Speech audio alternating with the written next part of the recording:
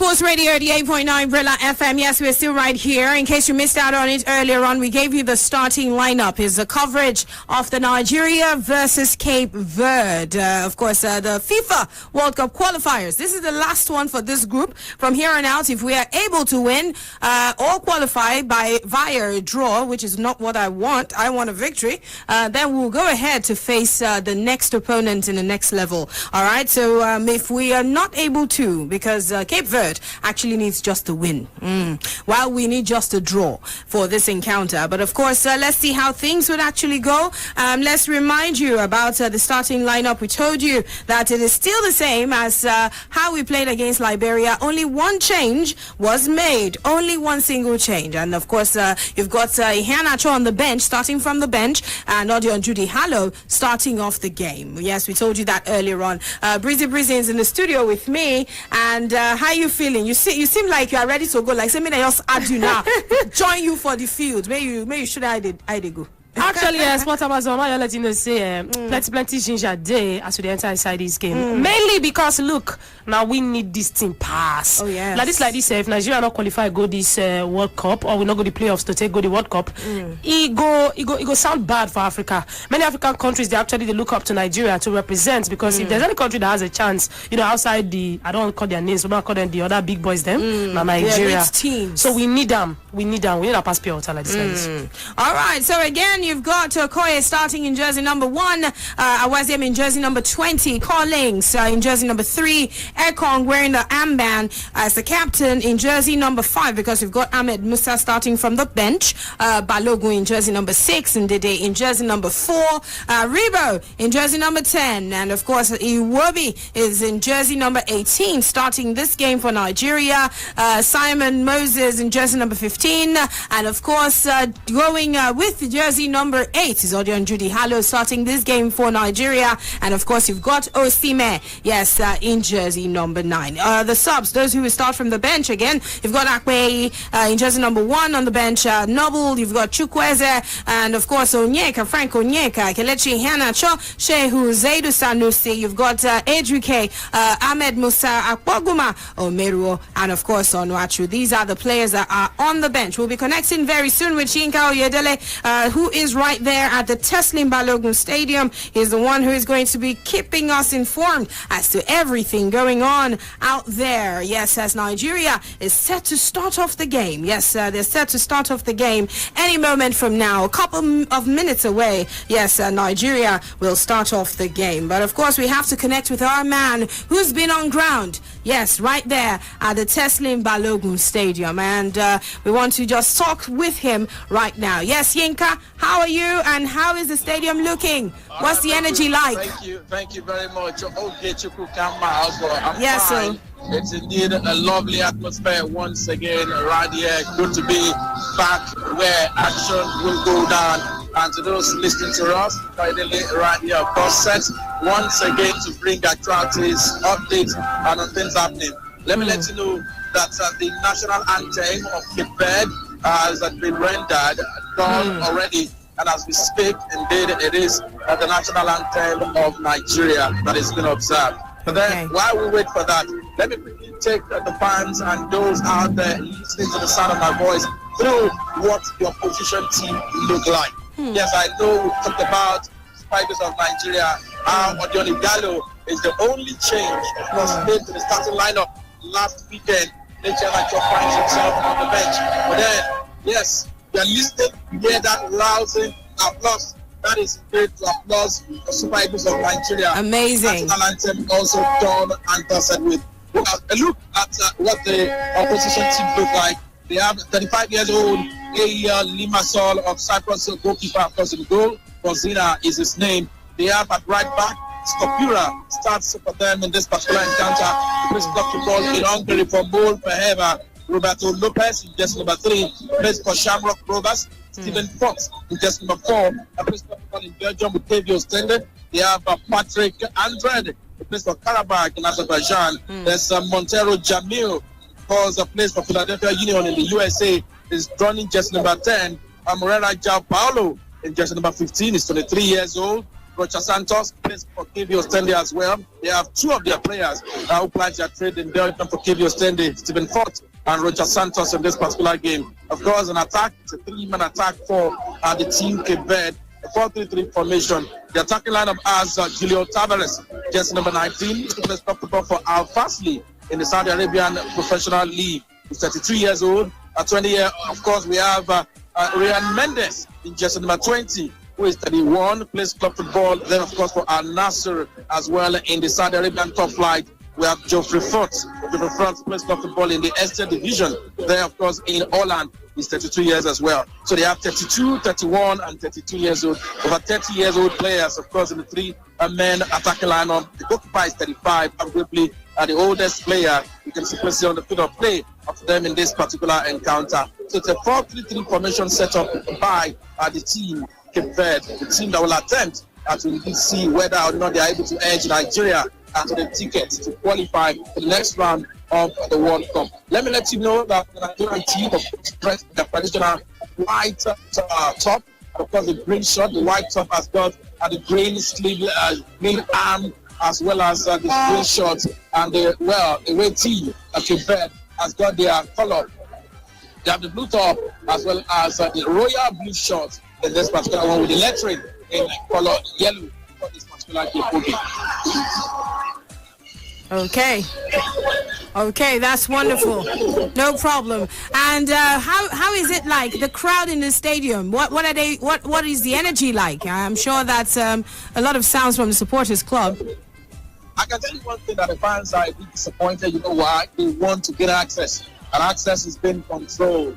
The tickets are not to be sold. They are complimentary.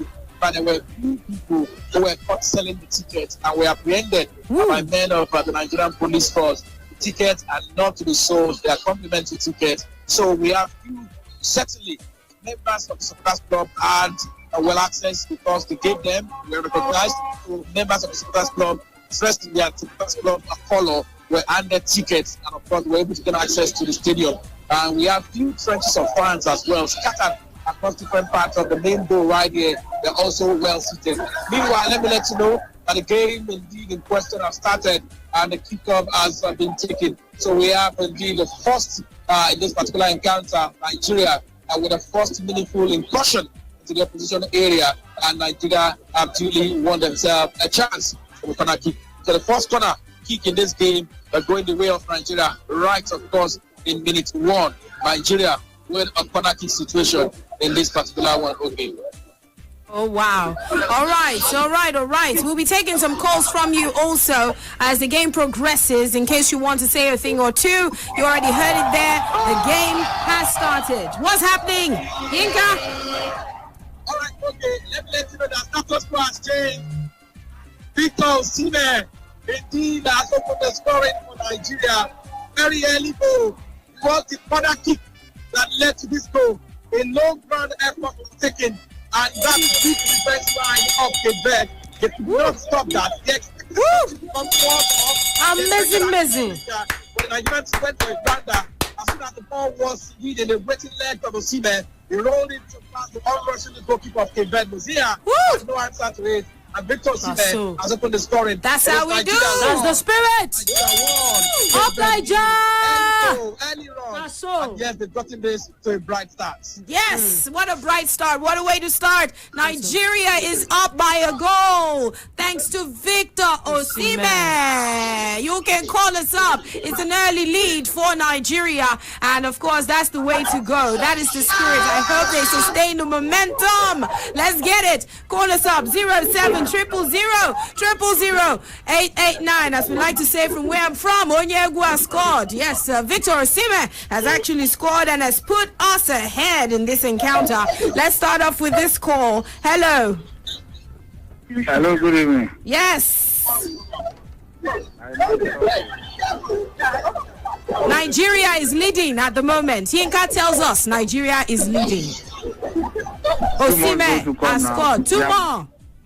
We are beating them 3-0. All right. Yes. He says 2 more to go to make it 3. Yinka? Absolutely okay. Well, indeed, a brilliant start for the Nigerian national team. And well, it was a goal that got the fans celebrating, and they were, yes, all in their raptors, being cheered on. What a brilliant start it was for the Nigerian team. Right after that, the Cape Verdeans indeed got themselves, well, making an attacking impression that was well dealt with by the Nigerian defense line. And yes, there was no troubling at the man, yes, William Second at that point in time, and they combined well with Leon Balogun. The ball was well dealt with, and yes, Nigeria once again launched an attack on the right flank. Victor Osimhen was there, of course, operating as a number 7, but then he was checkmated, and the ball went out for a throwing situation, the way of Nigeria. Thrown back, yes, sent backwards once again to the man, yes, William Ekong. He sent the ball in, but then it was to the waiting hand of the Cape Verde national team, and they had the ball back once again in play at that point in time. So you can simply say, early start, 3 minutes played, Nigeria won. Cape Verde new goal scored by Victor Osimhen right in the second minute. Just a goal scored from the first penalty that was won on the first minute of play in this particular encounter. A lovely goal, and yes, quick decision making. You can simply say for Victor Osimhen at that point in time. All right, so I've got VQ in the studio right now. VQ, 1-0. I said this is the way to sustain the momentum going forward. So it continues in this fashion.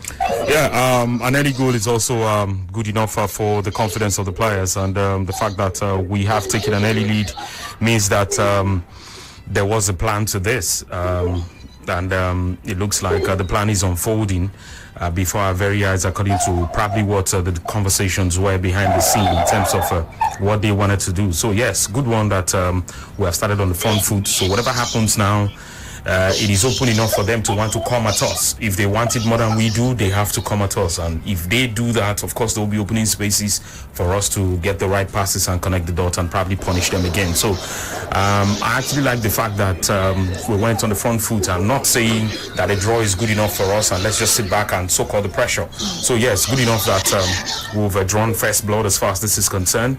I do not want to be bullish enough to say that this is a no context at all, but this is a good one that where we have pulled the lead from the onset, and let's see what the guys will throw at us, and then we'll still be hoping to give more. Okay, Yinka, how are they reacting? Absolutely, yes. How are the Cape Verdeans reacting? The Cape Verdeans indeed are also very much there, trying to get themselves back into this, and let me let you know that has also resulted in something good for them, because the Verde have won their own corner.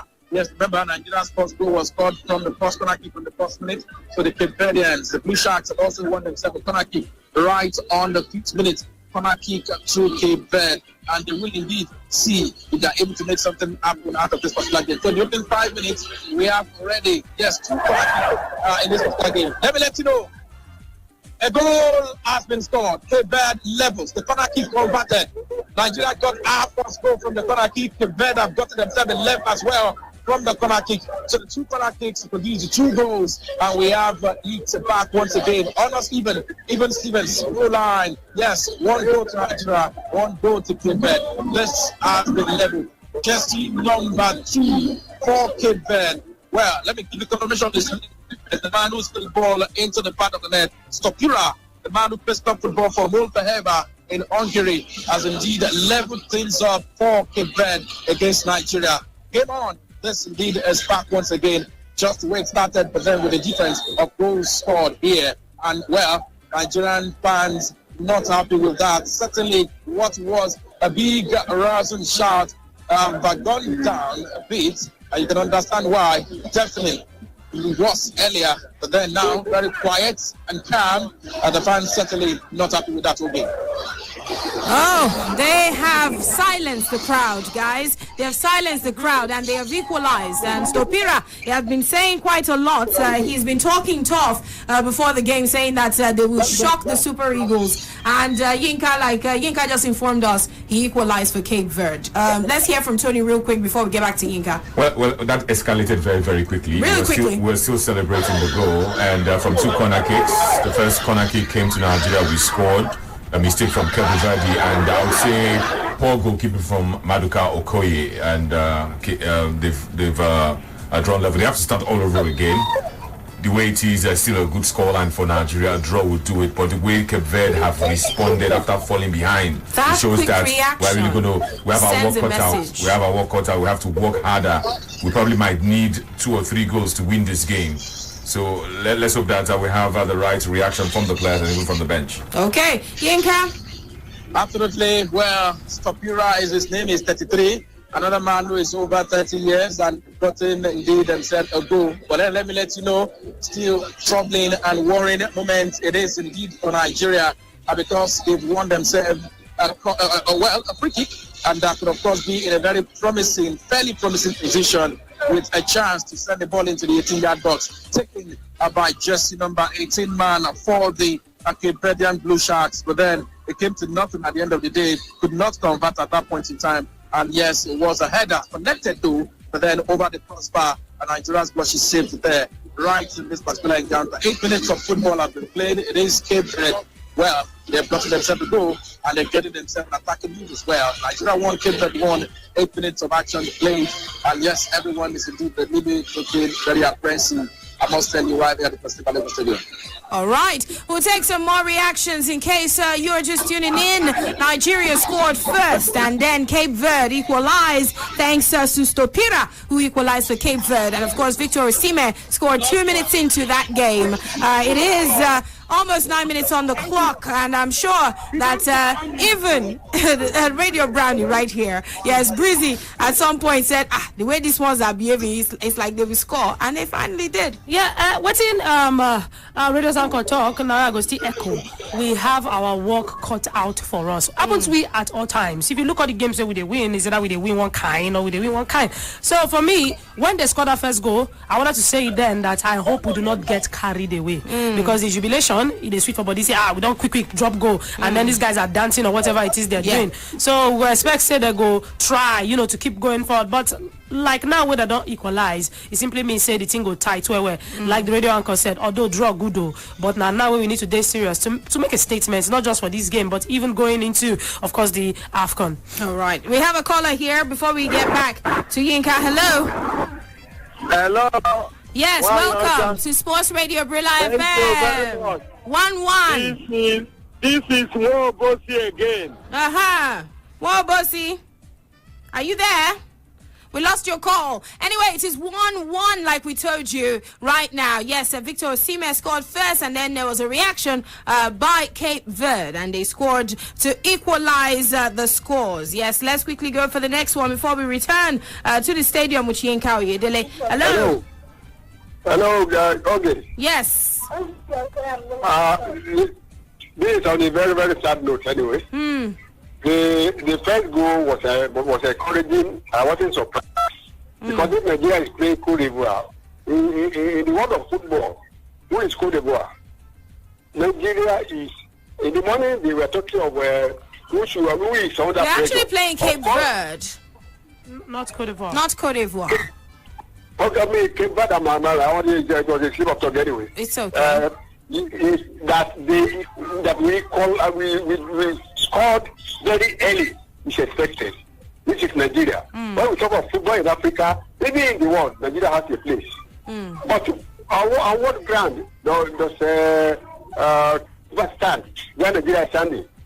And they equalize so quickly. It's very shameful. All right.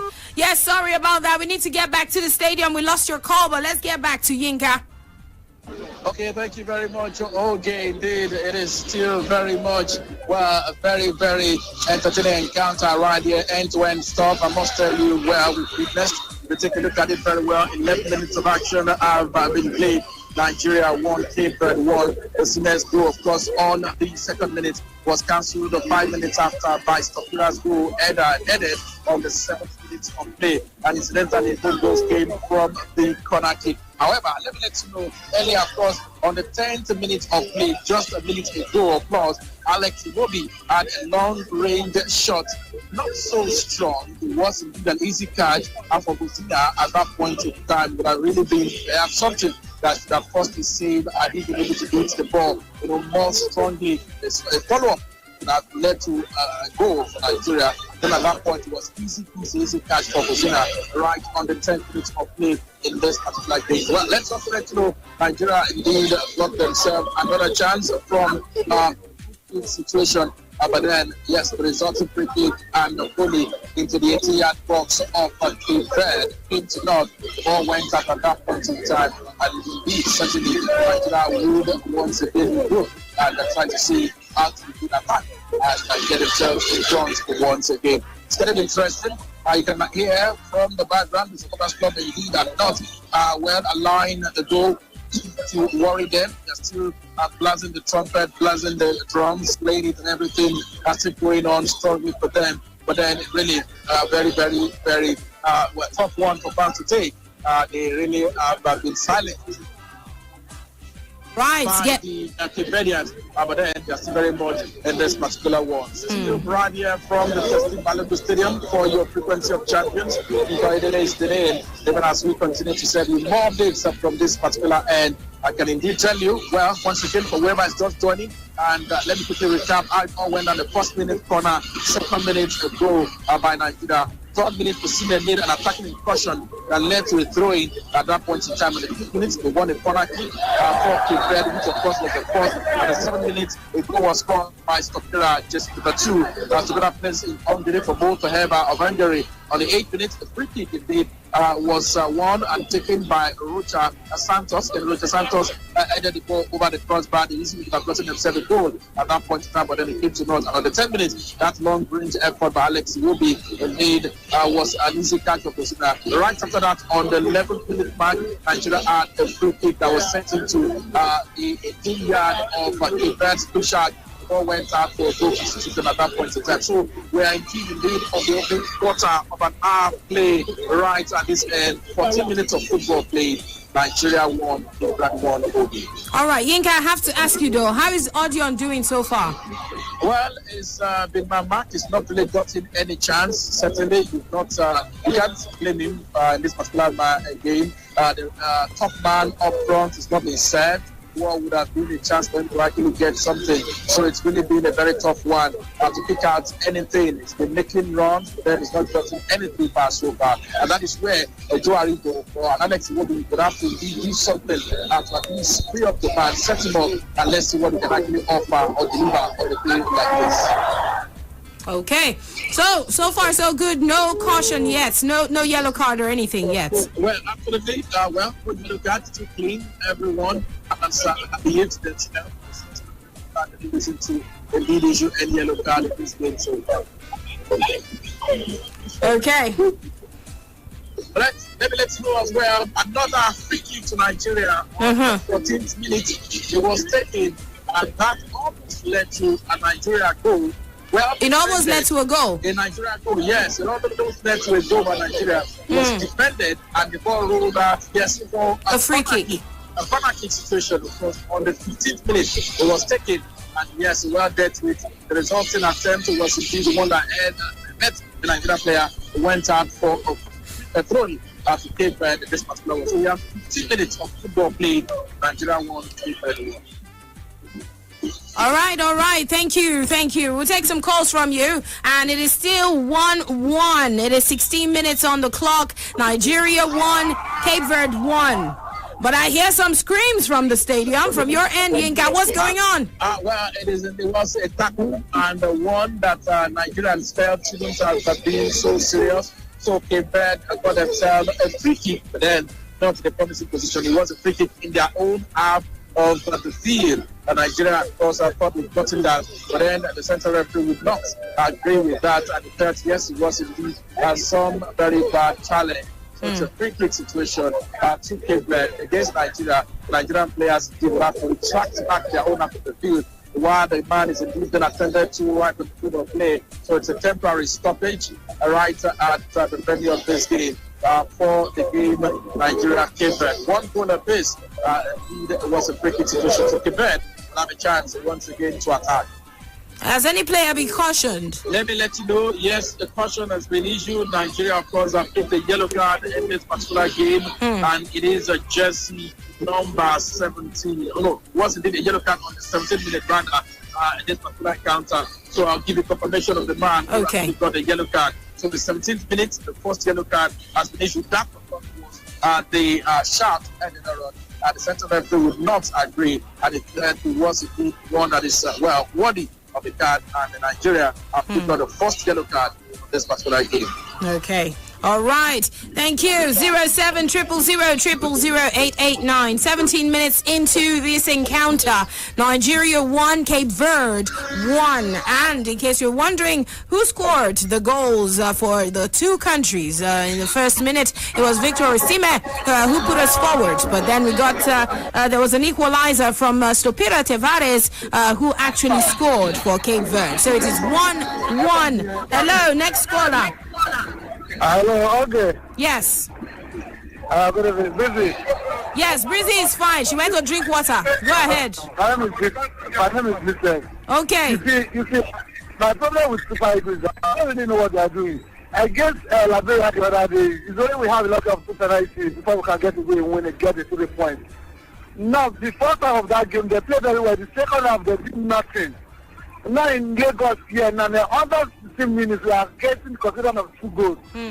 I don't really know. Well, the game is still on. The loss can still change. Okay. I know the game is still on. Sure, I understand. But under 16 minutes, the other day, our NFL president was saying that we are avoiding some countries.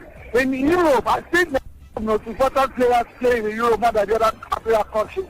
All right. Thank you very much. Yes, so the game is still on. We'll be connecting soon with Yinka to get more updates. What's going on, Yinka? Absolutely. Well, let me let you know that Nigeria, of course, got themselves another very lovely, promising free kick from a promising position. It was indeed taken from the left side of the fence by Jamilu Collins, indeed, into the 18-yard box of the Cape Verdean Blue Sharks. But then the Cape Verdeans were indeed very strong and alert.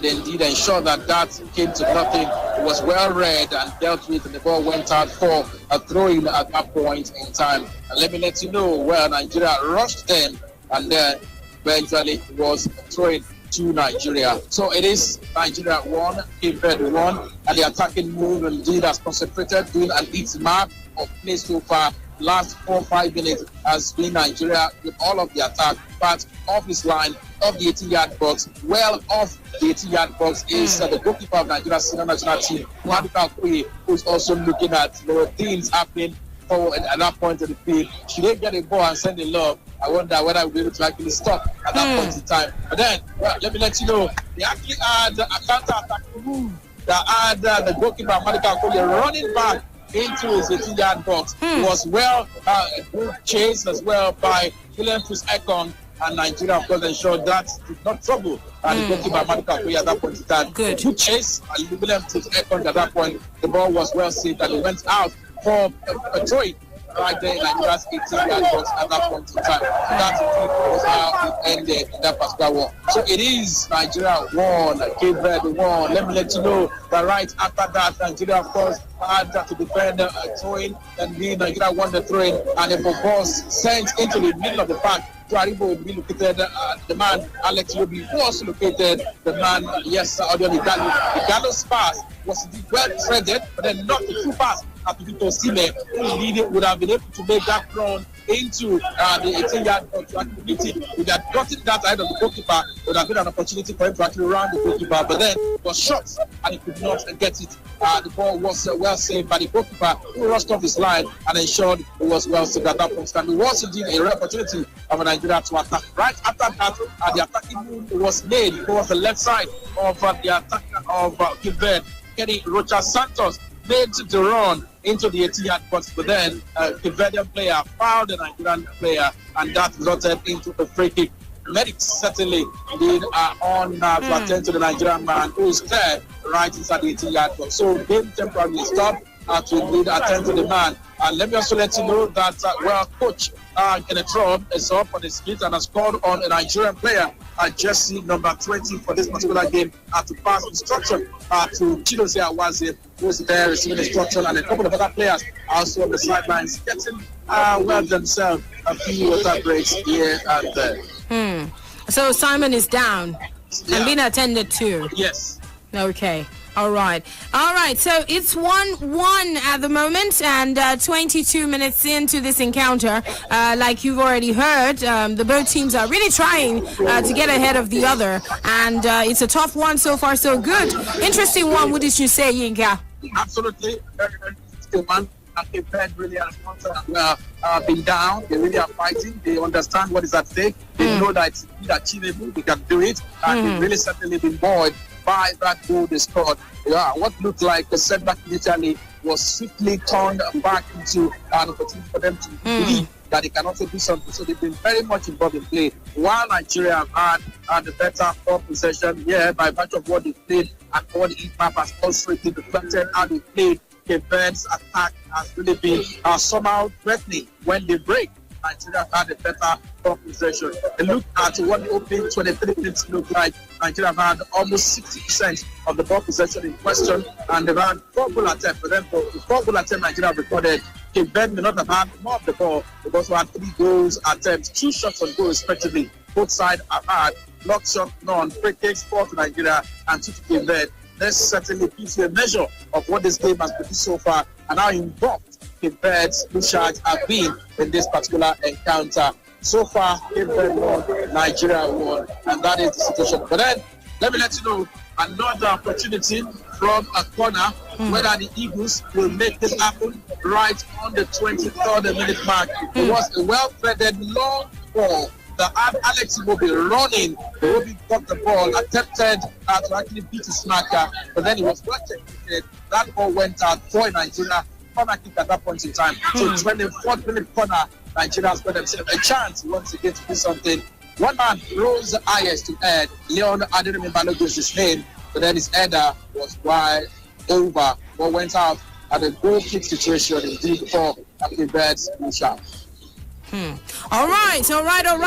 Let's take a few reactions from you very soon. And of course, it's a closely contested game between Nigeria and Cape Verde. Both teams feel like when they don't agree. Yes. I get what you did in my mind. This time now, when we say the Cape Verdeans don't drop one, so now serious mental test for the Super Eagles, because now we go know whether Super Eagles get the mental strength to take stand. I mean, it's Cape Verde. You can call them a small team, but we are going into the AFCON. You understand? This is not mental test. If the Eagles not be bounced back from this one. They are not shy. They want to be spoiled. Maybe say they get the strong mind. Maybe say Nigeria get the strong mind, because you just lead early. You feel say you go score 3-4 goals, and the next thing your opponent just quick back up with another goal, which means your opponent might can't pursue you. Now, do you have the mental strength if you call yourself a big country to come back on, score more goals and then outrun the opponent? Well, that's on another case. So this particular game will prove whether the Nigerian national team gets the mental capacity to be champions for Africa and for the world. Yes, that's right, and I can't agree anymore. Let's quickly get some reactions real quick before we hear from VQ. We have a caller here, 07 000 889. Hello. Make it short. Hello. Good evening. Yes, welcome. Good evening. Emeka is my name. All right, Emeka. Yeah. It goes down to what they said before. We are under pressure, and we have to admit that we are under pressure. We have to take this game serious to show that we are under pressure. We need the game more than relaxing and telling them that we are not under pressure. I don't like that such idea. We have to hit them hard for them to see that we are under pressure and we really need this game. All right. We need to hit them hard. I love that. Yinka, are they hitting them hard? Well, talking about hitting them hard, the Nigerian team indeed are trying to hit them hard. I can inform you, because another corner kick have been won, but then it was so close to being Nigeria's second goal. So close, yes, nearly cannot kill a bird. It easily have been a goal for Nigeria. Well, the man, Odion Gallo, had a chance that indeed really could not convert. It was not so clearly. It was indeed a feeble attempt at that point in time. The bounce off came and it was taken. The ball rolled off the leg of a defender. Yes, the man, Stephen Fox of Cape Verde, was there to stop. The ball rolled out, and another corner kick situation from Nigeria's right attacking side. Well, it was taken, but then nothing came out of it. While that indeed happened, Nigeria indeed suddenly been able to put them back yesterday, 18-yard box, and they keep making the attack. Right after that, from the left side, it was taken, and the ball came out once again. A throw-in situation from the left side Jamilu Collins was there to take the throw-in, but then it was a back pass. Nigeria indeed made the run once again, and at this point in time, the agenda is to try to force Cape Verde out of their shell in this particular one. One Nigeria, one Cape Verde, almost even Stevens right at this particular venue. All right, so let's hear from VQ. What must Raw do now? How's he going to switch things up to ensure that at least they get back leading again? I think he has the resources to attack, but we're pretty lightweight in midfield because the players are of similar ilk. Now that indeed he has a yellow card, we've got to be really careful. In my mind, I'm thinking that you probably want to take out an Aribo and put a Franco Nyeka there who would contribute in terms of, winning the ball and contribute in terms of walking in midfield and ensuring that he joins the attack and, a ball carrier who can, be a bit of a clutch player as well. Okay. But I think we need all of that. And in terms of how we push forward, we tend to do it pretty carelessly. And there was a time Leon Balogun brought down the ball and the guys were trying to close him down and, that would have been a bit of a disaster. It leaves you asking why Kevin Akpoguma doesn't get a chance at all, but that's a conversation for another day entirely. Since we're already in this game, we do not want to focus on what the would have beens would be. But I think Osimhen gets to drop too much on the flank instead of the flank guys doing the job to make sure he stays in the box and gets the job done. Igalo is the guy who's supposed to lead. I guess he's the one who's leading because Osimhen is a bit quicker.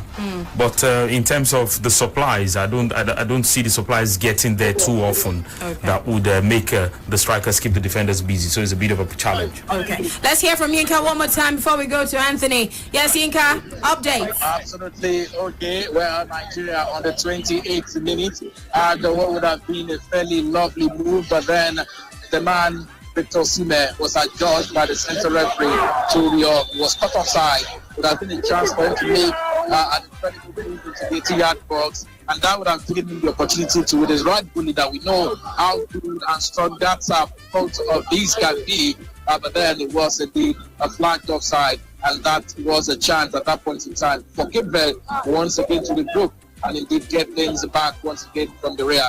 Minutes after that, Nigeria indeed had themselves in opposite position. Let me let you know, well, indeed, you may have heard the shouts. Yes, it was a lovely taking volley from outside the 18-yard box by Joe Aribo right there on the 29th minute. The ball well threaded just at the outside of the 18-yard box, taking with his left foot. The goalkeeper, Roxia, read the script well, was quick, and indeed ensured he carried that off for another corner kick situation to Nigeria at that point in time. Taken by Alex Iwobi, but then nothing came out of it eventually. So goal kick situation back once again for the team Cape Verde in this particular encounter. Good one. Lovely attempt from Joribo. Okay. All right. Thank you, Yinka. All right. So, Tony, Vicky was talking about how you would have Wilfred Ndidi following that yellow card. Now he will be playing cautiously. Any need to change him or just continue with him? I think they should continue. He's a professional. It's not the first time he's bagged a yellow card in his football career. Sometimes these things happen. Because it's very, very important and very, very crucial to the team. I think Genetro should keep him as long as possible in the field. There's sometimes a player gets a yellow card and within the next 5 minutes he picks another yellow card. That's not been the case of Wilfred Ndidi. It was a coming together. It was adjudged to have used his elbow in attempting to hit the ball. But Genetro should look at him, tell him to exercise some level of caution, because you must exercise some level of caution when you are on a yellow card. It's a good thing that the chances are coming in this game. It's a good thing that we've registered some shots on target, unlike what happened a few days ago when we played against Liberia, when there were no shots on target save for the two penalties converted by Victor Osimhen and Ahmed Musa. It's not going all in favor of Nigeria. But on the balance of play, Nigeria slightly edges this one. We should defend better. We should attack more. The decision making, I think, has been poor in some instances. There was a time, of course, that we had an opportunity to punish the Cape Verdeans, and somehow from a promising position, Jamilu Collins played the ball to touch. What he should have planted inside the box, he played a free kick from a promising position, he played to touch. Odion Igalo had his moment. Instead of shooting with his left leg, the ball ricocheted off his standing leg. So let's hope that they would make one of these chances count as the time goes by. All right, sir. So Yinka, give us some more updates. How is it going? Yeah, giving you more updates from this end. Let me let you know. What a chance. Indeed, it was a lovely ball sent to Victor Sile, who indeed is operating from the right side of attack. It was a beautifully taken flank swinger, and the header was applauded. It was the man, Odion Igalo, who came up with the header at that point in time, but then it was over, and the ball went up for a goal kick situation. A chance, opportunity would have been for the man who plays basketball for Al-Shabaab after gotten himself a really lovely welcome back to the national team with a goal, but then that ball went out of play, and that move was applauded. Osime's cross was applauded. Igalo's header was equally credited, but then the ball went out of play, and yes, he restarted once again. Right after that, well, Verde attacked once again, but then the attack move was well read, and the ball went out of play. Nigeria had themselves throwing right in their own half. I would attempt once again to do things. Let me let you know that the atmosphere is a bit changed a bit. The weather is now very clement. The sun away, certainly full, at this point calm and very lovely for the players to play. No longer sunny, then now calm, and they are even having it. Okay, the Verdians indeed with a chance to win the game from the left side of attack. Jersey number 19. Julio Tavares, their man who played for us firstly, the 2-year-old had a Nigerian defender on him, chased him so hard. It was a really very hard chase by Chidozie Awaziem. The ball went out of play. Awaziem won it actually beautifully. It was almost going out of play, and that win was well applauded by Nigerian fans who felt Chidozie Awaziem had done a great job but dispossessed Julio Tavares for getting hold of that ball at that point in time. And Nigeria once again built things from the rear and attack and ball back once again to play. However, let me let you know, another free kick is from the way of Nigeria, right in the middle of the park, there, of course, in the center field. It is Nigeria 1, Cape Verde 1, time clock ticking. However, it is indeed still almost even 33 minutes of action played so far. Nigeria 1, Cape Verde 1, indeed with a yellow. And then a look at the stats once again for what teams produced. Plenty of corner kicks. Yes, you can understand that. Corner kicks, 5 of them has gone to of Nigeria. The only corner kick gotten by Cape Verde was their only goal. Nigeria had plenty of corner kicks, but then while they scored missed opportunities, they've had close shots through Leon Balogun, and other attempts did as we checked has been out of play as well. So it is 1 Cape Verde, 1 Nigeria. All right, let's quickly take it to the phone lines. Let's hear from one caller before we get back to the thick of things. 07000000889. Hello, please keep it short when you call. Hello. Yes, welcome. Good evening. Yes, good evening. Okay. Okay. I'm not happy for that. I blame Econ. A professional playing home and playing for open a corner kick. I'm not just happy that they should play with caution. No panicking. Why are you panicking? Just wait the ball and give it to the opponent to score. Nigeria scored in just 2 minutes. Before 3 minutes, they were like, so bad. I'm not happy at all. Okay. Thank you very much. Thank you. All right, Yinka, you had the last caller. He said he's not happy. He's not happy that Nigeria considered that goal by Cape Verde. Well, it was indeed perhaps one of those things they put up as far as getting themselves trained is concerned. Other than that goal, well, Maduka Okoye is yet to lead the call to question for a save. Nigeria has asked a couple of questions. Hussein has been taught to questions many times and is believed not to it. So it was indeed something you can say well planned. Perhaps the Nigerian defense could have done better. But then at times ended go really very hard to defend against. It was a beautifully taken corner kick right on the 7th minute, and it was well connected by Stupura. Beautiful and lovely sending ball by Kenny Rocha Santos, who got that Africa corner kick taken very well. as soon as Topura got his head into it, the goalkeeper had no answer to it at that point in time. So other than that, really, they made attacking moves, but then you can give credit to William Ekong and Leon Balogo occasionally who have been there. We had where Chidozie Awazie was equally applauded for stopping Julio Tavares just 2 minutes ago on the 34th minute for what would have been a beautiful attacking move by them as well. So Nigerian defense have not fared so badly. It's more of the Nigerian attack really not being able to unleash themselves, get themselves together, free themselves for Igalo, get together, clear cut opportunity. And the only opportunity he's got was that headed ball that was applauded. It's not been set, of course, through a group pass. And Osimhen has had to fall towards the right flank. It's the man that's actually operating off from the flank with Igalo at the center forward in this particular game. So it's really been a very tough one. Nigeria have not been able to break them down. Then not as if Nigeria have been pressed or indeed outplayed in this particular game.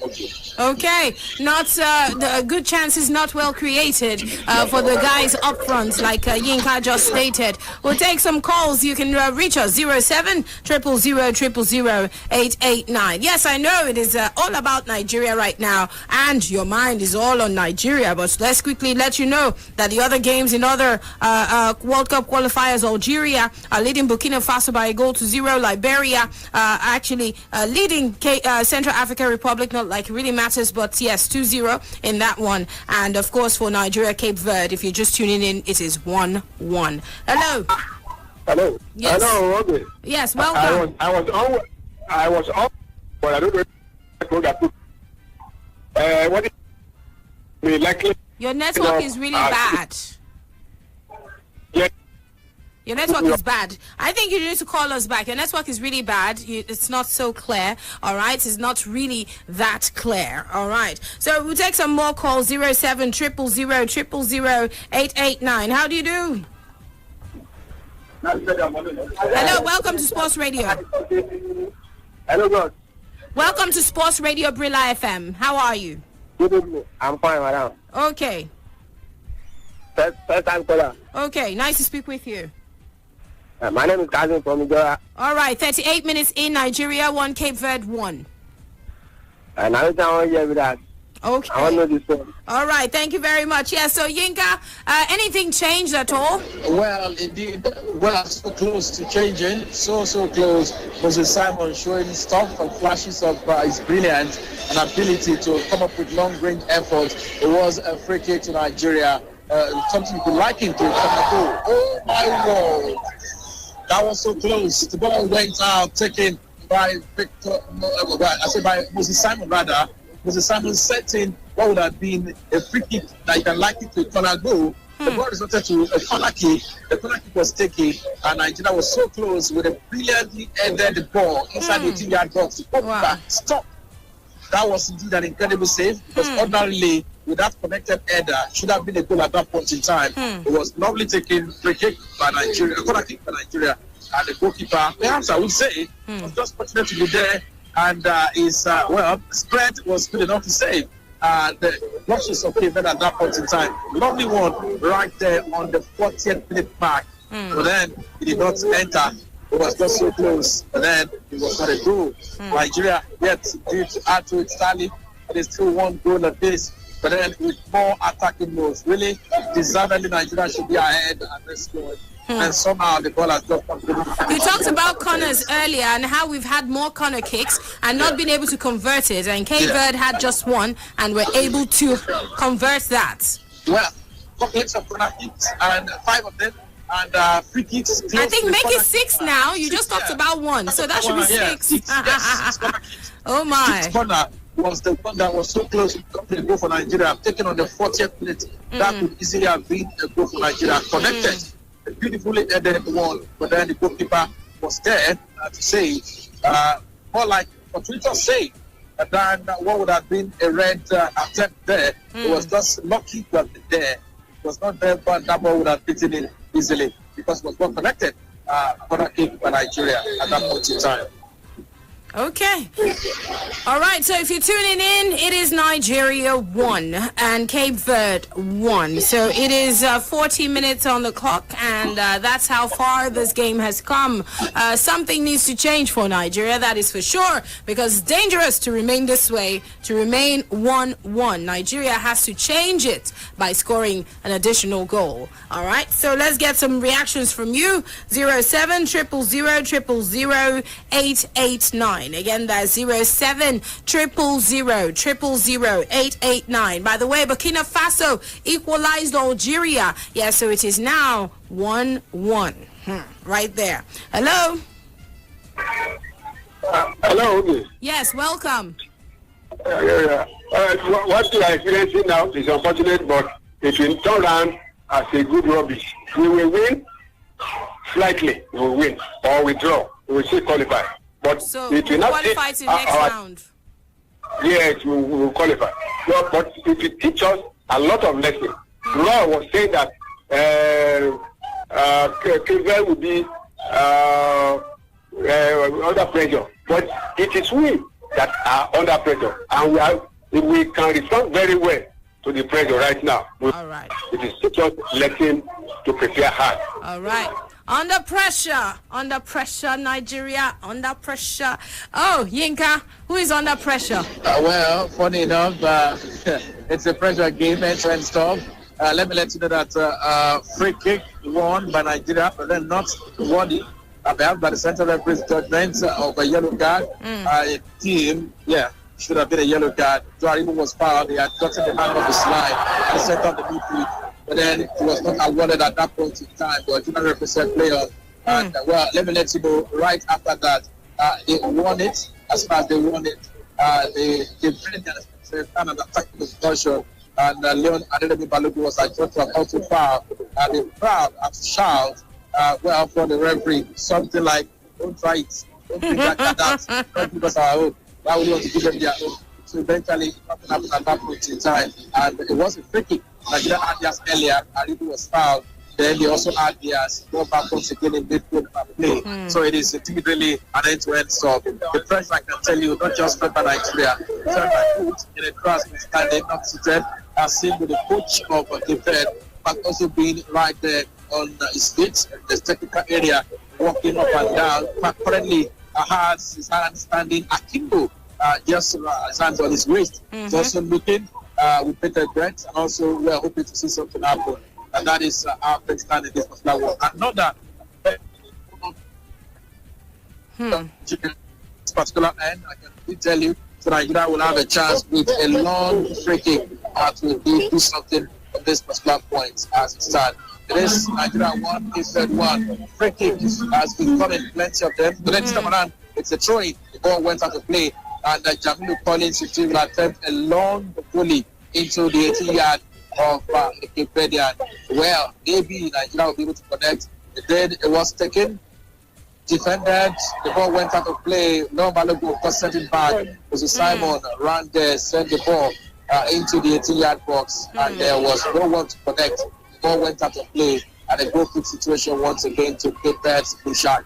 Well, I can tell you, 45 minutes on the clock have been indeed the play. It is Nigeria 1, Cape Verde 1. And late tactics been spotted by the center referee, with the goalkeeper trying to do delay things a bit at this point in time. But then it's been won. The center referee had to run and speak to the goalkeeper and let him know that yes, you can waste time like that. And that's indeed well, it's happening. So we're getting close to the half-time mark, 45-minute play.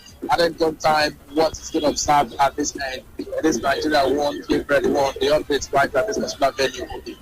All right, like Yinka said, we're getting close to halftime. We are getting close, and no difference. It is still both teams, yes, on equal level. 1 goal apiece for both sides, but Nigeria scored first, and Cape Verde responded. Yes, Nigeria scored in the first minute. If you're just tuning in, and of course, Stopira Tavares equalized for Cape Verde. It was Victor Osimhen who actually scored that goal for us. So, getting close to halftime. Let's hear from this caller. Hello. Hello, my name is Tunde. Okay. Yeah, I'm coming from. Location not needed, but just talk to us. Plus, I don't know the reason why they're not showing Nigerian match. My brother, like I always say, if you need to use a train, do you go to the airports? If you want to fly, do you go to a train station? This is sports radio. Do you understand? Sports radio. All right, so let's get some calls. Let's get to hear from you. And of course, getting close to that half-hour mark. Let's talk to someone who understands what the deal is. Hello. Hello? Yes, welcome. Welcome to Sports Radio. Are you there? Talk to us. Let's hear you. Quickly, Hello. please, make it short. Welcome. Good evening. My name is Sherry. Okay. All right, I think we lost that call. Let's hear from Yinka. What's going on? Well, let me let you know it's halftime, but then just a few seconds before the halftime mark, the Verde Blue Shark players had a shout and felt something should have happened. It was a counter-attacking move made by the Verde Blue Shark. A very lovely, also the team's chased by Moses Simon. He actually fouled, really, honestly, he actually fouled the Cape Verdean player. But then it was something that the referee felt, okay, time gone, decided to blow the halftime whistle to the disruptive or to the chagrin of the Cape Verdean players who felt that should have been punished, even though a free kick was not been given, by virtue of the fact that the time had become official at a lapse. It did not. And Simon Moses was fortunate that an escape would have been a booking at that point in time. So it's halftime. Nigeria Super Eagles won, Cape Verde won. The first half goal scored in the first minute by Victor Sime. That's a corner kick, the first corner, and 11 on the 7th minute. That's another corner kick. And by, Kenny Santos Rochas connected by Stopira Tavares, the man who plays off the ball in Bulgaria from Mo Pehema, a header that Manuka Okoye had no answer to, and a couple of concussions made, plenty of them by Nigeria.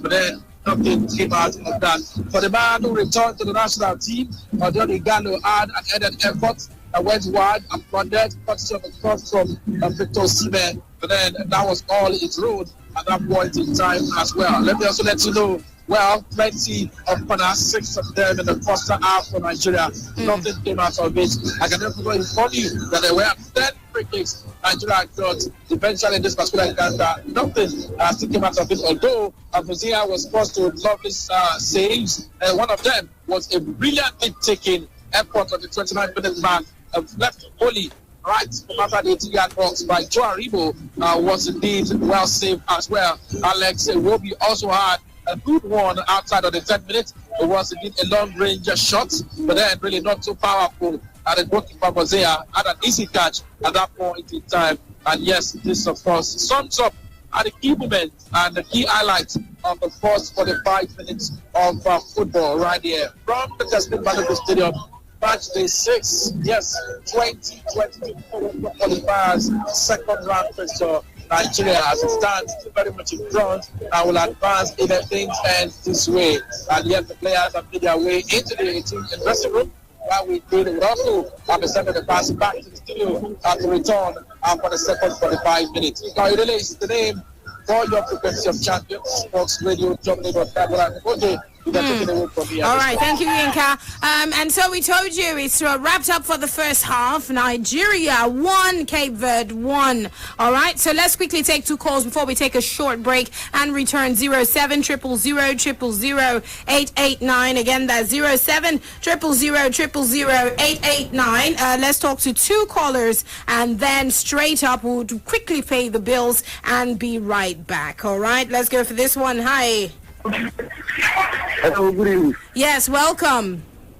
Yes. You want the update of the rest of the matches? Yes, we will let you know that. Yes, it's already halftime for the rest of the other games. We told you earlier that Burkina Faso actually equalized. Yes, they equalized, and so it's wrapped up for the first half 1-1 against Algeria. So Algeria 1, Burkina Faso 1. Yes, and of course Liberia 2, Central African Republic 0. So it is Liberia 2. They are leading CAR. Okay, for Nigeria, Cape Verde you already know that it is just like that of the Algeria-Burkina Faso game, 1-1. Okay, the rest of the other fixtures will come up from 8 p.m. All right, so let's talk to one more caller before we pay the bills. Hello. Hello. Good afternoon. Good evening. Hello. Yeah, this Kingsley from Ikorodu. Location is not needed, Kingsley, right here. Just your name. Okay. I'm quite disappointed how Nigeria is playing, but I think we will still come back. Maybe we will still come out victorious. All right, then. Thank you very much. Let's pay the bills. We'll be right back. And don't you forget, yes, we are right there at the Tessin Balogun Stadium. Yinka Oyedele has been giving us all of the update, how things are going down in that game. Halftime it is, and we'll return to still build up to the second half. Nigeria 1, Cape Verde 1. The first goal of the game was scored by Victor Osimhen for Nigeria, and of course, Topira Tavares scored for Cape Verde, making it 1-1. Stay tuned. We'll be back.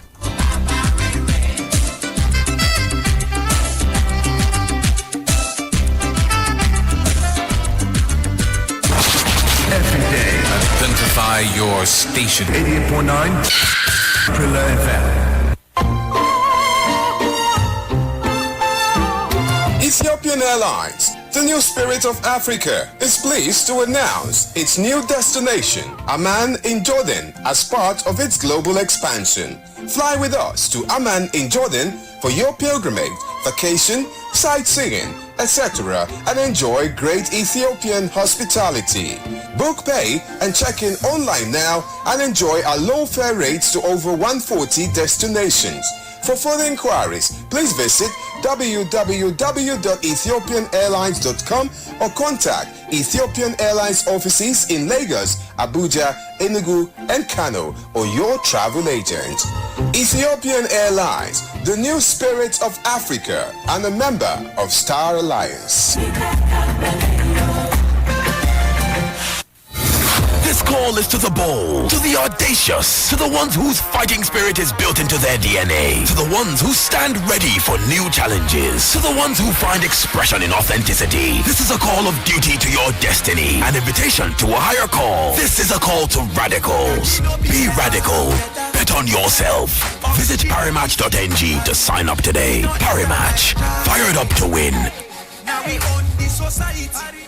This festive. I feel good. Because I choose non-stop sports action. But you also brought someone along who's not a member. Yeah, I choose local drama filled with suspense. We've got a serious case of the wedgies. For my kids, I choose cartoon shows that are full of laughter. I feel good. Hell yeah! Choose over 135 channels full of joyful entertainment. I knew that I would. You too, choose joy this holidays. DSTV, it's your moment. I like the new Galaxy Flip tie. I don't think I go get my own CC come out. Now to buy the Galaxy A22 idea, but I don't think I don't save enough Kukushi. The big sale of the year they happen for all Samsung retail stores nationwide though. So this is the time to enjoy your boomga discounts and win plenty of woof on top the phones when you buy. Really? Discount day for you when you buy Galaxy A22, A12, A02 and top S7 devices. The better continue and woof gifts way up to 250,000 naira day for you when you buy the Galaxy Z Fold 3, Z Flip 3 or any of the S21 devices. See, better not pass the Samsung Black Friday deal. So, now where do they go? Straight to the nearest Samsung store, of course. Promo day for November 12th, reach 30th November 2021. Terms and conditions deal. Naija Kings, get ready as Bud brings in Premier League's John Terry, La Liga's Roberto Carlos, and MPFL players for an epic face-off on the field in the first ever Game of Kings football match. In this battle of the greats, you have a chance to manage either John Terry or Roberto Carlos' team as they play alongside Nigerian players. Simply grab a Bud, get your participation code under the crown cork and text code to 7827 or visit our website to apply as manager and for a VIP invite to watch the match live. Terms and conditions apply. Be a king. Niger, it's on.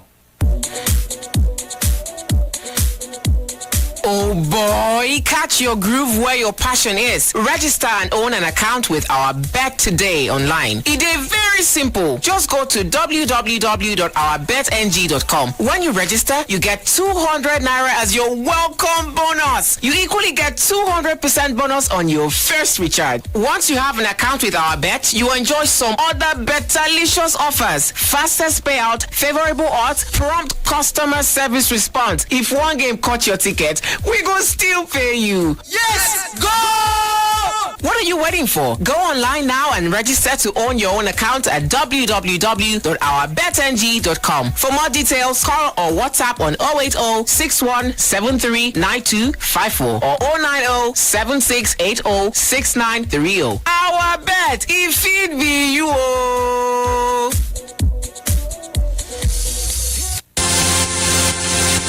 Hi, DJ Drogba. Hello, this is Haile Gebrselassie. Hi, I'm Michael Midfielder. My name is Jeremy Mikel. My name is Benny Jordan. My name is Peter Rufai. My name is Kolo Toure. Hi, my name is Piero Rangira. Hi, sports fans. My name is Victor Moses. My name is Lightning Bolt. I'm Joseph Yabo. My name is Austin Jeju Okocha. This is David Dean, former Vice Chairman of Arsenal Football Association. We're on 88.9 Brila FM. We're reaching out to bring the big names to you. Sports Radio 88.9 Brila FM. There's nothing like it. It all kicks off right here.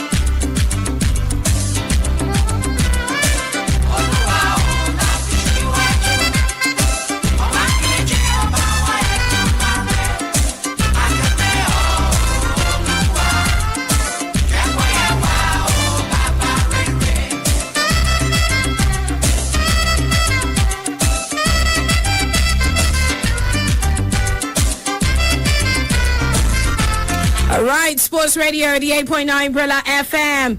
That is it. We are back.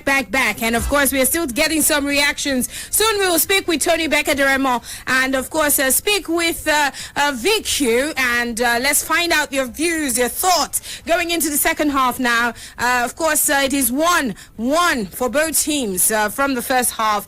We'll also get to hear from you. The radio's Brownie talking about Breezy is going to read a few comments because I know all of you are following us on the social media platforms and you want to definitely say something. So let's take it back to the phone lines. Yeah, 0700000889. Again, that's 0700000889. Hello. Hello. Welcome to Sports Radio. What's your name, please? My name is Asil Ujoku. Okay, please go ahead. Nigeria are not happy with the game we are playing now. You getting it? They can't be giving us. They can't be giving us a percentage. That's the game. If they should introduce this Now, please. Okay. Nigeria are not happy at all about we are not happy about the game. Okay.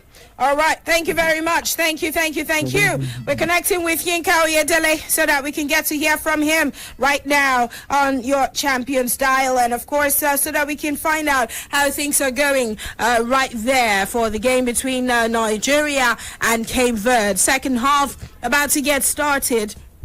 We definitely want to find out how things are going right there. Yinka, yes, have they filed out yet? Thank you very much, Oge. Yes, they are out back on the field of play. The Nigerian team indeed the first to file out a match back to the field. And of course, I will be scoring well to my left side where we're giving updates right here. Incidentally, the last time out when we played in this particular position was where we played our attacking move 2. This was where we were playing against and we failed to score. Somehow we're playing here once again. And I can also take even backwards to a previous home game that we played.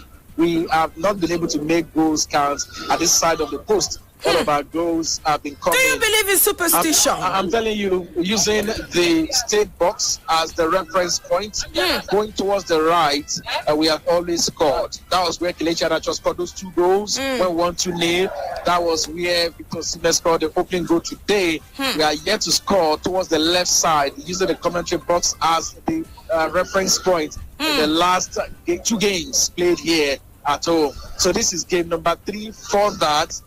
And we are playing against a place where we've not been able to score. It sounds funny, but I'm just telling you because really I've all been talking, and that's why I don't want to tell you where we are playing against. That's funny, then that's the reality. So if we get stuck here, we have broken that door and at least score at this side. So Cape Verde got us underway for the second 45 minutes. Nigeria first started at the first, and right in this particular encounter, the Nigerian team made an attacking move. Nothing came out of it. Cape Verde indeed had a reprisal, and eventually that ball went out once again. So Nigeria with a chance to build from the rear. Why you can indeed talk. Victor, of course, will understand what I'm talking about when I talk about where we are seated, using the commentary position or the media tribune, same pavilion with the state box as well. Towards the left, where they come. Towards the right, where they come. We have scored, yes, towards the right, but today we are playing now towards the left again. Hopefully, superstition, all of that will not matter. We'll of course be able to get goals and make things happen today. Hopefully it wouldn't matter. Hey, we cannot shout. Anyway, so let's get to hear from you. And Yinka, of course, just telling us some of the few things he noticed following up on Nigerian game. Yes, one side of the pitch. Once we are on that side, which we are at the moment, the goals hardly come. They hardly come. Anyway, 07000000889. Yes, starting off this second half, which of the sides would you say is coming in with a lot of aggression? Yinka? All right. Yes, let's quickly take this call. Hello. Hello there. Welcome to Sports Radio. What's your name? All right, we'll connect with Yinka in just a bit. But let's go for this one. Yes, Yinka? Okay, I can hear you. I lost you briefly there for network. Network. Let me let you know that, yes, the Nigerian team, indeed, they had a move that has been shared, and a chance to hear that shout. It was a promising move and a beautifully taken entry there from the left by Nigerian jersey number 23 man in this particular game, sent into the 18-yard box. But then, Ghana was just to connect. The defender was quick, headed out, and just to ensure that that's not threatened. It would have been a beautiful opportunity for Ghana to score. The ball went out of play, and it was a corner kick resulting once again. Plenty of corner means from where we left off in the first half, the corner kick numbers continue to rise. And yes, it is coming thick in its numbers as well. Wow. So it is indeed a well taken in this particular one. Then nothing has happened as far as this is concerned. Corner kick indeed to Nigeria taken, and indeed it was well dealt with. Nigeria lost it, trying to pass the ball out. Cape Verde at a throw-in, and Nigeria would of course now try to mark them upfield and ensure that this did not get out of the defense line of Cape Verde. So Cape Verde with the throw-in from the rear side, just close to the corner flag, the owner of the field of play in this particular one. It is indeed corner kick number 7 for Nigeria. Goal attempt indeed number 13 at the best 3. But then for the 13-3, it's only one goal apiece in this particular game. Okay.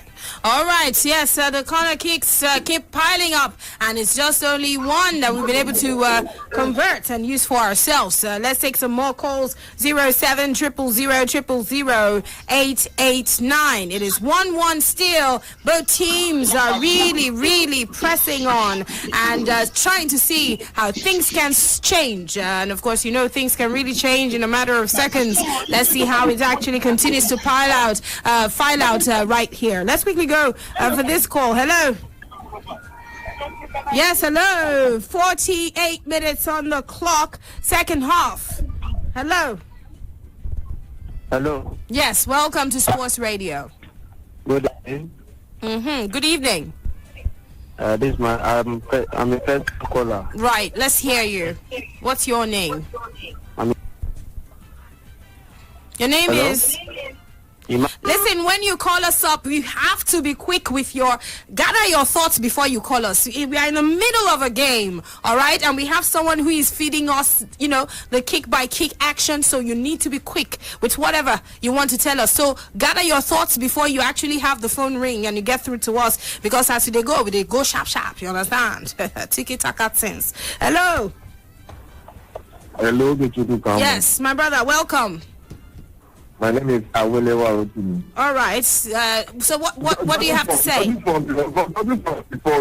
think the Benetton should bring him for no one. No, since we have a lot of corners now, we should bring the guy in now. But what do you think? You think you should bring him in, to just be able to handle the long balls? Yes.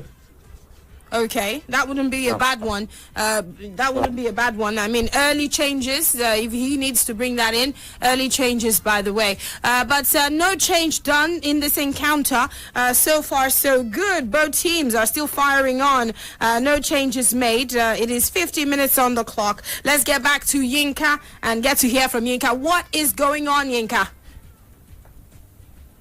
Okay, let me quickly let you know that indeed a little bit of refereeing decisions here and there in the course of this game will take you back to the 49th minute where Nigeria, of course, attacked and right inside the 80-yard box of the Cape Verdeans.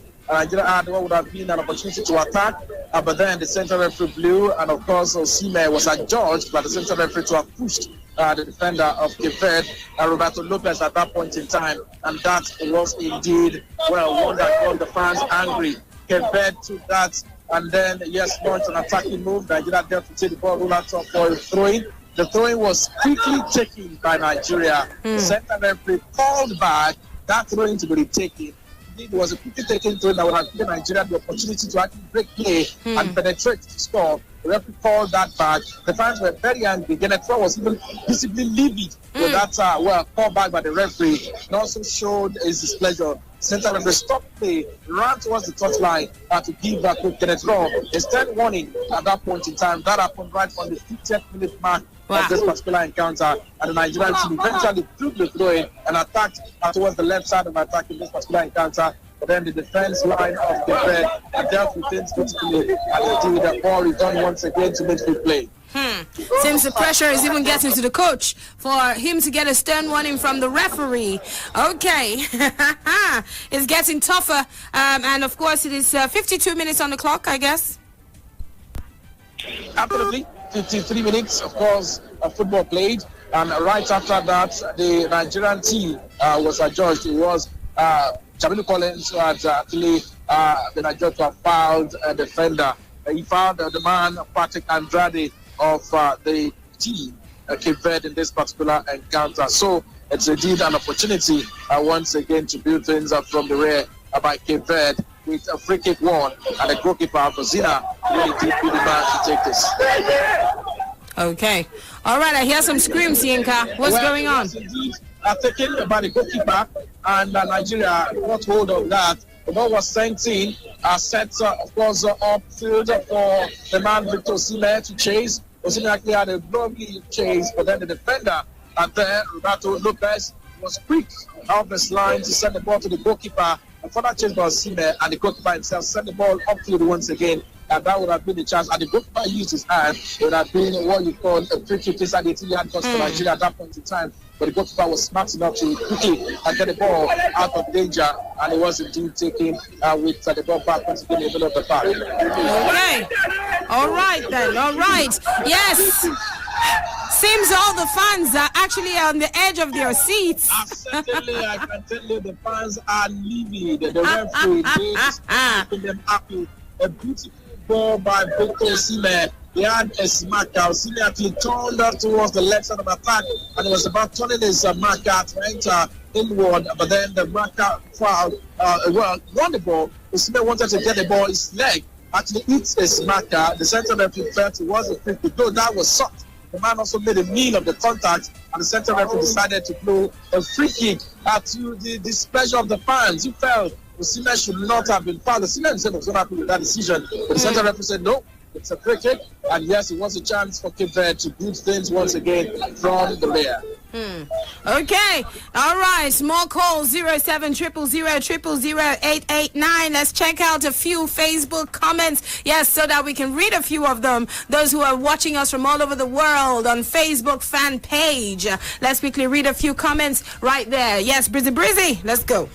Plenty disappointment inside Facebook. I see Aneke Hastings. So he said, why be like Nigeria players, they never they win either inside any of their throw-ins or corner inside their opponent's 18-yard box. I also see Excel Oguwe talk, say, with this star-studded Nigerian team, our foreign coach, Steph Jean-Body, we're supposed to inflict defeat on top of our African opponents there, but unfortunately, that's not going to be the case as we expect them. For another center, yes, I see Kingsley Onochie, Chuku Jakuwe talk, say, Gannot Raw, make it head straight to Germany if the team lose this playoff. I tell you, Dennis, I bet to be this corner. We just update you about that one. Okay, quickly, a few more before we call out a wrap here. Yes, Leonard Enya. He said, upon how Nigeria government they claim rich, still their game no fit show on top the super sport. Oh, sorry about that. But do not forget, yes, on top here, you have nothing to miss because we'll be the official radio partners of the Nigerian Football Federation. So, yes, we'll update you for here. If you are here, then you have everything you want. Come on for the enter another center quickly as we wrap it up. Yes, Suleiman Enyanyewu. He said Nigeria get very bad coach. Yes, he said Nigeria get very bad coach. Who we need na Chukwueze. I don't know what you're talking about. And to wrap it up, Sports Amazon. Yes, lucky or they say so. Yes, we know if we do with this very coach. All right, let's get back to Yinka to get some more updates because I know it's happening by the seconds. Absolutely. Oge, the center referee, born in Oran, 36-year-old Mustafa Kobal from Algeria.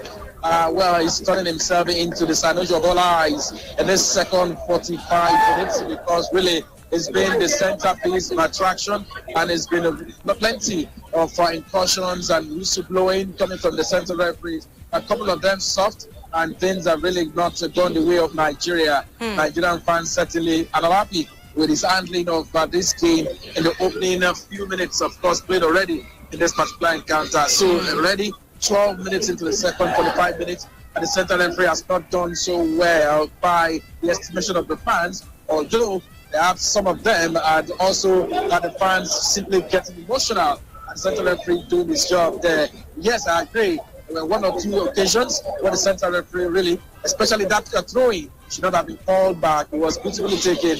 Nigerians were not happy, the were not happy. But then for the other ones, perhaps would understand the fans are simply just been apprehensive and very emotional about the way he's handled the game so far. So that is the update. 57 minutes into this game. 12 minutes into the second half.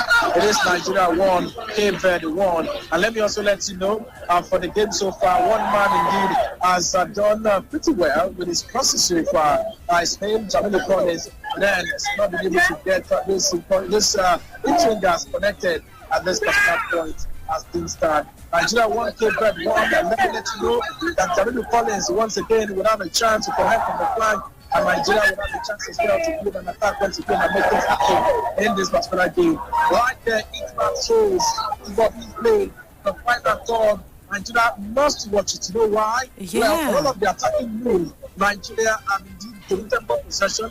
They've indeed ensured that Cape Verde have been reduced to playing within their final third of the field of play. However, they look so very tricky and very, very dangerous when they break, especially for a counter-attacking situation, which indeed is reminiscent of what happened last time out when we played against CAR. It was such that cautions were making, and just one break, and they turned it against Nigeria, and they brought the goal. So Nigeria must be careful. But then Nigerian team really has been the team asking all the questions. The goalkeeper Brila has been working. Medical Koye has been left across ball watching. Really nothing to trouble him, but he's trouble him so far in this particular encounter.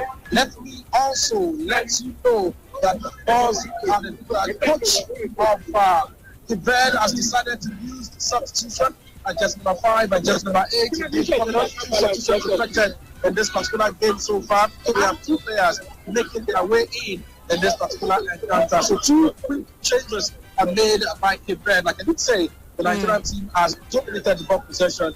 The coach must have observed and there was a need for him to do something to freshen things. Yeah. Yes, that's why I had to make those 2 substitutions quickly. The sub he did not make just when the second half began. He has done in 12 minutes for football in the second half. That's to tell you the Nigerian team really have lost ball possession, dominated play, reduced to Cape Verde to play within their final third. But then, really, the Nigerian team must work it at the back as well, so as not to get punished by occasional breaks from the Cape Verde blue shark. All right, Nigeria needs to watch it. According to Yinka, yes, they've been more dominant of the side, and of course they have been the better side since the second half started. But of course, Cape Verde are trying to see how they can also have a response to what Raw's men are doing by refreshing and bringing in 2 players. Yes, so they took out a few players out there. They took out Fortes and brought in Semendo for Fortes, and of course Montiero was taken out for Borges, who both came in the 60th minute. We'll take some calls. Let's quickly go for this one. Hello. Okay. Yes. Good evening. Good evening. Okay. Yes. Okay. I beg. I want to know something. I think if Super Eagles qualify from here now, fine. Yeah. We will be 10. 10 African teams, Shadi? Yes. Yeah. So now, after this kind now, they go play themselves. Yes, they will have to play themselves so that they can actually qualify to the next round. But right now, the most important team for Nigeria is to make sure they can curtail Cape Verde, because if we do not win them now, we can't even be bothered about who exactly actually gets there in the last 10 teams. Right now, it is very important that we do everything to win this game. I keep saying that a draw. I keep saying that a draw is a dangerous game, especially with how Yinka has explained that we need to be careful on the break with the way that the Cape Verde team have actually done so far so good. Yes, we'll connect again with Yinka so that we can get a few more updates about the Super Eagles game against the Blue Sharks, yes, of Cape Verde. It is 1-1 and it is 62 minutes on the clock. Nigeria 1, Cape Verde 1. Yes, Yinka? Well, temporary stoppage. Nigeria with another corner kick, and you can actually say corner kick number 9, number 8 for Nigeria, number 8 for this particular encounter. From the right side of attack, Nigeria with a chance. Corner kick indeed to Nigeria. It was sent in. Leon Balogun, of course, tried to get that, but then the defender right in front of Leon Balogun was Stephen Coates, ensured that did not get to Leon Balogun, and that indeed was all out of play. Nigeria tried to mark. The ball went out for a Cape Verde throwing at that point in time. So it's throwing for Nigeria, Cape Verde, and a chance for Nigeria once again to also regroup and indeed get themselves back into positions. So once again, the sub indeed effected in this game. Willie Semedo at the sub for Jeffrey Fortes. Willie Semedo is 27 years. Jamilo Montero is the sub as well. Nuno Borges is coming on in his place in this particular game. Okay. Yes, more calls. How would Raw respond? Because indeed, the coach of Cape Verde is actually trying to see how he can also respond to how tough Nigeria has held it so far so good by bringing in these 2 players. Let's get to hear from you. 007 000 889. It is 1-1 at the moment, and just like you heard from Yinka, yes, it is 43 minutes on the clock. Okay, let's talk to one caller before we connect back with Yinka, and of course hear what you have to say. 07 000 889. Again, that's 07 000 889. Yes, we are the radio partners of the Nigeria Football Federation. Yes, the official radio partners of the Nigeria Football Federation, and of course we're updating you. Let's quickly go for this call. Hello. Welcome to Sports Radio. What's your name? I can't hear you, so maybe you can call us back. Thank you very much. Hello. Hello. Welcome to Sports Radio. This is Akokola Inka. Okay, quickly, let's hear you. I think the coach will remove Galo and put Yana Chona. All right, time to take out Igalo. Yes, and put Yana Cho. All right, thank you very much. It says, well, time to replace Odiondudi Halo with Kelechi Ehana Cho. And I don't know what Yinka sees from where he sat, if he sees anyone being told to warm up. Yinka? Well, another substitution, double sub. So that is 4 players been introduced into this game by Verde against Nigeria. Wow. In just 20 minutes of second half football played. That is telling you something. They really are, tinkering with this team, tinkering with this squad. So 4 players have been introduced, another 2 sub. He's got 1 sub opportunity to complete the 5 available sub for this particular game. That's talking about what Cape Verde coach has been able to do so far in this particular game. Let me also let you know that before that, Nigeria, of course, had a corner on the 62nd minute. Could not connect. We talked about that earlier. Leon tried to connect, and on the 63rd minute, Cape Verde themselves also had their second corner kick of this game. Nothing came out of it. And the resulting ball was what went out. Nigeria, of course, marked the Cape Verdeans, but there was indeed a stoppage, and that stoppage is what is going to observe. So, player of Cape Verde, a player of Nigeria is actually down. I can't get any particular currently, but then the game is temporarily stopped. Water breaks by the players. While the man who is down is going with an attempt to right in the center of the midfield as things stand. I think the fans need really not so happy, not cheering, just to cast love. Fans club themselves are not as hyper as you normally you will see them perform. They're still beating the drums, but then the fans are indeed watching. I think they are beginning to feel and understand the measure of the pressure that is really getting to Nigeria. I go back to the event to being suicidal, and yes, I understand. They want a goal. They want to see something happen. Nothing has happened so far in this particular game. And let me let you know that the Nigerian man is now being stretched out. Moses Simon is the man that will indeed be out of play. So sub will be done. Nigeria, jersey number 12 will be coming up. Moses Simon is out of play now. Like I did say, is the reason why we have a stoppage. And coming on the displays already at this point in time, the substitution has been effected. So Moses Simon out, and we had a 4 sub in this particular game as well. So once again, 4 sub made by Cape Verde, 1 sub by Nigeria. Out, of course, Moses Simon for this game. And of course, coming on in his place, I'll give you confirmation of the time as well. Chewa Pillai, of course, coming on as a sub in this particular game. So at this time, we have things to predict.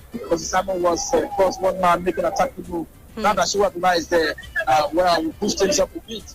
Then, game has been restarted, and Nigeria have another long play and throwing from the 18-yard box area, left side of the Cape Verde push out.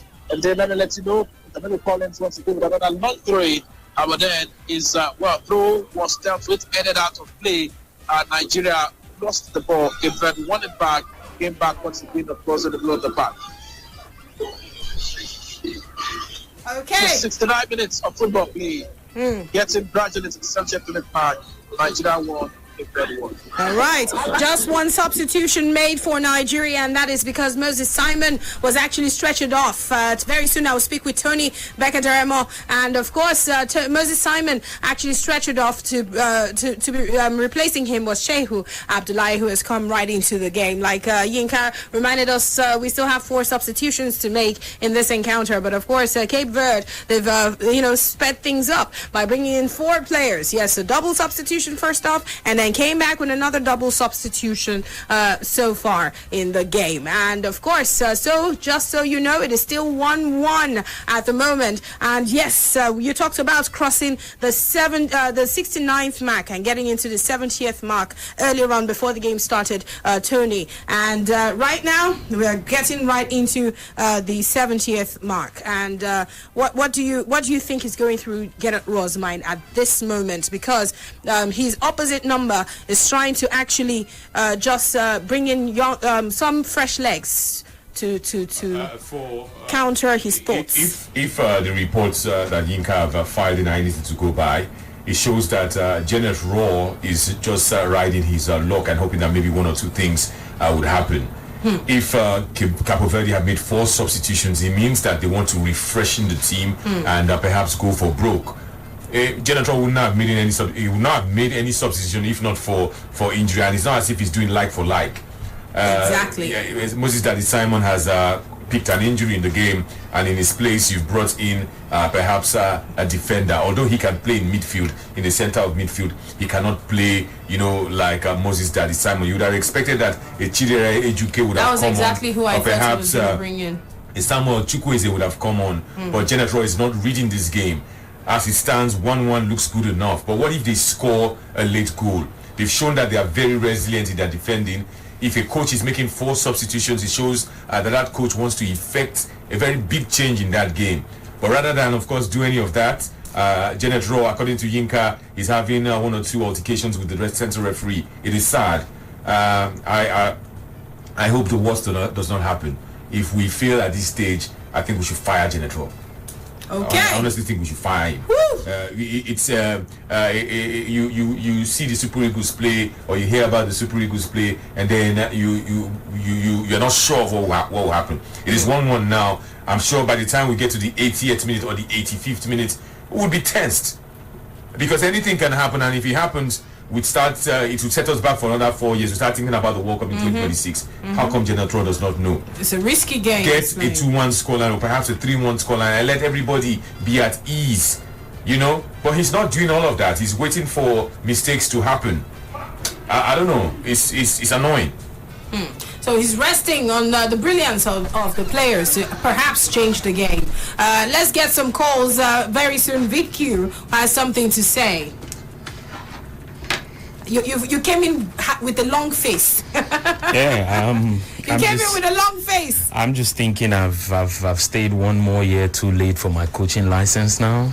I may not handle the national team, but by now I should be able to tell what some of these things could mean. I mean, these guys have 4 fresh legs. Yes. It means you're taking a quarter of the team out, more than a quarter of the team out, to bring fresh pair of legs. 8 fresh pair of legs. That's what they have been able to do. But Gerrit Rohr is talking that... and then you take out who's injured. You don't bring a like for like for him. Well, because he's actually trying to be too careful. And that will not earn him a lot of things. By now, I'm thinking that drop an Iwobi in the midfield, take out an Aribo. That left wing where Iwobi tries to do a few things, put an Ejuke there. And as you take out Simon Moses, bring on a Samuel Chukwueze. That's 4 attacking intention. And if Igalo is not giving so much, take him out finally now. And then have Paul Onuachu there. So that if we have to go for the long balls, the aerial balls, and you need the guy that can occupy the defenders, let's do that. Look, integrity counts for a lot of things, and people should understand. I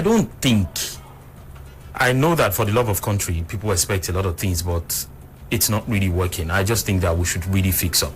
All right, Yinka, let's get back to Yinka and find out what's going on. The fans indeed really asking questions and saying earlier on, we are saying give us 1 goal. Yes, indeed, in unison.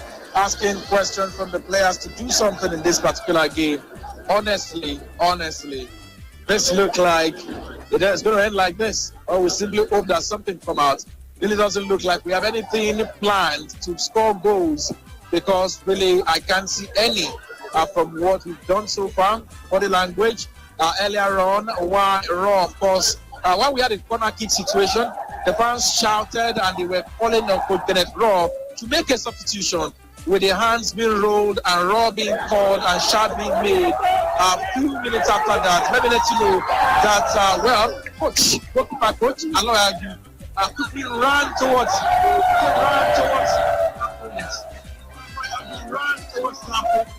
where he met with Coach Kenneth Raw and made something to what he said, but then nothing happened. And right after that, what you're saying is that Aloy Agu ran towards Kenneth Raw? Made a lovely run, was almost beat the defender. The goalkeeper was quick off his line. Osime would have been able to score, and the goalkeeper decided to stay. There would have been a chance for Nigeria to score. So a beautifully threaded pass set of Osime. Osime has been applauded because Osime actually was able to outrun his marker. The goalkeeper saw that, yes, they were almost getting themselves caught in trouble, ran out of the line, kicked the ball out for a throw-in, and Nigeria, of course, could not make anything out of that. So that was the reason for that shout. Osime simply being hailed for being able to outrun his marker, and they felt was putting and giving in more. However, the fans feel Igalo should be taken up. And that's the other truth, based on the reaction, based on what they are saying, and they feel there's a ginger Osime brings, playing at the center of the forward. Igalo has been the center man. Osime, of course, has had to play from the flank. So Igalo, of course, dropped back a bit Osime to move forward, and they saw two good quick runs from Osime, and that was where Osime was hailed. A way of communicating to the coach to do something. That yes, Osime has got the athletic leg and the athletic pace to make darting runs more than what Igalo will do, and they are requesting that Coach Kenneth Raw do a sub. Don't be surprised if Kelechi Iheanacho eventually takes the place of John Jude Igalo in this game. Yes, not guilty of missing gilt-edge opportunity, but then perhaps not been able to give the kind of ginger they felt, and Osime just gave flashes of in the last 4-5 minutes of play as a center forward. Okay, all right. So, an additional substitution made by Cape Verde. Just the first one made, but then I'll give you confirmation. Nigeria are about to make a twin sub. Kelechi Iheanacho will of course be coming in. Like I did say, Igalo is out. Okay. Kelechi Iheanacho is coming in for him. Okay, wonderful. So finally, Kenneth Raw has bowed to the fans' pressure. Kelechi Iheanacho has been introduced, although Jude Igalo has been taken up. Igalo's time for today over, and Kelechi Iheanacho has been introduced. And let me let you know, another sub being made right here. Joe Aribo is off, and coming on in his place, another sub midfield back. Certainly, I'll give you confirmation of that. Frank Onyeka have been introduced, and Nigeria has done 2 substitutions in this game as well. So 3 altogether now. 2 quick, 1 Osime, of course, today. They has a new partner up front, Kelechi Iheanacho, for the Jude Igalo. Okay. All right. So 2 substitutions made. You've got Igalo out. Igalo is out. Yes, for Kelechi Iheanacho, like Yinka informed us. And of course, you had Frank Onyeka come in for Joe Aribo. Yes, exactly what we've been waiting for.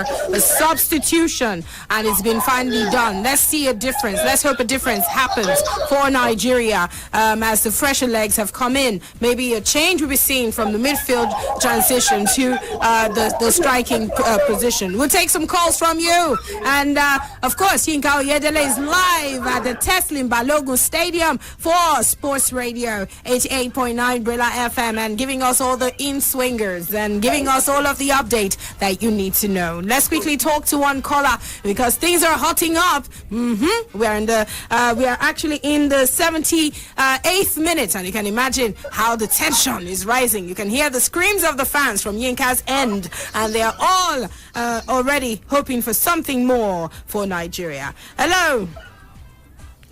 Hello there. Hello, welcome to Sports Radio. Welcome to Sports Radio. Are you there? Yeah, okay, good evening. Yes, welcome. Good evening. Thank you very much. My name is Tony. Okay, Tony. Okay, let me be honest with you. We don't have a coach. And you'll be surprised at the end of it, or this match in the next week, in the last 15 minutes. Within the next 3 minutes to the end of the game, Vegas will win us. I have to be. All right, thank you very much. Anyway, let's take a few more calls. 07 000 889. Yes, indeed. And Tony, yes, I can almost feel the aura of tension around you. Why are you tense? No, it's not so hard to coach Nigeria. Especially with this talent. Yes, the talents are there. Janet Rowe does not even know how to make timely substitutions. And then when you make timely substitutions, you make the wrong ones. If you want to play wide football, you have players that can dribble, that can create space for... Because one thing we need in this game is space. And there is no space behind the ball. Why not introduce Samuel Chukwueze who can run and then take on defenders? Why not introduce Chidera Ejuke who can run and take on defenders? He's playing a very, very dangerous game. You wait until the 77th minute before you make substitutions. And by the time you make these substitutions, you make the wrong substitutions. What happens if a late goal comes? 1-1 is a very dangerous scoreline, especially for us. You should look at Algeria and Burkina Faso, for instance. They scored first, Burkina Faso equalized. They've gone on to score a second goal to put Burkina Faso in check. That's what we should be doing. But Janet Rowe, he disappoints me all the time. You expect that he should have done his homework. Although Algeria are leading now, but yes, they're in front. They're in front. Burkina Faso at least gave them a scare, but right now they're in front, 2 goals to 1. But Janet Rowe, I don't know. He can't take us very, very far. Actually, I think he's arrived at his destination. It's just who would be man enough to say, this man, I think you've done enough. Go. This is not the Super Eagles. It's Cape Verde we're playing, and we're playing at There's a lot more that can be gotten out of this team. Yes. We have not even scratched the surface yet. I mean, it's sad to follow up on the team with such amazing talent. Let's just pray that the inevitable does not indeed happen, because we're not playing well, we're not controlling the game, and he's not been able to read the game to introduce the right substitutes. Bringing on Shehu Abdullahi was wrong. Bringing on Kelechi Iheanacho was wrong. Bring players that can, create. Should have been brought in for he that aerial ball. He doesn't even believe in Paul. At this point, you need that because the corners have been coming and they've not been converted. You know one thing about the corners. Ball. The last time Lincoln counted 9 corner kicks. Those that even cross the ball, is either they undercook the cross or overcook it. So if you bring Paul Onuachu, there will be no service. Paul Onuachu is he's the tallest player in the Super Eagles. He heads the ball very, very well. Janet Rowe cannot even play to the strength of Paul Onuachu, and that's poor coaching. It is. That's poor coaching. It is, and it's just what it is. It is poor coaching. I hope we don't lose the tickets. Here is my worry, though. So we get the tickets. We get the tickets, and then we play a stronger team. Exactly, we play a stronger team. This way, there's big problem. And that's just what it is. Hello. We might scale through this, but how about the bigger teams who take on? Yes, let's quickly go back to Yinka right now. Hello, Yinka. Well, thank you very much, Oge. Well, another very promising move by Nigeria on the 81st minute. Osimhen indeed actually broke free from the left side of attack. Osimhen and Iheanacho. It was a 2v2 situation. Well, Osimhen beat his marker, but then his pass tried to pick out Kelechi Iheanacho, and for an easy tapping, was read well, checkmated, saved. The ball went out for a corner kick, taken by for a throw-in actually, taken by Nigeria, and nothing came out of it at that point in time. Nigeria actually got a corner kick number 10 at that point. It was indeed taken, but then it was still too much. Could not even connect to get a save at that point in time, and the ball went out of play. So 10 corner kicks to Nigeria, 4 to Cape Verde. And really, by a mile, Osimhen seems to have given something that perhaps we felt even the other attacking players were able to indeed come up with as much ginger as Osimi has demonstrated, maybe something would have happened in this particular game. However, funny enough, for all of the attacking moves and plays so far, Bosnia has really had nothing so much to do other than the fact that we've had the ball going out of play over, and the defenders have also dealt with easy catches here and there for the goalkeeper. Nothing so much to threaten, but then attacking moves have been there, but then the attacking efforts really has not been so threatening by Nigeria. Really disappointing. I must tell you, at times I wonder to think that these are really guys that play up there. We're not able to do as much as what these guys are doing. Perhaps truly, if the Quebec coach was in charge of Nigeria, I can tell you they would have scored, because the man seems to have done one thing. The tempo which Nigeria started, he knew, he saw, and he made substitutions to curtail, and that was indeed right. That was what the coach did. He saw something. The first 15 minutes was indeed, the team was rattled. They knew something was happening, brought into some back-to-back 4 players quickly, and you start wondering, 4 sub made within the opening 66 minutes. He had done 4 substitutions. He saw something, and of course ensured that it was taken care of. He has done his 5th and final sub on the 76th minute. This man rates whatever Nigeria wants to do. Perhaps he's ahead of the Detroit thinking, and that is why we are where we are. I keep telling you, in terms of planned movement, you struggle to understand what we truly want to do. Yes, we are just playing, well, let's move forward. Maybe something will come. This has been what we've looked like so far. Because Bosnia now, the goalkeeper, I can tell you, is way wide off his line, but almost getting himself to the center circle. That's the goalkeeper of, the Cape Verde's Blue Shark. The ball now, as it stands, is in Nigeria's 18-yard with a very promising free kick for the Cape Verde's Blue Shark to take into the 18-yard box of Nigeria. And this indeed is a dangerous moment. Should they connect, Nigeria will be in trouble. Lovely taking, almost cooking, but then step on Nigeria's defender there. Indeed, that could have been a goal for Cape Verde, and the Nigerian defender not being there to stop. The ball was saved. That I bet would have beaten Amadi Okoye, but then it was well dealt with. That was a lovely taking free kick into the 18-yard box, but then eventually the attempt went off after the rebound was sent out of play by Cape Verde, and a chance for Nigeria to get things back once to get into play from the goalkeeper line. Goal kick to Nigeria. 86 minutes on the clock. Nigeria won, Cape Verde won. Leon Balogun meanwhile got a yellow card on the 85th minute for Nigeria second. The game's second yellow so far in this particular game. Right, all right. We're taking more calls from you. 07 000 889. 86 minutes on the clock. It is still Nigeria 1 and Cape Verde 1. Okay, let's go for this call. Hello. All right, call us right back. Yes, call us right back. And of course, it is getting into the last few minutes of this encounter. A very crucial moment. Anything can crack.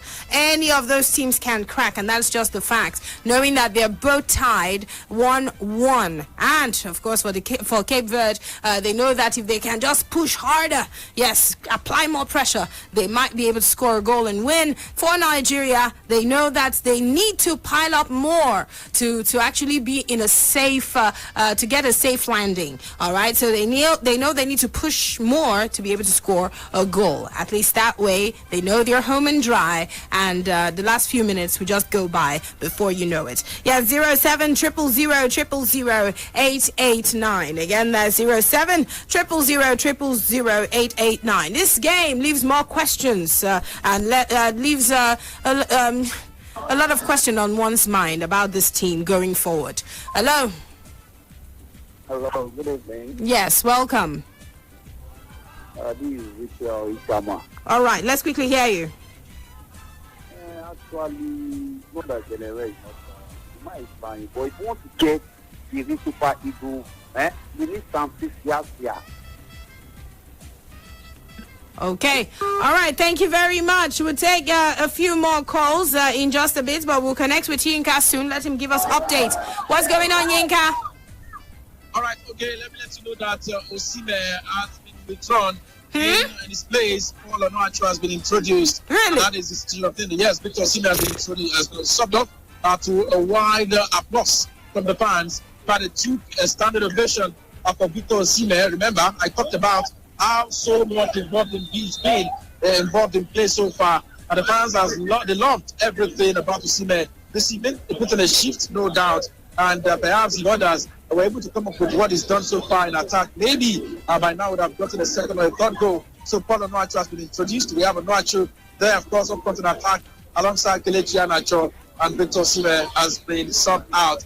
88 minutes substitution made. Let me let you know where Verde indeed had the corner kick on the 79th minute mark that came close to indeed blocking Nigeria's defense, and that's indeed not come to anything at that point in time. So as it stands, it is game gradually winding up. 89 minutes on the clock. Nigeria won, Cape Verde won, Osimhen out, Onuachu in. All right, let's see what the last few minutes of this game would bring. Hopefully some miracle happen and Paul Onuachu scores. Let's hope so. But let's see. 07000000889. And of course, it is still 1-1 right now. And we told you earlier, things are tough for Algeria that they hear them. Yes, Burkina Faso, just they followed them. So it started with Egypt actually Algeria scoring 1, and then Burkina Faso scoring to equalize 1-1, and then Burkina Faso still trying to score another, but they couldn't, and so Algeria scored a second, so it was 2-1 in the 68 minutes. They scored the second one, and of course I can tell you that Burkina Faso, yes, they have now equalized, and it is 2-2. Hey, let's get back. 07000000889. Yes, for Nigeria, Cape Verde, it is 1-1.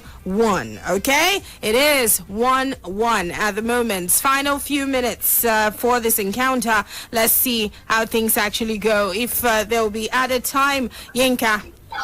Okay. 3 minutes added on time. 90 minutes of football played. Nigeria won, Cape Verde won. 90 minutes of football been played, and 3 minutes added on time has been added to this particular game. The fans are up on their feet. They are very much on the edge of their seats. They understand the anxiety and the worry that Cape Verde are the team that really, of course, at this point in time can afford to take caution to the win, because it is now or never for them. They must score to qualify. While Nigeria can indeed go through with this, the Nigerian team also have work to do to ensure they don't concede. Because such at this point will of course be going to a land of never returning. Of no return. Of no return. A land of oblivion. A land of no return. Yeah. If that happens at this point in time. So it is indeed a worrying moment. And if this ends like this, it's indeed really will be fairly okay for Nigeria to qualify. But while you celebrate the qualification, you certainly would have something to worry about as regards what Nigeria can offer against better opponents, stronger if they really opponents. Continue to struggle in games played like this. It is indeed very perilous time. 90 minutes played, 91 minutes played. Game gradually winding up. Nigeria simply have to just ensure they hold on. 92 minutes played. Nigeria, of course, open. Osimhen up on the bench, a few players up on the bench, raising hand, calling on the referee to blow the final whistle. I must tell you, that is the desire. That is the hope. I am telling you, I know. At this point, everybody wants the final whistle. We don't play again. We agree we don't beat them, we don't play again. We agree we don't beat them, we don't play again. Full time. 1-1. Full time. Nigeria proceeds to the next round. 1 win, 1 loss, 1 draw, 4 points out of a possible 9 at home. They are not happy, but then they will certainly be okay after have scaled through, notwithstanding. But certainly, how about we know this? 4 points out of a possible 9. 3 home games against Liberia, CAR, and against Cape Verde. All the equals to Monster in Lagos remains that 2-0 win at home against Liberia. A loss at home against CAR, and a draw of very threatening proportion at home against Cape Verde. Cape Verdeans are down the top line, certainly disappointed, obviously. About them, the Nigerian bench are still okay. Our Nigerians are not jumping like you'd expect. It's a case of this is a lucky escape. It is dropped on in time. The Eagles have scaled through to the next round. And Nigeria's blushes eventually saved. Okay. All right. Thank you, Yinka Oyedele. Right there, live from the Tessin Balogun Stadium. They say chop rice, leave stone. We cannot leave this stone, Tony. We cannot leave this stone. Well, it's far from a vintage performance from the Super Eagles, but then the result is acceptable because it takes us to the final round. I hate to say it, but Genetro cannot take us very, very far. This is not what we want. They don't entertain. Let's say it's even hard to even entertain. They don't play good football. They don't play good football. You don't even see the Super Eagles string enough passes. It was too careful. Too careful. We're playing against Cape Verde. You just wonder how would you set up against a stronger or a more formidable opponent. We're going to find out very, very soon who will play. The things are falling in the right places for some teams. Before now, 6 teams had qualified. Nigeria and Algeria would have booked their passage. Would have booked their passage this evening, so that's 8. Would have waited to see what happened in the game between Tunisia, Zambia, and of course Cameroon and Cote d'Ivoire later tonight.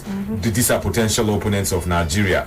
Of all the opponents we've seen, if you ask me, maybe we would hold our own against Ghana.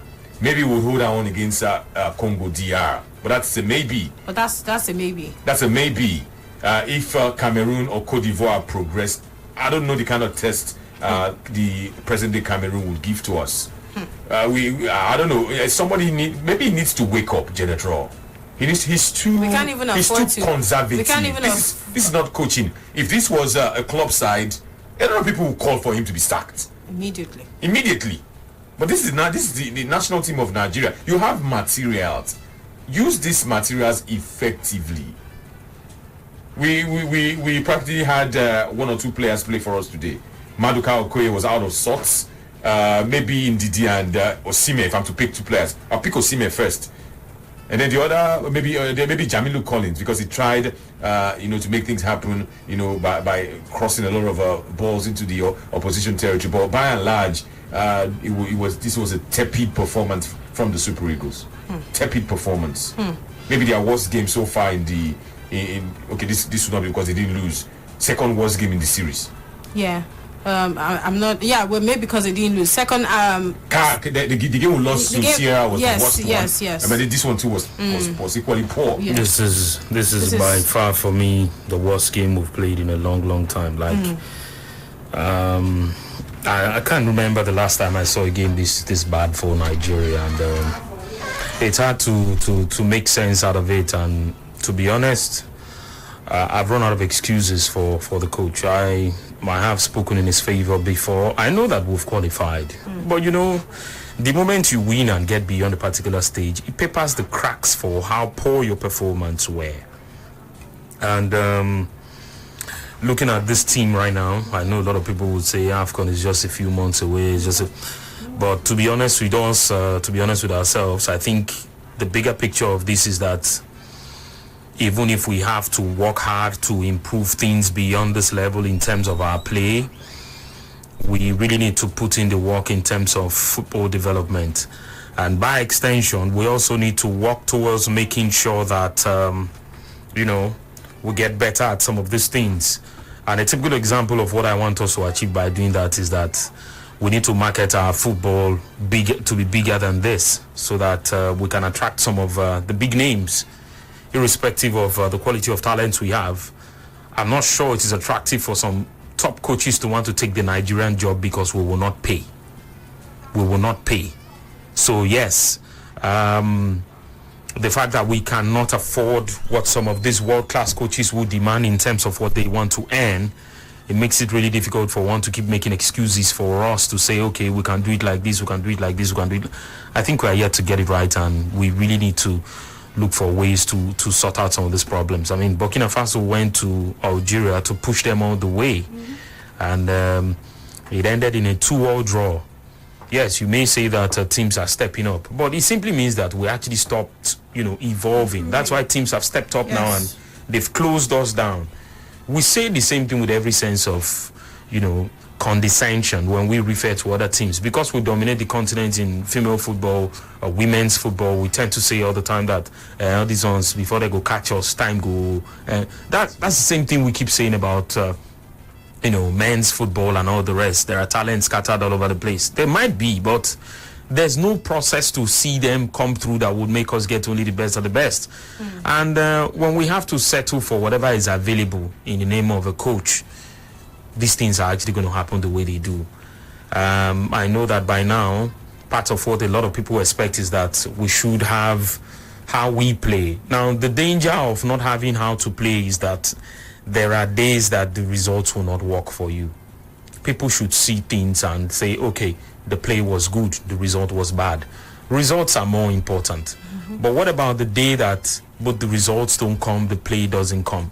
Because sometimes if the play is even good, there's something to remember about the game. I'm not sure that after a week there will be any highlights in this game in my head that I want to go back to and say, okay, this was where we this was typical poor stuff, to be honest. And I would not exactly want to use the sort of words that would offend anybody. I just want to maintain it at something that is airworthy for a lot of people to react to it. But to be honest with you, this will not take us anywhere. If we have to compete and then go to places like the AFCON, and we've not exactly built fear factor. I was just saying to the guys backstage that coaches are probably just looking at us now and licking their lips and thinking, okay, this is how to beat Nigeria. Yeah, if I isolate Osimhen, I prevent the guys in the midfield who are not particularly creative from bringing the ball forward, then we'll create something in the attack and see what we can do. Mo Salah against Jamilu Collins and Leon Balogun, please, let's not even go there now. All right, we'll take some calls from you. I know you're itching to call. Yes, 07000000889. Like we told you earlier, Algeria qualified to the next round right now, and of course we have to wait for the other two to join up. So let's get the call. 07000000889.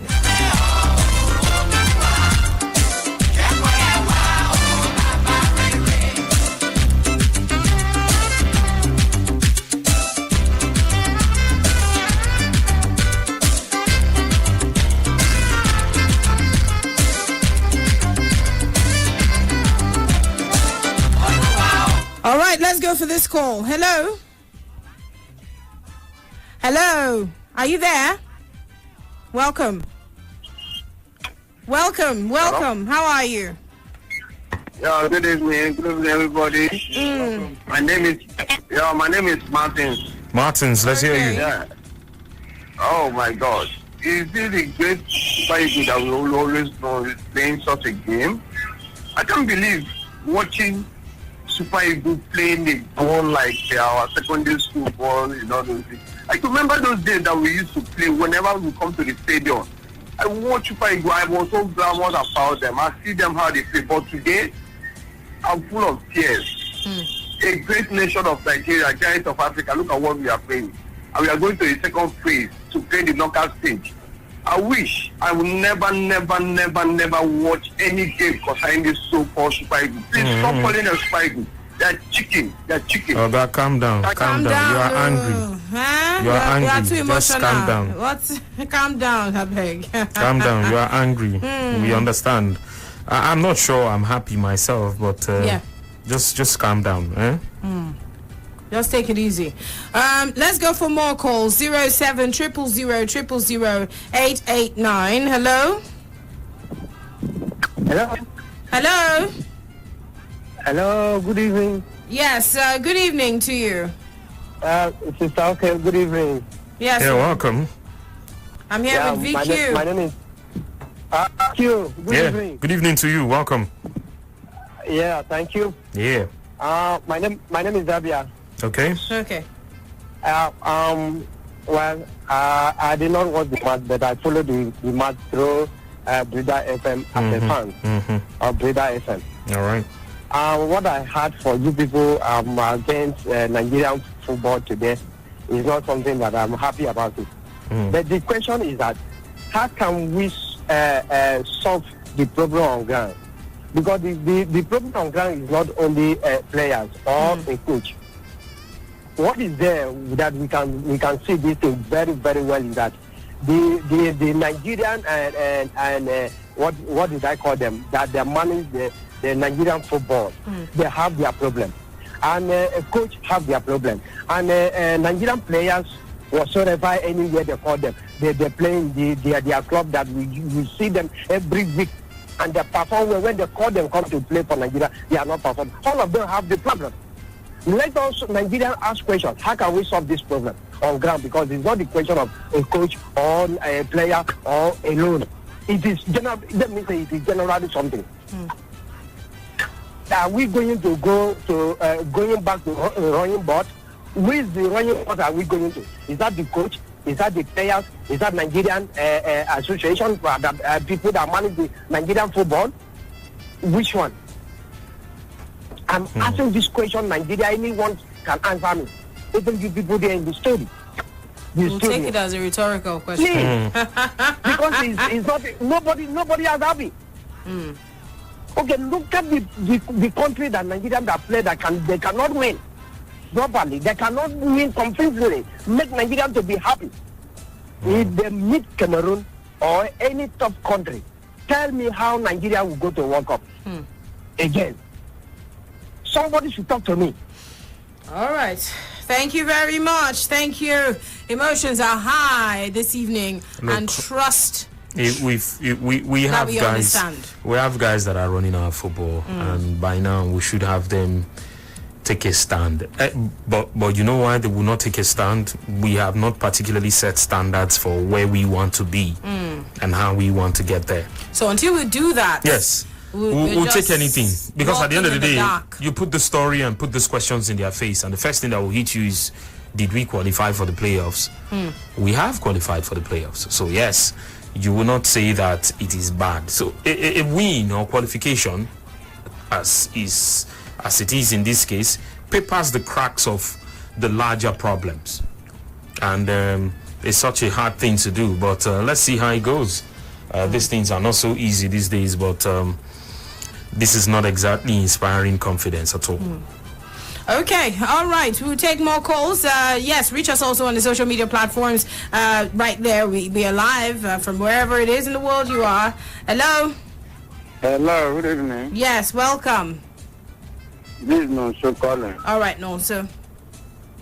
Until I watch this match more, but to be honest with you, I don't know why I'm complaining like this. Is Nigeria better than Portugal? They said they'll come out for World Cup the other day and they are to play playoff. This, what do they call them? Verde. Since the last qualifiers, this one have been trying. See Verde, see Portugal. Most of these Portugal players are from Verde. It's no issue. We are playing for draw. Nigeria was playing under tension. Quebec did not have anything to lose. And we end up at the draw. If Portugal have this draw yesterday, all this they will not be saying it. See yesterday. Just win 1-0 and beat 2-0. They were just Switzerland was scoring people 4-0. They cannot even score one. So sometimes if you are saying all this thing, no one know what they talk, because when this thing go rest our high, now everybody high go clear. On our brother, what did they call him? Son Police. The last time the coach, Nigeria not qualified for Nation Cup. Because the way we are saying is, you look at it, Nigeria don't win World Cup before. Now, General not make gonna win the other one. I don't understand though. So far, I did concern. The small one watching Nigeria try. This we are playing for draw, and we end up getting the draw. And the Quebec now then need the winning, so they supposed to come out to play. So if Nigeria end up seeing that 1-1, to me, now the result, now you know you need to go do past this one. All this one here they are complaining, this one are the worst one, this one are this one. Me I don't understand. So far now they concern. Nigeria don't do the best way they supposed to do. And but going forward now, how confident are you? Going forward, when we reach the other people, we go beat them. When we not today, we start them. If we reach that people, we go beat them.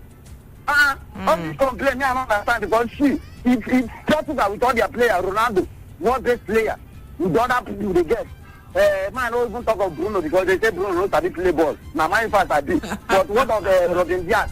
Robin Diaz, they say not the best defender. In that year, that means they scored them 1-2-1. All of them, they see the deal. The other ones, jot at them. Liverpool player. Man, don't talk of Bruno. They beat them 2-1. They find draw like this, like Nigeria. So what would they say? People yesterday they played draw with Northern Ireland, common Northern Ireland, yes. So me I don't understand. See, Savannah they concerned. Nigeria don't do the best way they will do. The next people will beat them.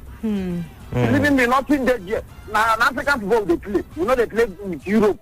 You know if you have football big. Now jam body. No body yes. Now jam body they play. Maybe today is time. All this already they said before. I don't know. Nigeria never will work out before because if they hear before. If first one don't know like go to Nigeria don't win like. You really dey para. Now under 17. Now under 17 I don't say yes. Now under 17 I don't say we win no. For Super Eagles never will work out before. Now let's go win 3 times. People like Egypt don't win 5 times. So I don't know the one where we don't do where they bad like this. Next people will go catch. First round go beat them like 2-0. Second round go play them like this. So it's nothing dead yet. We don't do the best way we do. That's for my own satisfaction. Nigeria don't try. Thank you. All right. Thank you very much. Wow. A lot of emotions flying through the roof. A whole lot. Let's go for another call. Let's go for this one. Hello. Hello, good evening. Yes, good evening. My name is Samuel. Hello, Samuel. Yeah, welcome my people. God bless you. God bless you too. Thank you. Volcano, God bless you, my brother. Evening, thank you. Please, may I have one little advice? Since Brila FM is the official partner of NFL, Abi? Official radio partners. Official radio. Okay. What I have in mind is that we're looking at this team where football is not easy. Means that I play football well. And we they say something, say football no be a camo. But this thing where we they civilize them even a camo, then they drink, no. But may I get one advice? If NFL or Nigeria can take this advice, let them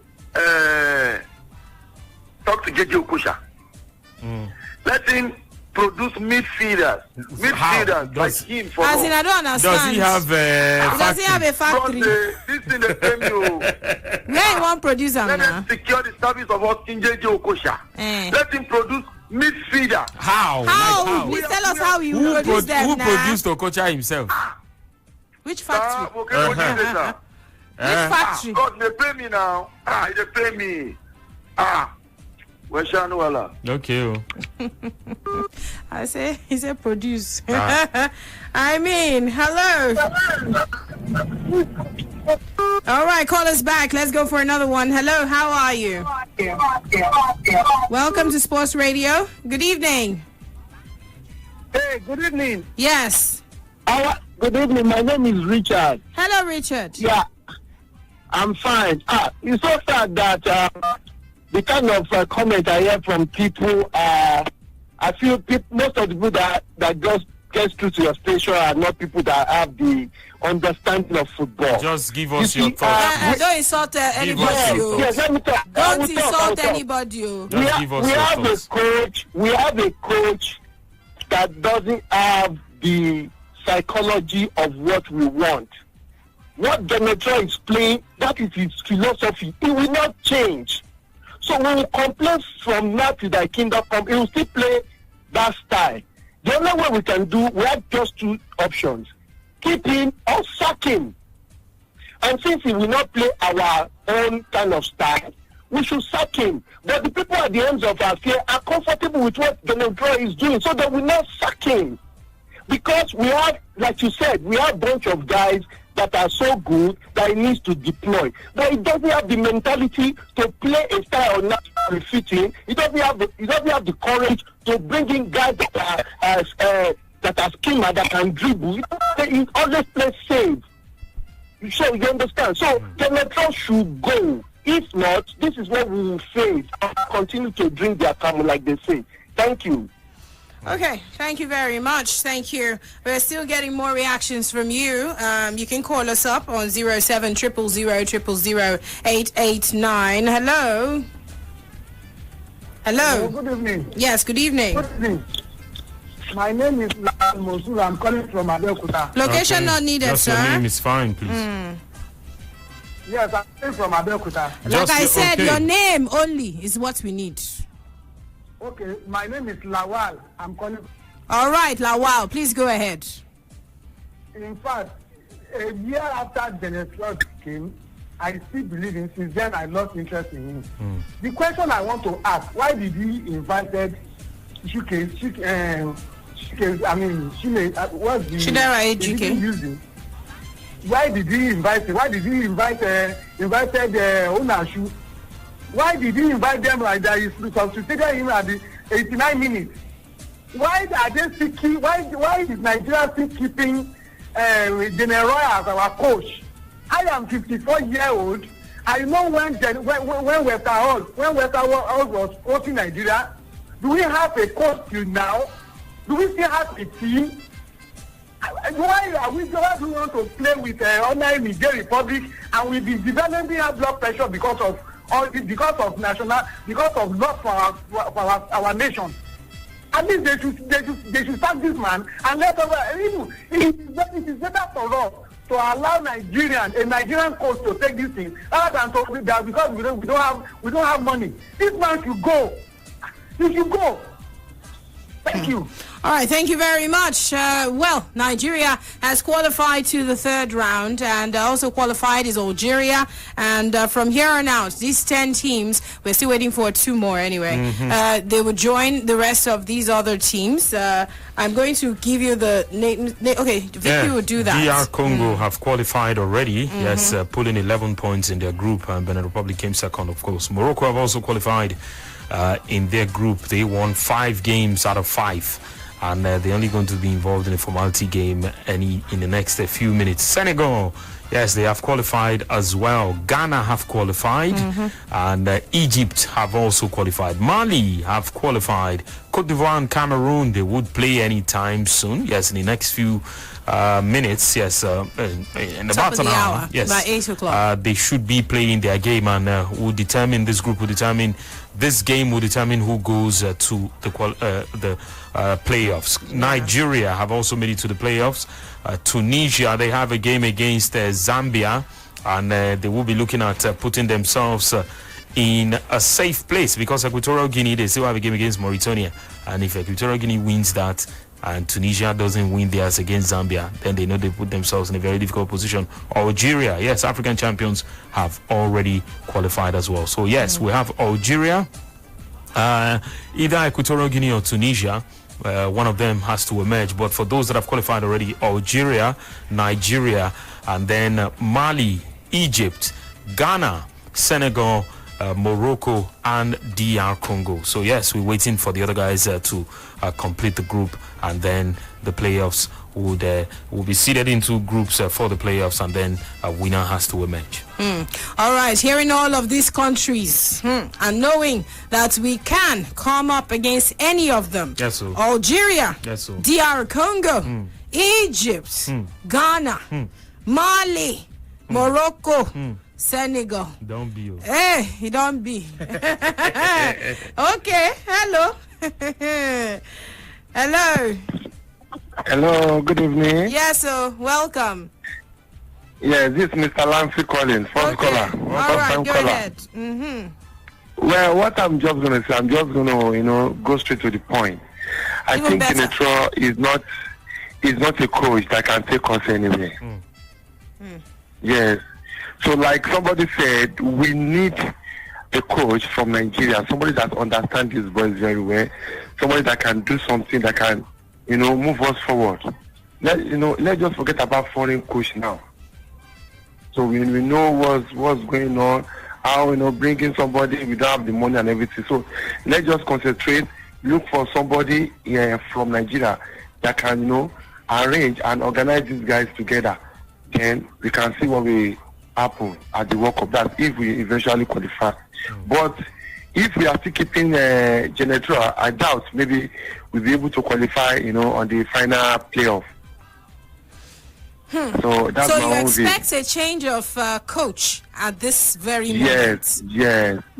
That's the only thing that can move us forward. I see. I'm telling you. All right. Thank you very much for calling us. No problem. Yes, he says they need to change. Hello? Good evening. Okay, welcome. Good evening. I greet everybody in the house. Yeah, welcome. Yes, the thing which Nigeria problem is the coach. What's your name, please? You need to also speak up. Yes, Nigeria is the problem of this Nigeria team. The coach, our coach. Look at the way other coaches are playing. Sir, can you speak up? Your voice is so low. I said, can you hear me now? Better, but yeah. I don't know if you are using an earpiece. Yes, if you look at the way the team is playing, we are not playing football. What pattern are we playing? Is it an attacking football or a defensive football? Is it a counter football or a team that passes the ball?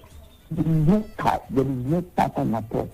You can easily read the way they play, and when they do that, by the time you meet Kenya, you things like Mali, the way we are playing like this, I think they're not coordinated, they will disease us. You need a good coach. Let us know what we are. If it's a team that has possession of the football, we will know. If it's a team that plays some counter, we will know this is the pattern. This is what we are doing. We don't have anything we are bringing up. The best is that we should get a coach that can understand the way Nigeria plays. Then we have soccer. Then we can sit like a team. We will give the whole football. We will drive the ball. We will need that for him. Can we get that? But the thing that they don't know they are doing, and the time is okay. I don't understand. You need a good coach too. All right. Okay. Thank you very much. Thank you. Please, it's important you're more audible when you call. Try to speak a bit more louder. But he's saying we definitely need a new coach right there. That's wishful thinking. You can't. I mean, that's a conversation for another day. And someone said change the coach right now, going into the third round. Well, we are getting into the preparation of the AFCON before we actually go and to the national team round. will not assemble again until March. So it will be difficult for us to talk about that right now and say, okay, change the coach and do this and do that. No, a lot of things are not working, yes, but it looks like we sort of have the resources to actually do better than this, and that's not happening right now. Okay. We have Patrick Pascal right here on Sports Radio 88.9 Brila FM. And of course, we'll connect with him in just a bit.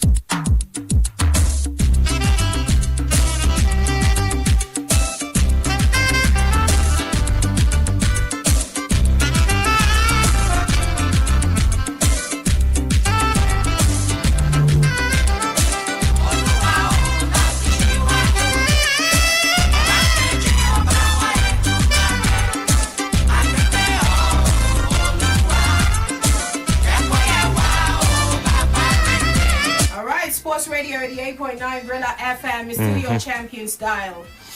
Okay, yes, and the action lives right here. In the meantime, let's take you through score lines in other places and happenings in some of the parts of the world. At under 21 level, it is Moldova against Bulgaria. Under 21, that game has come to an end. It just ended. Lithuania trading Slovakia 2-0. That game has also ended. Poland winning 5-1. Russia 1, Spain 0. Slovenia, Czech Republic, it is still 1-1 inside 63 minutes. Turkey trailing Denmark 2-1. Germany 3, San Marino 0. And yes. Sorry to hold you there, Victor. We have Patrick Pascal, former Nigerian player right here, joining us on Sports Radio Brila FM, and of course he is the team coordinator, wore the colors of Nigeria, and of course coordinates the team. A couple of times I've met him right there in the thick of things. He looks like there's a whole lot of work to be done, for the Eagles. Welcome, Patrick Pascal, to Sports Radio Brila FM. Yeah, thank you very much. How are you? Yes, very well. We're fine. How are things going right now after qualifying to the next round? It's not easy, but the most important thing is to go out of the group stage, first, and then the Cape Verde, we beat them there 2-1, and then they came here all out, to take the point. So they played very well, and then we tried, to make sure that we don't concede any goal again. And then now we qualify from the group stage. Then it's very good for us to go back and work hard and then map our strategy, Strategy. Yeah. All right. You're going to be needing more than strategies going into the next round because, you will need strategies because it feels like this has actually been riding on luck or something, or just the players' brilliance. Vicky Volcano, Good Victor evening. Hani is right here with me as we speak with you. Victor is my name. Victor Good evening. Hani. Okay, Vic, how are you? I'm fine, thank you. How are you doing today?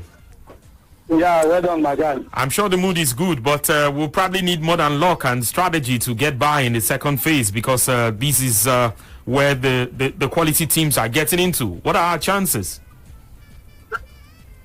Hello, this place is, we're Yes. trying to go out of the stadium. He was saying, There is a lot of noise here. the third round, you have quality top teams, just like Nigeria, top teams in the third round. What are our chances when we come up against tougher side that we've gone through so far? Yeah, it's a big challenge, and then we need to go and work hard, you understand? So, I told you that it's not going to be easy. So it's like that, and then we will work very hard. Okay. All right. Yeah. All right, no problem. I know you're in the middle of trying to get out of the stadium. No problem. Yeah. We'll let you go. And, of course, we hope that more strategies that will bring, good results for Nigeria going into the third round will be deployed. Yeah, okay. Thank you very much. All right, thank you, Yeah. Patrick Pascal. Thank you. You're welcome. All right. And he's the team coordinator.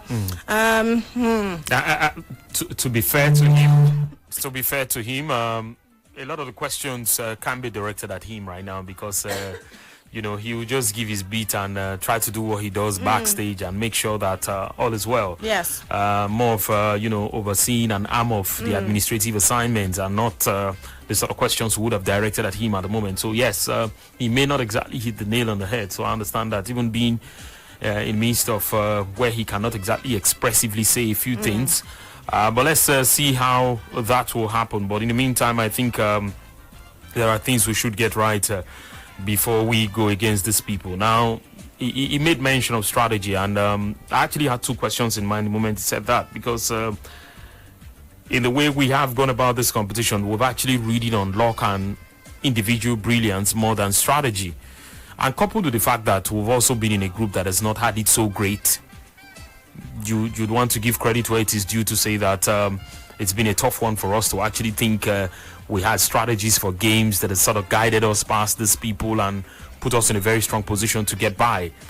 But that, having said that, I think we have a lot of work to do. While we were getting the results and people were thinking that only time was needed for Raw to unfold a proper plan, it looks like we still need to fine-tune a few things and get them right.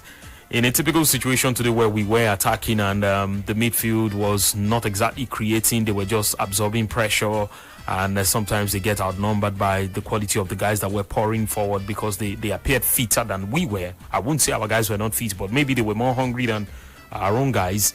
I think it was sort of difficult. But at some point also you'd expect that you bring in the sort of guys who were going to cause problems in 1v1 situations and can create.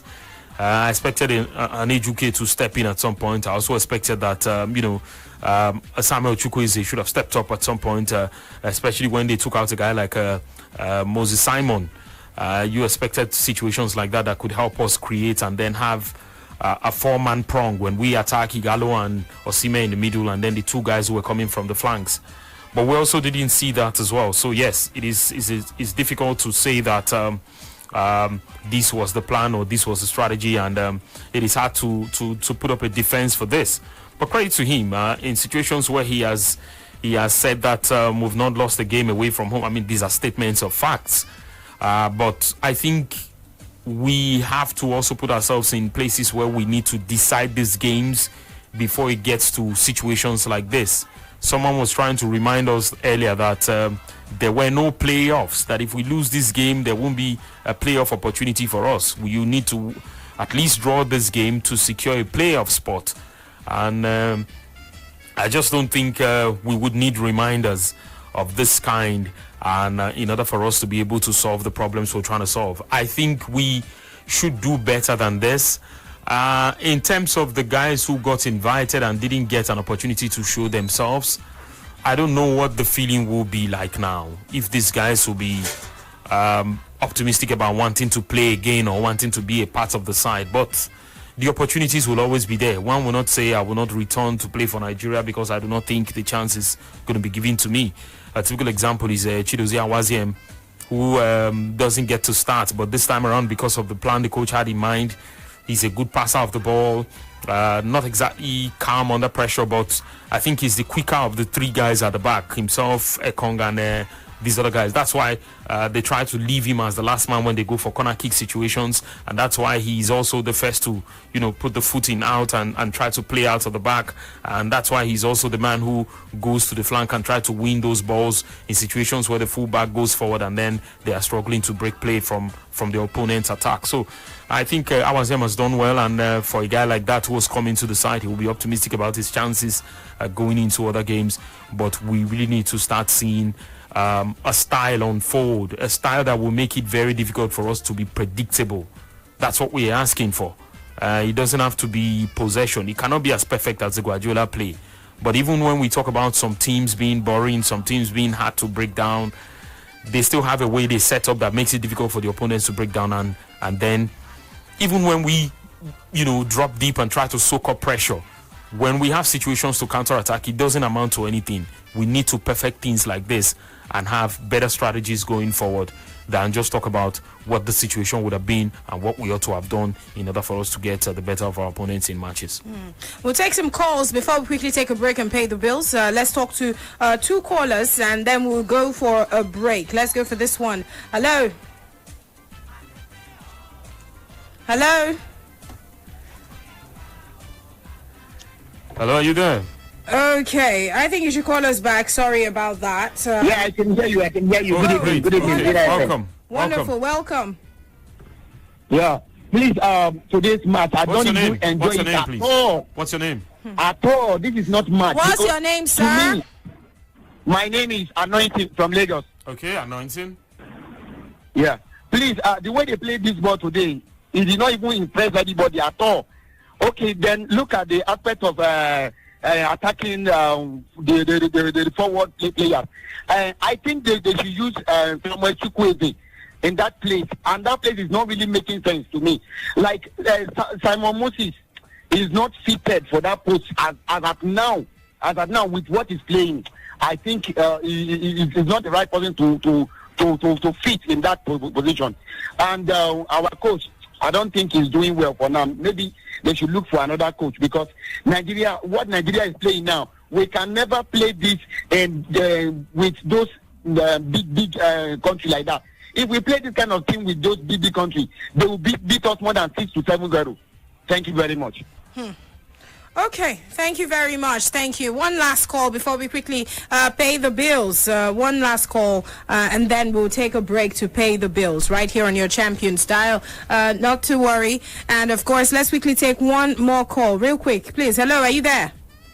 Hello. Make it short, very short, please. Okay. I'm very lazy. I don't understand what is What's happening. your name, please? Can you tell My name us is my name is Ernest. Okay. Ernest. All right, I watched the game today, and I'm livid. Aside Osimhen, every other person was just on its own. For crying out loud, that substitution, I don't understand. You remove a Simon. In the first place, Simon should not be playing that place. In the past 3 games, Simon has not done anything from that flank. You remove a Simon and you are bringing in Sewu to come and do what? Honestly, I don't know. Definitely, we can't sack the coach right now, because there is no point doing that. But we need to wake up. Something needs to be done. We can't play any of the North African team with what we are doing, they will definitely bash us. I'm hoping, honestly, we play Ghana so we can do giddy together and whoever qualifies. But if we play any of these tactical things, they are really going to deal with us. Thank you very much. All right, thank you very much. We'll take a break and, of course, take you outside the arena. We'll come back to take more reactions. Every day, identify your station. 88.9 Brila FM. Sport fans, now welcome. Time to carry on outside the arena. Make una know what they happen outside the world of sport. We go walk to walk with you, no matter. Dear customer, we are listening. We hear you. We are consistently improving our process, leveraging the best technologies with the best hands. We never stop working around the clock to ensure top-notch security, sustainable solutions, and uninterrupted access to fast and seamless service delivery. And true to our promise, we are always with you every step of the way, partnering with you to be more, do more, and achieve more. Thank you for choosing Access Bank. Access, more than banking. The Minister of Communications and Digital Economy, Dr. Ali Pantami, he don't talk say Nigeria now will soon be one of the leading digital economies inside the world. Pantami talked this one for the second School of Science and Technology that now sourced to National Conference of the Federal Polytechnic Abuja. Today is Abaushi. He said the theme of the conference is timely and it is related with the objective of the digital economy. He constantly say they quite important because our nation, Nigeria, therefore point where they evolve as one of the nations where we say inside the next couple of years they go regard us as one of the leading digital economies inside the world. He constantly talks say this now the desire of the ministry and President Muhammadu Buhari say make all agencies under the Ministry of Communication and Digital Economy, private sector and stakeholders companies self made their work towards Nigeria digital economy and how to grow. Still on top of the Federal Ministry of Communications and Digital Economy, they don't direct the National Communications Commission, that na NCC, make them provide grants for tertiary institutions to enhance research on top robotics and emerging technologies. The Minister of Communication and Digital Economy, that na Professor Issa Pantamina, he don't disclose this one during the International Conference on Top Computing and Advances inside Information Technology. Pantami said the ministry now they're very passionate as they go take support emerging technologies inside the area of 5G, artificial intelligence, robotics, and many, many more. To achieve this one, so the minister say he don't direct the NCC, may they come up with research grants where they go give to the higher institutions to take enter inside research as they want emerge inside technology. The Attorney General of the Federation and Minister of Justice, Mr. Abubakar Malami Webisan, he don't disclose that Nigeria will soon make additional recovery of about $200 million will be part of public funds where they looted and where they stashed outside the country. He said repatriation of the looted funds it is subject to the settlement of litigation where the Federal Ministry of Justice currently that they attend to. Malami talked for the 2021 annual public lecture where they organized by the Center for Media and Peace Initiative, New York, in the United States of America. The AGF issued statements where they made available today through in special assistant on top media and public relations, Dr. Umar Gwandu. He maintained said the outstanding successes now were recorded by President Muhammadu Buhari inside international asset recovery, say it will be template for other African countries inside the fight against corruption. According to him, President Buhari self will be African Union champion inside the fight against corruption self. He don't endeavor under in leadership to fight corruption inside all the areas where it is through legislative framework, institutional infrastructure, the adoption of effective preventive measures against corruption, and to put in place things self for management of recovered stolen assets. We go walk to walk with you, no matter. Dear customer, we are listening. We hear you. We are consistently improving our process, leveraging the best technologies with the best hands. We never stop working around the clock to ensure top-notch security, sustainable solutions, and uninterrupted access to fast and seamless service delivery. And true to our promise, we are always with you every step of the way, partnering with you to be more, do more, and achieve more. Thank you for choosing Access Bank. Access. More than banking. And to wrap up the news, one 39-year-old man who they call Lukman Latif today don't appear before one Surulere Magistrate Court inside Lagos. Talk say he defraud 2 accommodation seekers of 420,000 naira. Latif now will not drop in address. He face 2 count charge to obtain money under pretense and thief. Now self he don't still plead saying not they guilty to the charges. The prosecutor, Inspector Courage Corona, tell the court said the defendant committed this offense so for October 12 for Lagos. Ekwero self-constituted talks said the defendant collect the money from the complainants, whether they call Aruna Isa and Ekundayo Adeshino, for self-contained apartment he can't fail to provide them. He say all efforts by the complainants to take back their money now, it don't prove abortive as they no fit reach them. The prosecutor said the offense is now don't contravene section 287 and 314 of the Criminal Law of Lagos State 2015. The magistrate will be Mr. Sadiq Bello. He don't grant the defendant bail inside the money of 200,000 with 2 shorties we go bring the same money. Bello now adjourn the case until November 18 for mention. And this is the news outside the arena. Make sure stay tuned as we inform for Sports Radio 88.9 Brila FM. My name is Blessing and no, I greet you now.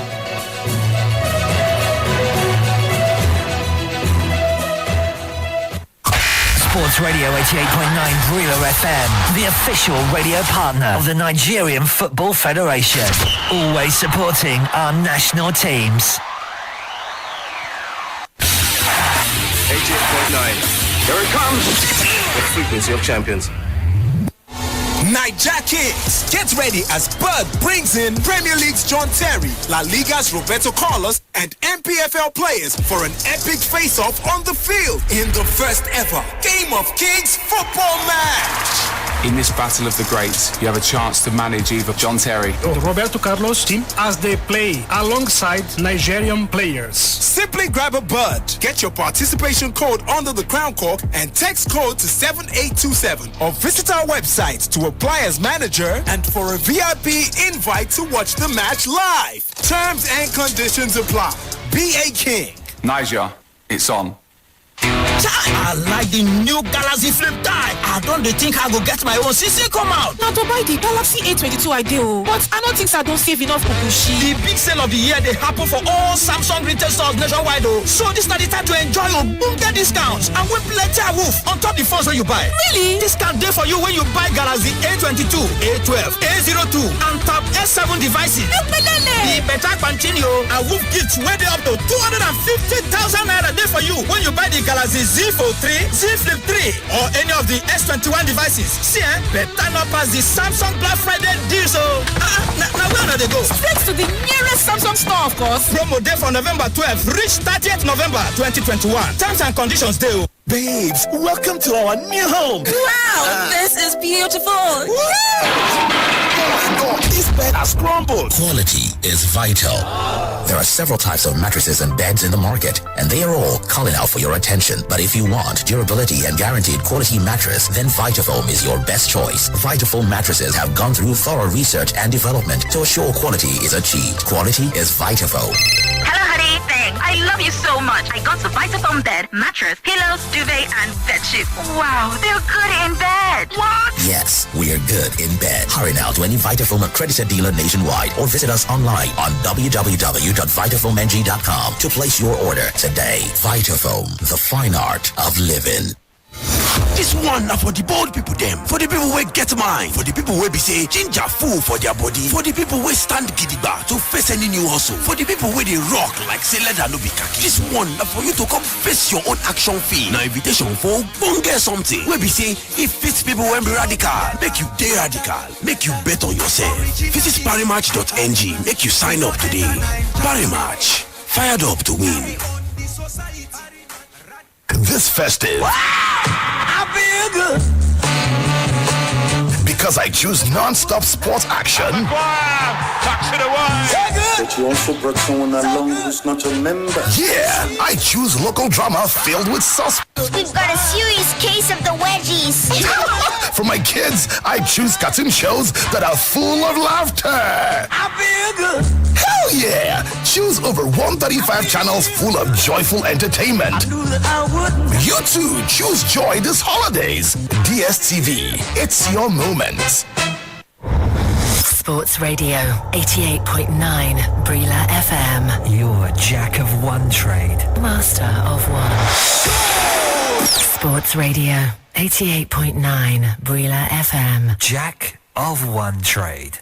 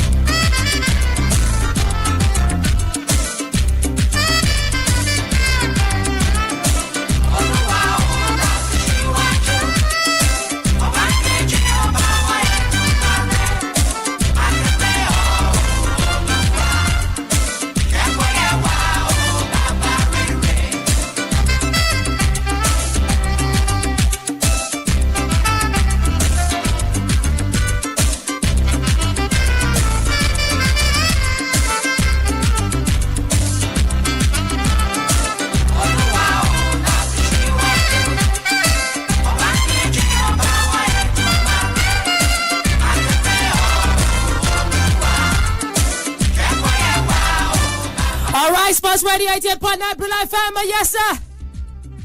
Super Eagles without win. Nobody can win what you expect. But of course, we don't come out inside the group. And that's not the most important win. Alright, yes, sport fans. Now draw end on top full time. Cabo Verde won. Super Eagles won. Plenty voice. And of course, plenty talk. I don't see one for Facebook. About what they expect of the Eagles and what you want to get in return. Yes, Victor Osimhen grabbed that goal inside the second minute into the game, and one man cost Peter Tavares. Now he collect for Capo Verde inside 6 minutes.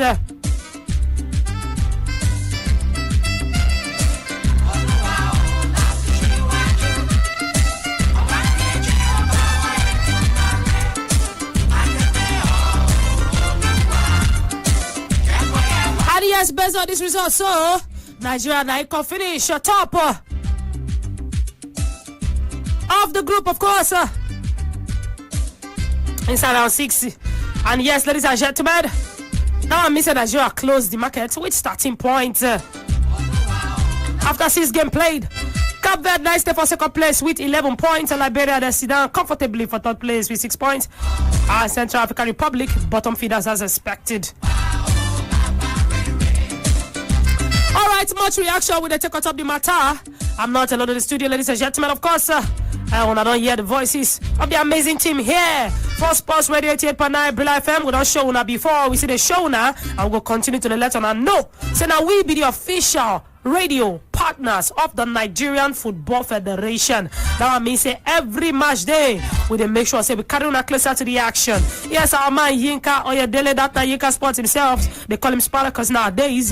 Yes, he was Spartacusing on top of the Teslim Balogun Stadium. When I hear him voice as they giving her all the beats and the action. Yes, back to back, bomber to bomber. Now I work be that. Yes, we still take on our reaction. What did you expect? Waiting not work well as you expect. Say go work. Waiting not sweet you. What can be done better? Still plenty talk about style of play. Some people say a poor result, but some people they happy. Waiting just matter be say man, there is a hope for qualification to the World Cup. So, yes, the playoffs. Now waiting some people just they shook mind put. Not be by who play pass so now make we go there. But some other people they look and say, come, if we go there finish, how we can come drum with all this kind of bad play where we they play. So, do you agree it's not a bad play where they play? Anyway, I'll take some of the comments from Facebook quickly. Yes, to those of you who don't know, if you don't know, now you know. Say Sport Radio Brila FM, now be our official, yes, Facebook fan page, Sport Radio Brila FM. Okay, I see Kachi Triple J. He says, I'm disappointed with this kind of football. We also want Liberia and plenty talks about being disappointed. Anthony Kolawole say, I mean, this is a poor result. Pokwala Olushola Emmanuel say, make Amunike take over this team.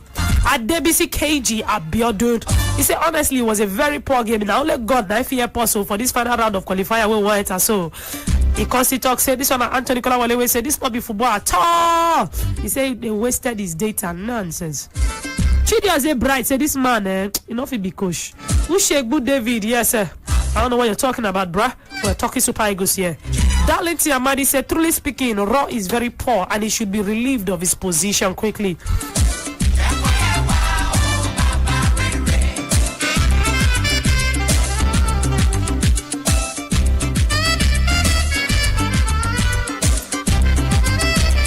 Godwin Bepe Ugbe said, this is not the most useless Nigerian team, all thanks to Raw. Nonsense smash.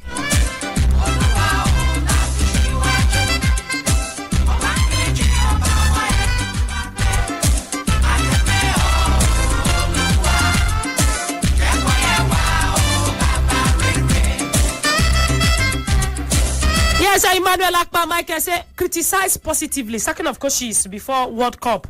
Where has it been taking us? See some good things from this game. Guys, what will be the good thing we want to see from this game? Let's look on the bright side. Hope still day. What will be the positive? We don't talk about the negative. What will be the positive we come out for this game? Are you not happy that yes, we top that group? And we have the chance, of course, to enter inside Qatar? 0700000889. Your champions down. This na Brila. I don't know ACB. Call in 0700000889. Hello. Good evening to you. Hello. Good evening. My name is Promise. I'm calling from Oku State. Sorry, your name now waiting. I'm calling from Oku State. My name is Promise. Promise. Location not needed. You are welcome. Okay. All right, let's hear you. Okay, my contribution. I just want to ask a question, madam. Okay, go ahead. Now that Nigeria play 1-1, are we out? Are we are qualifying? Well, we never qualify automatically. We dey enter playoff because we top the group. Okay, we enter playoff. Yes. Okay, when we win at least, now we will qualify. When we can't enter playoff, we can't play, can't win, and now we will can't qualify officially. Okay. Well, thank you, no. Thank you very much. Thank you very much. God bless you. Yes, God bless you too.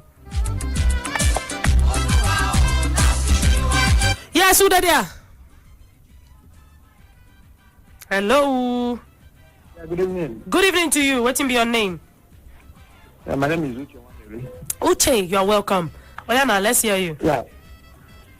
I don't. I'm looking at it's so the performance is so below average. I think we don't have a coach. That's the truth. If we have so many exciting players in Europe playing well for their clubs, and we cannot get them together to come and play good football for us and get results, then there's something wrong with the technical department of the team. Because he doesn't know when to make changes. Even when he wants to make it, he doesn't know who to change and with who. The team, I was against bringing Igalo back in the team. Now we have seen what Igalo can do. If you have an Osime, have a Awoniyi, have Onoacho, have Ihana. Are you saying? Sorry to cut you short. Are you saying you are not impressed with Igalo today? Sorry, impressed that he saw how many goals. Why did he come? Did he come just to? He came as a striker to score goals. He played almost how many minutes and he couldn't score a goal. Why did he come? If we have so many forwards playing well in their clubs and this man cannot use them, he's bringing someone that's retired, playing in Saudi Arabia to come and that's how he will get results. You don't know that something is wrong. The man doesn't know what to do. And it's, look at the teams that we're going to face in this last round. That's playoff. We're looking at all those teams. Most of them, we can't beat them. And we may end up not qualifying for World Cup. Even if we qualify, then we are going there to do nothing. We are just going there to look at Qatar and see all the beautiful edifices they built for the tournament and come back. This man needs to go. Because America will do better with this team than this man. He needs to go. You need to go. I'm telling you honestly. United cannot continue to go like this. He has been here how many years? He doesn't have a team. We don't have a pattern. Nothing. Just he put 11 players on the pitch and he expect them to get a result. That's not what he's doing. Please, I don't want to get angry. Bye-bye. My brother, the way you sound, you're already angry. But thank you. All right, Popola Olushola Emmanuel for Facebook say, thank God there will be Nations Cup after a disastrous outing. They will then get us a new coach. Are you hoping that we have a disastrous outing at the Nations Cup? Is that what you're saying? Akpo Isiak Beretok say Cape Verde. We need another coach or manager. Gentle Umunna say, I support the last caller we mentioned Portugal case. We condemn these players and their performances. Okay, yeah, our Congo, Cameroon and Cote d'Ivoire brothers still they complain about their players too, saying that if they meet Nigeria, they will lose with their style of play. Ha ha ha. And we still hear they cry that if we still meet same countries, they will lose. So wahala there for everywhere. Okay, Sunday so they say always consider goals with porous defense. Or they Alex said there's nothing good about what I just watched. Just wasted my data. The only thing will give me joy inside this country, they can't even give it to us. Where then is the hope for the citizens? Raw must go. That one they come from Ode Alex. Hello, good evening. Hello, good evening. My person, good evening, welcome. Oh, you too much. OBI, you too much. So my brother, Nigeria don't draw. But it's a draw like a win. Yeah. I just come back on stage like this. We don't come up for this breeze. Now wait how they talk. Now wait how they talk. So now win short off. Yeah. All right. But this thing now, because the only problem our coach they get now, when they talk the truth, we wait in fact, when they talk through, they explain words. Don't they get it, but people are able to listen to Brila for stage and tell, they even allow it, now. Because they don't come. Those people that come to win too, they come to win, they're 11 man too. They came to win. They not come there to bypass. Our boys are trying. They try. You know they pay their salary. For gossip. They are trying. Our boys don't mistake when they make it. Then a force of position and it's going to get force of position. I agree with that. And need to see there to not lap when they need to do for them. You know, before we can't condemn them fully. I'm not against people they condemn our players. They listen to Brila FM like this. You believe them. That's right. People don't go war, come back. At least they know lose. Last match they know lose. This one they know lose. Out of 5 games, I think 6 games now. 4 wins, 1 loss, 1 draw. You can't know if this performer. That time. Bring the match every once in a you know, say, if our super ego jam other open people there, they will take their game. You know, that's the truth of the matter. That is the truth. They are doing their best. My brother, OBI, thank you very much. Thank you very much. And we are going to cross next. Now the prayer be that too. Thank you so much, my brother. You too much. Hey, my brother, you just say you never fly first. Nigeria go do it. Hey, OBI. Nigeria go do it. I don't hear you. Thank you. Up Super Eagles, yes. All right. Yeah. Hey, they said Nigeria go win World Cup. World Cup with a struggle to take qualify. Anyway, make I enter Facebook again. I see, yes, sir. Cyril Alphonsus. He said the people with the NFF that they use Genotro to take siphon our money. 5 years inside Nigeria, nothing to show for it. The whole of Nigeria, he said no single one player I can see. Our late Stephen Keshi used some home base and bring us Nation Cup. He did divide salary into 2, 1 to the head of NFF and 1 to himself. Stop the siphoning, sack this man now. Was that football? This one they come from Facebook, from Cyril. Yes, Alphonsus. Basi Eta says Raw must be sacked. He said he was super chicken ever. We escaped Cape Verde by the whiskers. Thanks to Olua. Ben Kerry says sack the coach. This might be the first Nigerian. This might be the Nigerian football team where they used to watch. To the chair. No style of play. Struggle to win a match at all cost. Lanre Adedikpe talk say thank God say we win the group on now wetin matter. God help us at the knockout stages. That's not the playoff, of course. Now what here they talk? Are you saying, guys, we won the group, top of the group, which is hope, guys? When I want to tell me say, I don't see any positive from this game. Anyway, Lorenzo say please Sacro and put Ifeanyi Udeze. He will deliver 100%. Hello, who there? Good evening. No, good evening. Good evening to you. You're welcome. My name is Uche. Uche, you're welcome. Kajadly welcome. First of all, I want to congratulate my Bibles. Okay. We get what we want. We qualify. And also, I want to say all those people that are they should go ahead and keep on criticizing. For me, the man is a good coach. We came to Nigeria when Nigeria was nothing. When our own head player ran away. Somebody ran away and abandoned to fight. That is that we have to not qualify for the Nations Cup. This man came with nothing. We faced champions to qualify for World Cup. We faced Zambia. Zambia was champions. Cameroon are champions.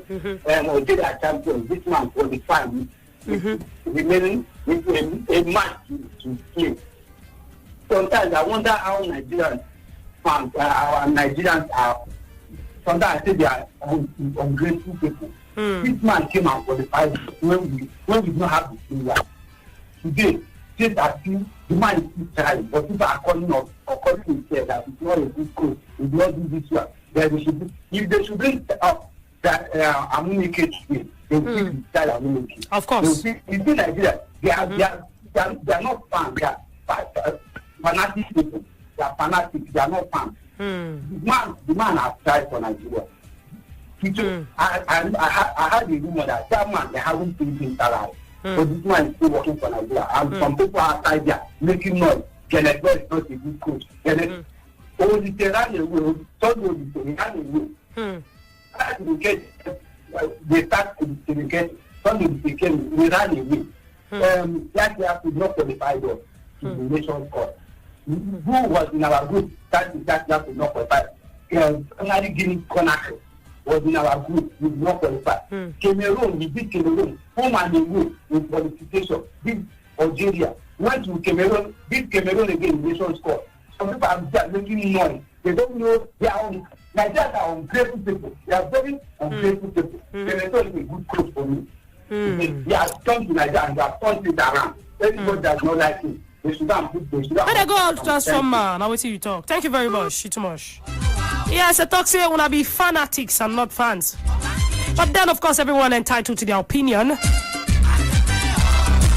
Alright guys, may we quickly pay the bills then we'll come back and we'll get to Asuna any positive from the win. Of course, not alone in the studio, I'm gonna bring you Vicky the Volcano. And yes, we'll talk more about heading into the Nations Cup with this team, with this squad, with this coach, what to expect. Ladies and gentlemen, yes sir, this is not the official live coverage of Super Eagles versus the Capo Verde. We're gonna stick around, we'll be back.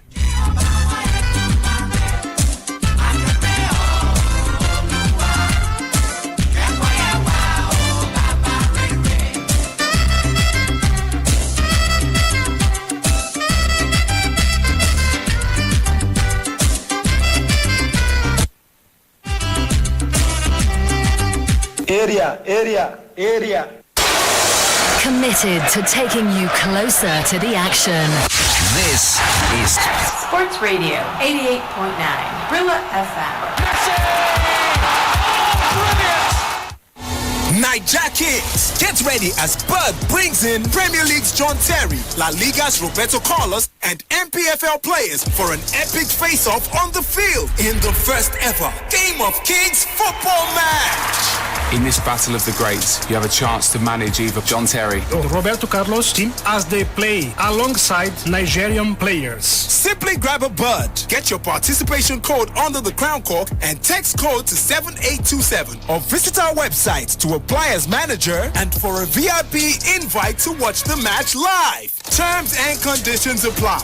Be a king. Niger, it's on.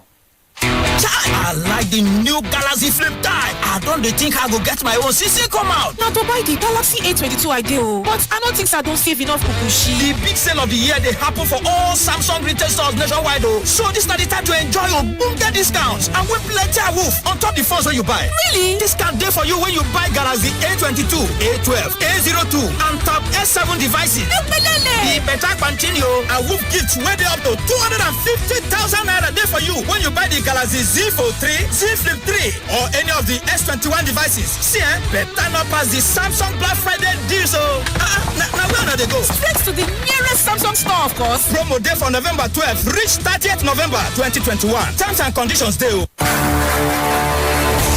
He is successful. Jamie Vardy for Leicester City has put them in front. Arsenal are once again going to finish ahead of Tottenham in the Premier League.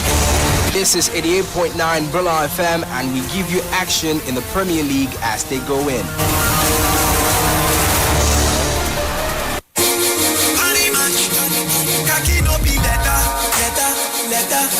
Originality, it don't enter Nigeria. Now we own the society, radical. You get ability, I get ability. You're radical. Now visit parimatch.ng to sign up today.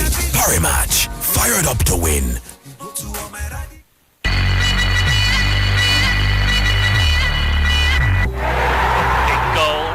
Title race in Spain, and Celta Vigo have equalised at Barcelona. Santimina. It's why this matadors fight. This is La Liga on Brila FM 889.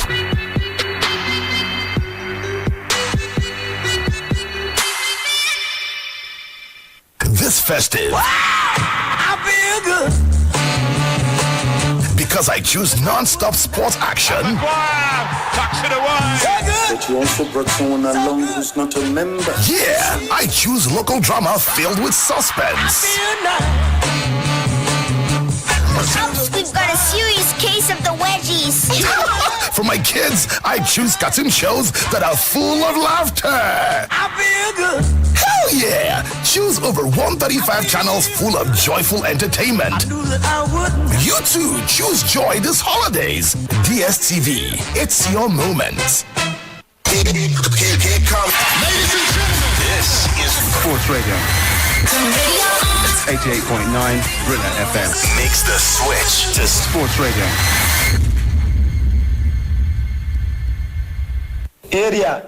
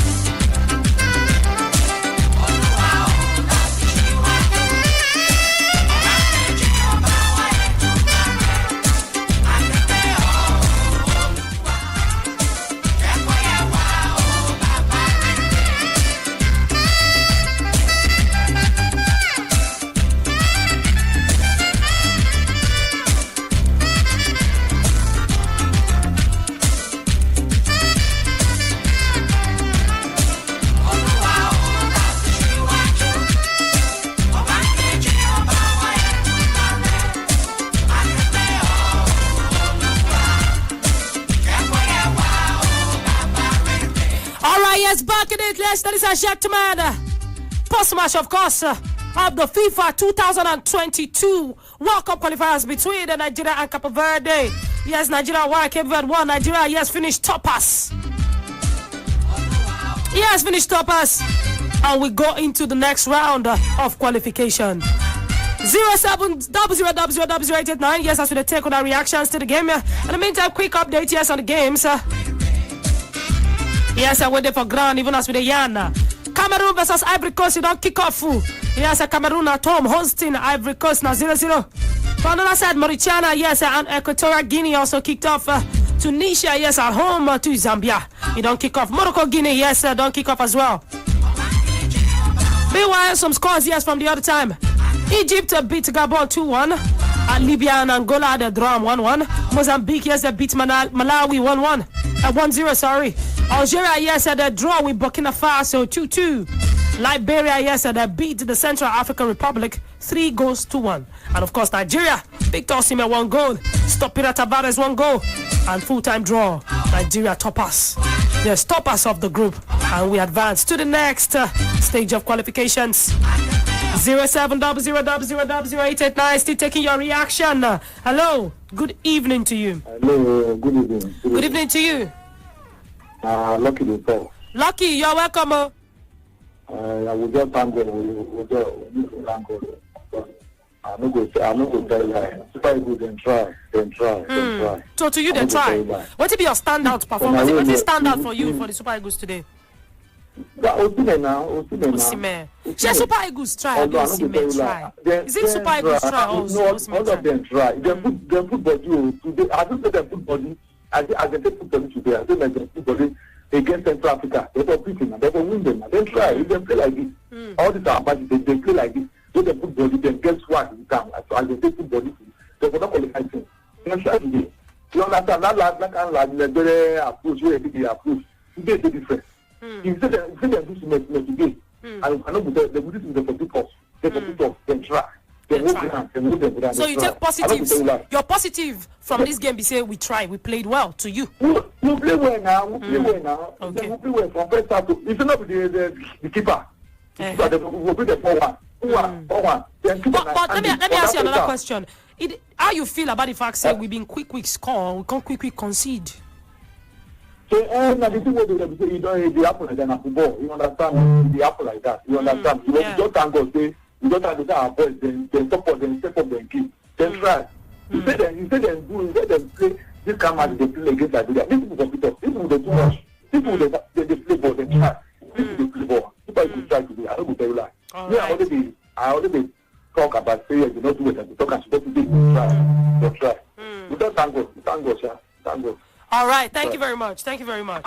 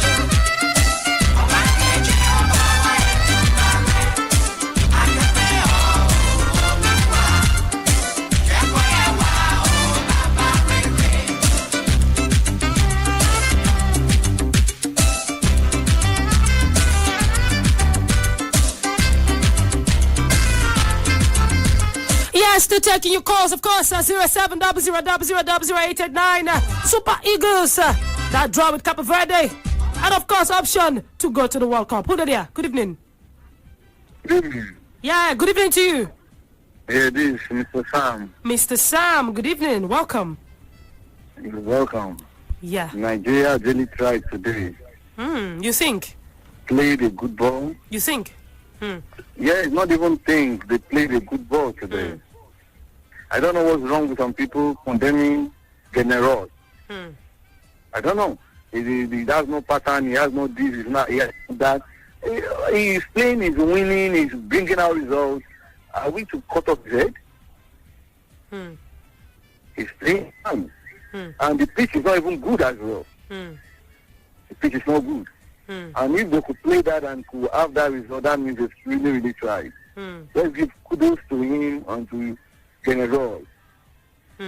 Okay. So I expect them to play better you at expect the them next to, stage. okay. Yes. All right. Thank you very Yes, much. yes. Thank you too much. God Thank bless you. you. God bless you too. God bless you. Yes, up Nigeria, of course. We support no matter how it be. Yes, Nigeria, we own. We continue to support the guys. Nigeria won. Cape Verde won. What do you think about the whole thing? What do you take as positive and what do you be negative too? Because of course, not be everybody go get positive about this particular game. 0700000889. Hello, who did there? Hello, Manu. Good evening. Good evening to you.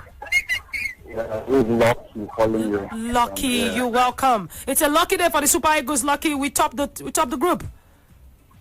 Yes, we did. I'm happy that we did qualify for the playoffs for the World Cup.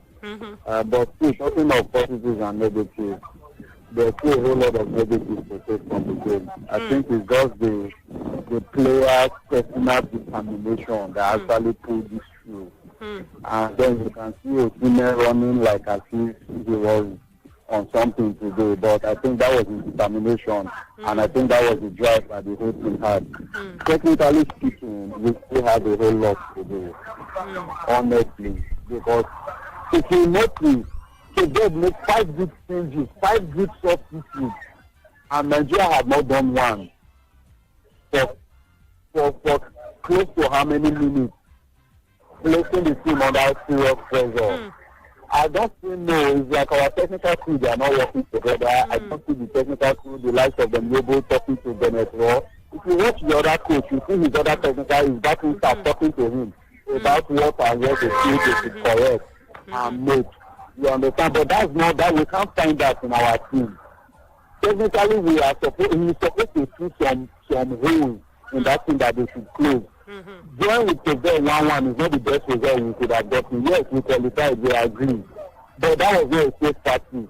Like Peter Odezi was saying this morning, we are not supposed to have the likes of Osimhen and the likes. And then we are still thinking of scoring 1 goal and defending it. That was a very high risk. If we had considered the goal during the late hours, that would have been the end.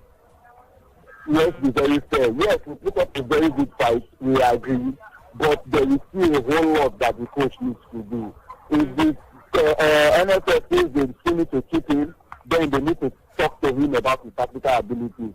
If we go like this to the World Cup, honestly, the first round, I think we should be passing our loads and coming back because there's no tactical approach to the game, honestly. And how long will the personal determination of the players hold?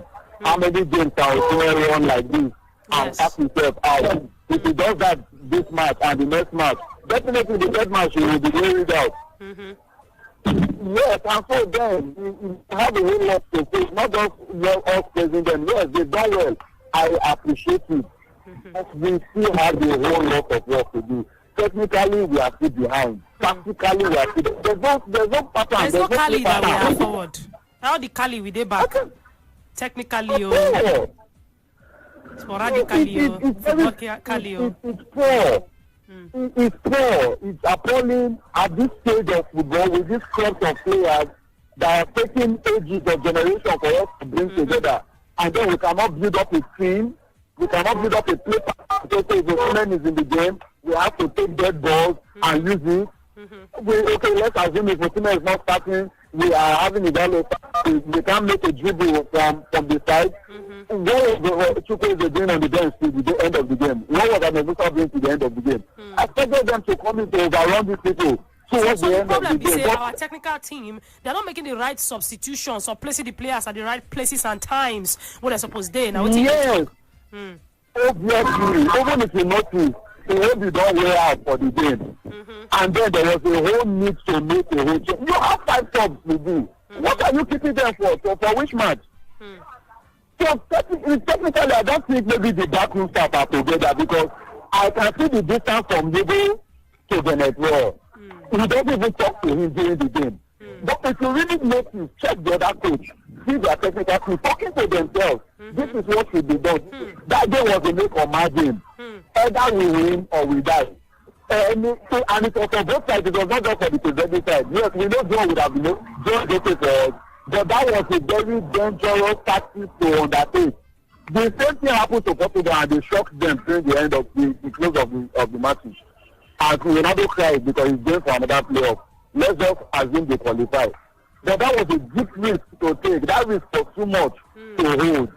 Well, I just say maybe we can have a different approach, or maybe NFL should look at it differently. Yes, we're going for the playoffs, I agree, but his tactics, honestly speaking, we can't match up with any of the teams. So your theory now be say there's a problem in the technical team. It be like saying they're not relate well. They're not relate. If they even snap outside now, let's call it spade a spade.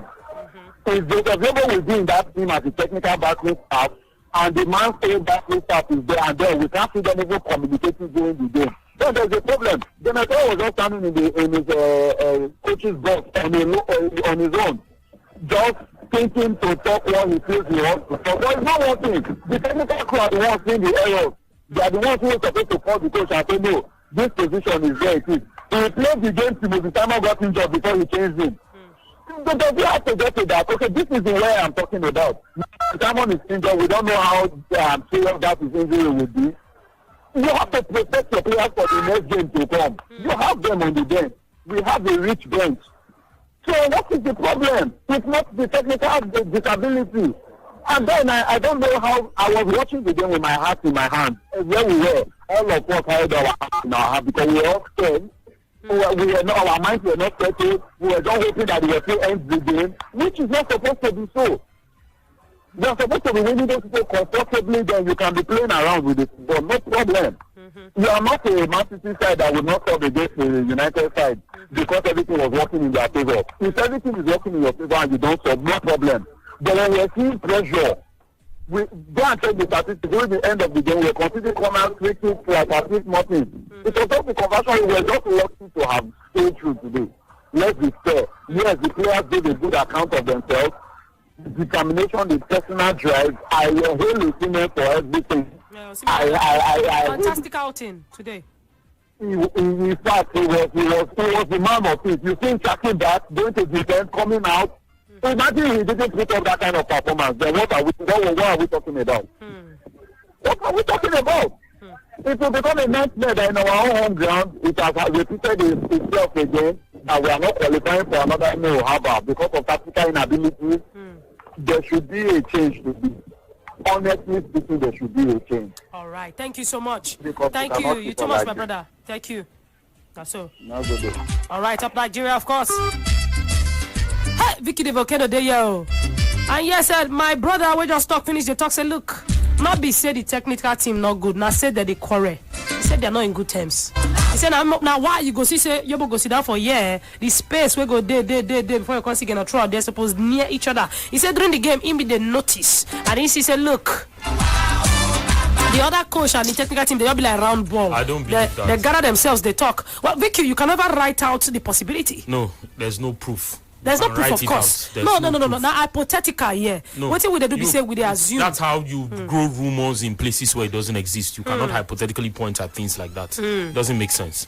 If Yobo's put in the work and he has the qualifications, then maybe the national team is not a place for him to do the job. Let him look. The one of the reasons why people earn respect in this coaching business is because if you sit on the bench and the guy knows that, okay, I mean, as at the time they brought him on board, there were other people, no clear qualification that were stated that, okay, he had this degree, he probably has one or two of those. Does now. not mean he can't have says during games. It depends. If he has the confidence of the coach over the years. Now the problem, now this person they point out, say it seems that there is a lack. He didn't just point out Yobo. He point out the entire bench. Say look, there's a lack of cooperation, sort of. Look, this bench, I do not rate the bench. If I do not rate why you not rate the bench? I have my reservations about the coach. So why do I think there's someone on the bench that is better than him? It's not possible. So now, thank you for bringing up this topic now. Whether the coach, you know, who read the coach before. So for you not even believe say the bench go better pass him. Now I asked you a question earlier on backstage. I'm going to ask you again, and I'll still ask the sport fans too. Now, okay, plenty clamor for this man is not good enough. This man is not good enough. I asked you earlier, Vicky. I asked you whether. So do you think going into the AFCON, Genotro can still be fired? Make I ask you again. Do you think it should be? That's not in my place to decide. I know, but whether he should be fired. But that if the opportunity arose now, the court will say, "Look, you give yes or no answer." Look, we have a knack for going from bad to worse in terms of decision making. It Now, will be bad for us. Why are they asking this question? Nigeria has not shown proof over the years that they can make a decision in this football that we are watching, that they can make a decision and that one will better the previous one. Okay, why are they asking this question? So now that we are pressed for time and space, you just hit the nail on the head. My question really be say, even if Gennett Raw is fired today, they tell us, okay, guy, look, we know they see the fruit of your labor at all. Can't they carry your bag? They go. Who then takes up? Saying that you said, don't I don't talk trust Nigeria to come up with a good decision. You see, so if we say the bench is not that good, it's not even as good as the man we are criticizing, then how do we then fire this man next month? Next 2 months, it's about a month plus to the Nations Cup. For him to be fired. Well, lots of people clamoring for it. Well, I will not particularly say that. I just think that there are things that are not working by now. A team is expected to get better. But then again, maybe the standards I'm actually applying are not exactly the standards you find commonplace, because there are standards for measuring if performances are good and if performances are dropping. We get by a lot of things. Sometimes the individual brilliance of the players, sometimes a stroke of luck, sometimes whatever plays out. And when those things don't play out, or when it doesn't work out. Now, when you have a game when you need to play against CAR, for instance, and you need a game of that magnitude to drive home the importance of why you are such a dominant figure on the continent, like Nigeria is like Nigeria keeps trying to project. Leave that one. That's a story for another day. Okay. If you don't take advantage of such situations to drive home the points, then you're not putting yourself in a situation to want to say that, okay, because you will only be judged on your previous games. You're as good as your last game. I think in the qualifiers, maybe the game we played against Cape Verde away from home was our best game. That 2-1. The two Liberians, uncle. No. Even if we had our best results from those particular games, so it might be, but not at all. Not at all. Like a disco. Our best game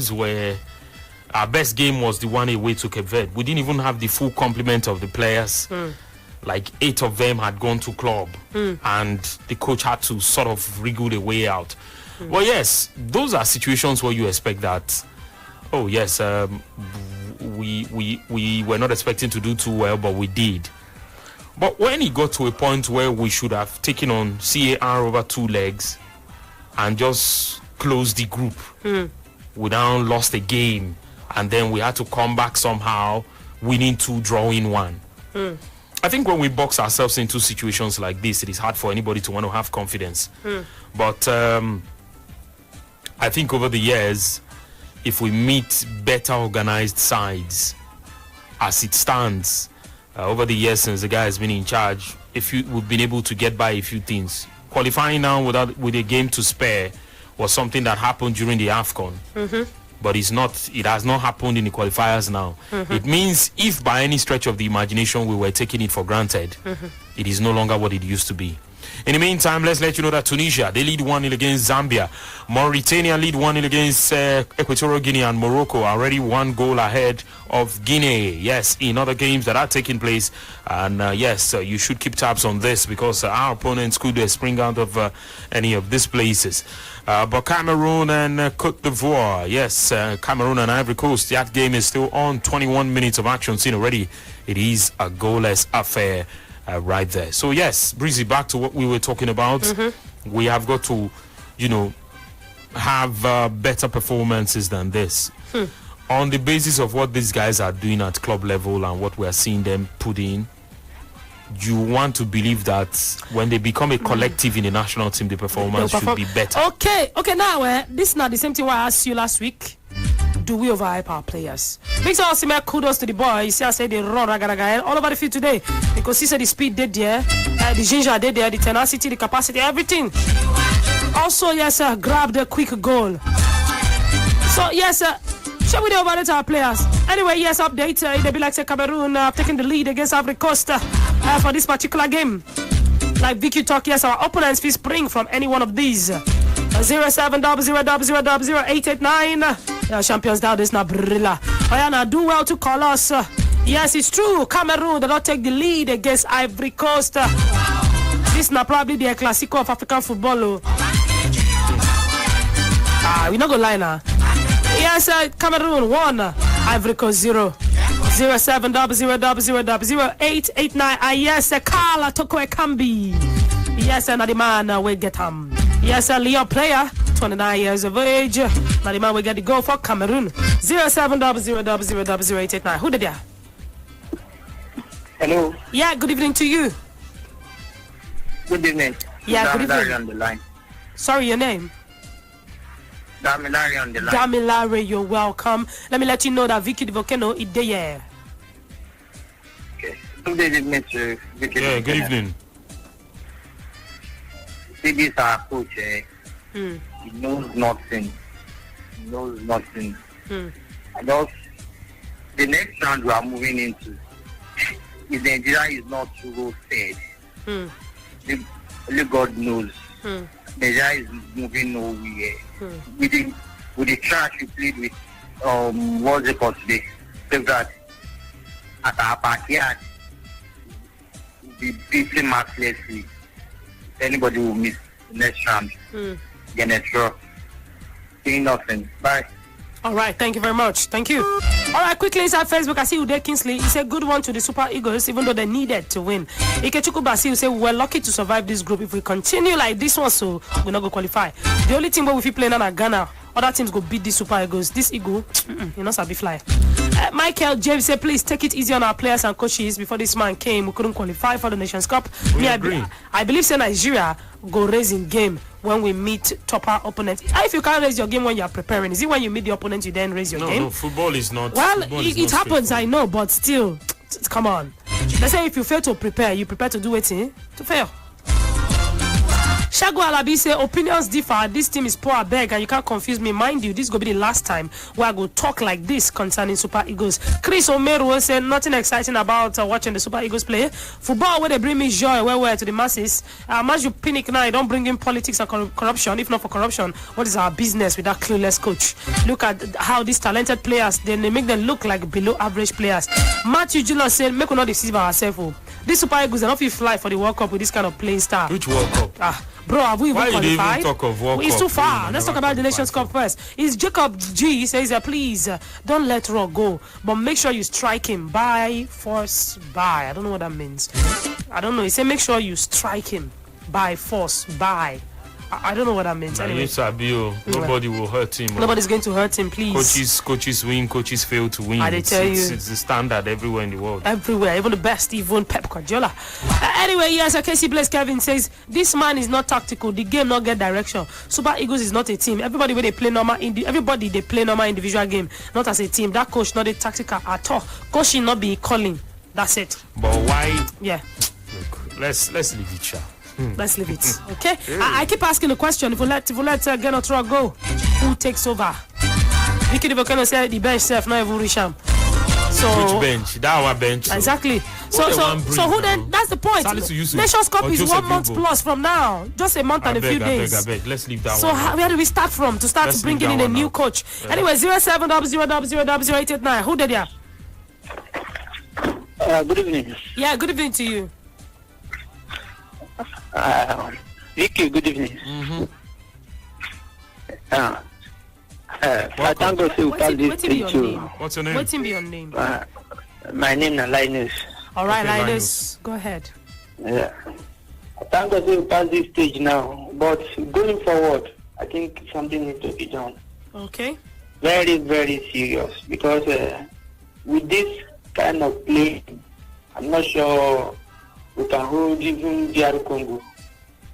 Not to talking of Algeria. So something needs to be done. If not sacking this coach, I don't know. To sack this coach is the best. Let's sack this coach. Get another person, let another person take over this job. He spend big money to do the work, and he's not doing it. Not doing the work at all. Because if you are, somebody will come and say we did not qualify to AFCON before we bring this coach so that he can do the needful. And he's not doing it. And he's collecting money from you. This coach needs to go. Okay. All right. Breezy. Thank you very much. To correct an impression, our coach is nowhere near the top earners in terms of coaching. Please. Okay. People have that impression even that for national team. they're not trying to collect money, they collect big money. But he has people in his backroom staff up to 3 that he's paying from his money. Wow. So he's not even collecting that much, yet he's paying people. I work for you. So are we the ones who are ungrateful? No. You can't control the emotions of the fans. It is hard to control that. That's not even in the best countries in the world where these things happen, and but as good as Portugal, with the crop of talented players that they had the likes of Azerbaijan and Luxembourg and Ireland and Serbia, and they didn't qualify ahead of their group. 2 things. If they thought they were better than everybody, they got a shocker and a reminder from Serbia, who even went as far as beating them at home to qualify ahead of them. Second is, if we thought the performance that the coach had at the Euros, which made the fans in Portugal to say, let him resign now, after all we have AVB and he's out of job. We have a crop of young talented coaches as far as Portuguese football is concerned. Get any of them on board. And we swept that perception under the carpet because we felt the man won the first international trophy for Portugal. Before then, they've not done anything. And that's how coaches buy time. In our case, possibly because we're all qualified for the 2019 World Cup, 2018 Nations Cup 2019, 2018 World Cup, and then the next AFCON, and then this one he's qualified for the playoffs. That's what he buys time with. But in the case of Santos, he has qualified for these competitions, and even when they didn't have any chance, they played the worst football at the Euros 2016, but they won it. He bought himself time, and the guys who run football in Portugal didn't think that things were changing. But they see the way their players play and manifest abroad, and then they come to the national team setup. The coach is not even sure of what to do. So when questions like that begin to spring up, yes, they threw their weight behind him to say that he wasn't going to leave the national team after the Euros when the criticisms came in, and they said he would guide them to the World Cup. But now that the playoffs are here, I'm not sure they are that optimistic. Hopefully they don't get paired against a side that will probably knock them out. Russia will be very stubborn. Italy is a no-go area for Portugal at all. Portugal should not even try to play Italy. If it happens that way, we're going to have problems. Okay. So please, let's not even look at the quality of what we have on our bench now and begin to say that, should we look at these people? Man, not deal. Somebody on Facebook here said, Adrian Cellini, say, I beg Vicky not mention that Salisu Yusuf again. I didn't mention it because I wanted him to take over. He didn't listen completely. Yeah. Vicky was saying no, that's not actually the best. In the meantime, Morocco have made it 2-0 against Guinea. Yes, it is now 2-0. Morocco, Breezy, let me tell you something about Morocco. These are the boys demo. They have not lost a game in these qualifiers. They are winning their 6th out of 6. That's a statement. They are winning their 6th out of 6. Like I said when we were wrapping things up, Tunisia are now leading Zambia 2-0 as well. Now, when we were wrapping up the match, I said if I were a coach, I'd probably be licking my lips now to look at the fact that... Say, once you come out Osimhen like this, you don't finish. Just make sure the guys... Because even if they bring the ball from the deep, they can't build. Look at the number of defenders who've had to audition on that role. Look at the amount of forwards that are being called. Check the midfield. The numbers of midfielders we have called are limited. They are nothing compared to the amount of strikers and forwards we have called. That tells you something. We should fundamentally, as a matter of fact, look at the sort of players that can improve the quality of what we have in the midfield. I've heard names that have been called here and there, and as much as I do not believe in those names, I just think that the guys who are in charge cannot exactly ask the sort of questions that can provoke a need for there to be a change. I agree that guys like Raw and coaches above their 60s are not exactly the sort of guys you want to entrust with these kinds of job and expect instant impact and all the rest. No disrespect to their experience, but what we're seeing now, coaches can be pragmatic. We've seen cases where Mourinho and most recently Unai Emery, inside first half, no injuries, he takes out a player and then he replaces with another player because you have to be on the front foot. Of course. It is better to win a game ugly if all the plans do not work. Remember, there's a plan. If all that plan don't work, you can then win by other means and then say, at least we won, let's go on to the next game. It is better to win by that way and then try to always give a reason why you think we did not play the way we should. There is a certain way we are used to playing before now. I'm not saying bring back the West out of this. I'm the last person who's going to say that. I'm a fan of win at all costs. But please, even in situations where Thomas Tuchel sets his team to say defend first, let's not concede, there is a plan for them to hit you in a way that the moment they have the ball and they are building, the fullbacks are pushing with the forwards, and once it is a counter-attacking situation, they hit you and you won't know what is coming. But in a case where we were not creating and you had two wingers on the bench who are starters for their clubs and who are interesting prospects that can change the course of a game, and you didn't think it was necessary to bring them in, you know what he does? Why I feel like I don't even know where I stand in a case like this is because people like us have defended him many times to a very large extent. So he's leaving us short of what to say in terms of the options. Eating your words now. Well, I've not exactly eaten them, but I expect things to have improved beyond this level. Do you understand? So that we can now say, okay, this is what is happening, this is what is happening, because I can't imagine how terrible or how blunt our attack will be if a guy like Osimhen doesn't start. Man, that's why I don't want us to put ourselves in a situation where he takes a knock and then we are struggling to say, VQ, the kind of game we come out to play today, now a game of all out, trying to get it quickly, according to what the NFF president said. He said, make we do them sharp. And now what I be teaching Nigeria want to do when Osimhen get that goal, I was like, okay, this is going to be a quick wrap. First half, we don't finish this game, with the energy and when Osimhen come. Now imagine you don't have that kind of energy to try to do what they tried to do today. Who do you then, who you want to put for that place where get that kind of hustler spirit? So just like you said, VQ, once the opponents we just come out one or two things from Osimhen, then we begin to do vibes and inshallah. I saw Paul Onachu today. It is man, come on. I'm not saying he's not good, but it's that player who is just there. You need to feed him the ball to then put it in. He's not the man that struggles and hustles for the ball. But he's not the only guy. He's not the only guy. Terry Murphy had a fantastic season. We barely tried him. We have other guys who can also audition for the position. And we barely give them a chance to come and show what they can do, so that when we go into proper competitions, there are options.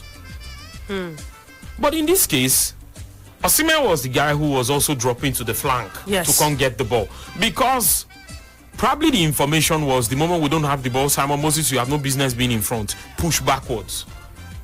No. We also have to give these guys a reason for them not to come out. Every player defends one way or the other. If you do not have the ball, what's the point being in front? But let's make sure that we utilize the players according to their own strength and make them play better. There was a bit of stability as soon as, Frank Onyeka came into the midfield. But these guys were also looking at situations where they could beat us with the long balls and try to get something towards the end of the game. No. I mean, if our forward players were also playing, we probably should have killed off the game before they were going to come out with those options. And then we will be the ones to be having heart-in-the-mouth moments. We don't want to try that. All right, yes, sir, we got problems in the midfield. We are not doing enough in that midfield. Now, if we continue to talk. But yes, ladies and gentlemen, one or two calls before we quickly go to pay the bills. Them 07000889. Hello, good evening. Yes, hello, good evening. 07000889. Who did ya? Yeah, what's be your name? My name is Musa. Musa, you're welcome. Let's hear you.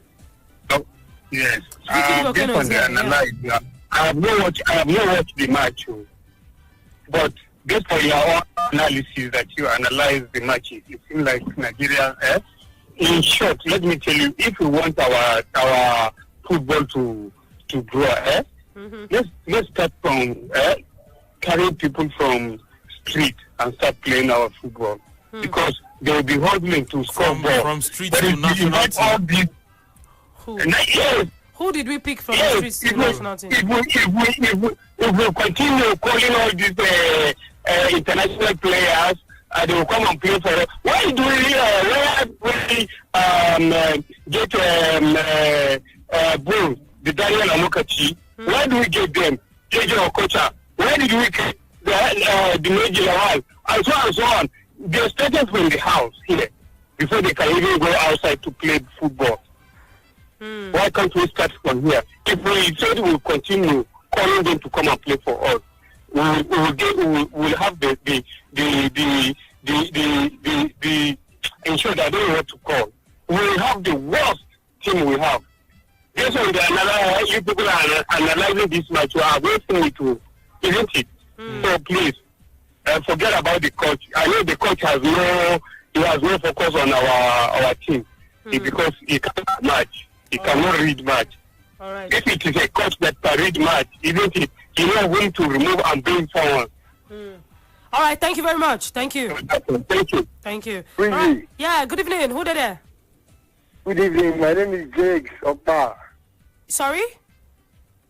Jakes Okpa is my name. What's your real name? Your Nigerian name? Yeah, my name is Jigba Okpa. Jigba. Okay. Yeah. All right. I'm Vicky. Vicky is here, yes. Hello, Vicky. Yeah, good evening. I like your analysis. It's okay, but does your comment count? Do your contribution count?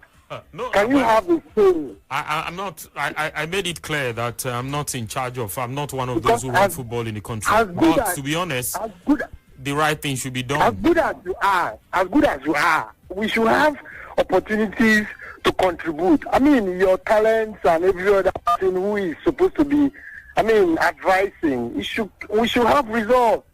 This Guerrero might be a good coach, but the people surrounding him might not have the technical knowledge as you do. You know? So make effort. We should just be hearing over there that there is contribution. I don't know. It's not that we don't have the talent. Everything is there, but why are we not having results? Hello. All right. Yes, we don't hear you well. We can answer that. You say, why are we not having results? We ourselves, now, what if we try to discover as we talk for here? Yeah, busy. To be sincere, we have everything, but where is the problem? Where are we getting it wrong? Let us focus on that. Let the focus be on where we are getting it wrong. Because without that, I'm sure you will continue like this. That coach might be a good coach. Nobody knows. But if he is not properly guided, he will be making mistakes like today. And everything was there for us to gain. But I don't know. It's a good time with you, Brila. All right. Thank you very much. Yeah. Thank you, James. Jigba. Thank you very much. Yeah. All right. Hello. Good idea. Good evening. Good evening. Yeah, good evening to you. Hello, good evening. Good evening. What's be your name? Sorry, Oluwasesan speaking from Ijebode in Ogun State. Oluwasesan.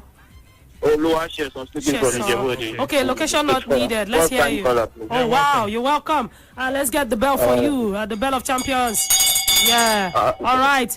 Okay. So let's hear you. So many times I listen to your program. I really want to contribute, but I don't just. But thank God I have you on board now. Let's go. Right. Welcome. Yeah, firstly, I would like to come in like this. You see, that our coach. Yeah. I don't really see anything good coming out of that man. There is nothing good that can even come out of that man. It's very obvious. If we have anything to achieve at the African Cup of Nations, if we really mean business of going to that World Cup, I think it is high time we sack that man and let him go. Then the likes of Amadou Picnic that are surrounding that man, I know there is still something fishing, there is still something going on underground in that NFF. And I know very soon the Lord will make them a laughing stick. Yeah, we will soon hear. We will know. Because I don't just seem to understand what is going on with that our Super Eagles. Personally, this is the best set of team we can call that we can say we have in Africa now. Look at the age limit of these guys. Look at the way these guys are playing in Europe. Forget the fact that maybe they are home base or not home base of a team. This should be the best set of Super Eagles players Nigerians that should be representing Nigerians. This is a team that should be given the whole world problem come 2022 in Qatar. Come 2022, what is it called, World Cup? A team that, even though I don't want to know the big things in the world, that should be scared of coming to go and contact with. But I don't just know. I don't know, and I pray the Lord will see us through. Amen. But the very next thing I would just say is, this to the very right time. Let's start this man. Let's say a big thank you to him. He has done his part. We've seen the best he can offer us. He can't offer us anything good more than this. He's better with, like, seriously, the whole problem started when he had invited Odion Igalo. I was wondering, why is he bringing back Odion Igalo into Super Eagles team? So putting all this part together is very obvious. This man doesn't know what he's doing. Forget, aside from those people surrounding him. Instead of him advancing Odion Igalo, why don't he just come to Nigerian Premier League, look for our top scorer there last season and bring him into Super Eagles for us? We will know yet. That one will even perform. What is the performance Odion Igalo was having on the pitch today? To my own distance, I thought he only has one attempt. Maybe one attempt. Now that was in the first half. The second half, he was lost. He was nowhere to be found. Then second, another area that I want to contribute is I was listening to the press this thing. Was it not midnight around something? That you people were interviewing him. A question was being thrown to him. They were asking him, why is it that you have 11 players on the field for a whole night in this, and you will not be able to make any substitution? Look at the response our own coach is giving. Yes, since the players on the field, they are capable. He's not seeing anything wrong in the team. He cannot. So why should he be making a substitution? With the kind of players we are having, then the coach will tell us he has to stick to the starting 11 is representing us in the match. Then what is the essence of inviting 22 players into our team? Invite 11 players. Let's know you are making use of 11 players. Why wasting our money and everything, inviting all of them? So I think it's right, and Nigeria should just pass ways with that man and stop wasting our money. Unless if those in NF, they are sharing our money with that man, maybe the salary they are paying him, they are sharing it. Then secondly, there are some players now, I'm suspecting it's like there are some players that are paying that man before he gives them invitation into that national team. Because we have some players that should be in the national team that you are not calling on, and those that are of no relevance to us, you are bringing them in there. So, my dear sister, that is all I have to contribute. Thank you. Thank you for your contribution. All right. All right, yes, ladies and gentlemen, we need to take a quick break. Yes, pay the bills before we continue with the rest of the show. Meanwhile, big update tonight, yes, for the other games that happened for the other centers, talking about the World Cup qualification series. East Africa, Cameroon, they see they beat, yes, Ivory Coast 1-0, and Kala Toko Ekambi, the man will get that goal. Meanwhile, yes, Mauritania, yes, Mauritania, yes, they beat Equatorial Guinea 1-0. Halftime in that game. Morocco, yes, still beating Guinea 2-0. 45 minutes, yes, almost half time. And Tunisia, they not triple their lead. Yes, the first goal come from Laiduni. Second goal, yes, came from Draga. And the third goal, yes, is the Al-Hali man, Ali Malou. Yes, ladies and gentlemen, Tunisia, they beat Zambia 1-0. Crossing enter Europe at this point in time. It's kicked off already. Yes, World Cup qualification series, Qatar 2022. Yes, inside Europe, Bosnia Herzegovina 0, Ukraine 0, Czech Republic 0, Estonia 0, Finland 0, France 0, Gibraltar, yes, 0. Latvia 0, Montenegro 0, Turkey 0, Netherlands 0, Norway 0. Wales, yes, and Belgium 0-0. And that's not the update. Even as I talk now, yes, it's looking like Montenegro, they don't put leg for front to try to grab one goal before we go on the break. Yes, ladies and gentlemen, there's a goal inside the Montenegro versus Turkey game. 4 minutes into the game and 3 minutes actually. And yes, Montenegro, they're on the lead against Turkey. When we come back, yes, even as they take on our calls, we'll give a quick update on the games and of course probably still roll out some of the lineups to you guys. All right, let's make we go pay this bill and we'll come back, continue to talk about the World Cup qualification series. This is not a home of the fans, the frequency of sharp, your station with attitude, Sports Radio 88.9 Brila FM. We'll be back.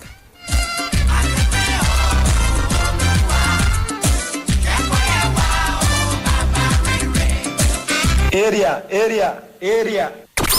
Total Sports. Sports for all game. Drop goal. Between the posts. Sports. Radio 88.9 Brila FM.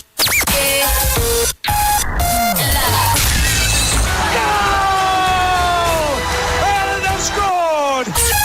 Imagine a world without goal. Oh! Sports Radio, 88.9 Brila FM. Welcome to the good life.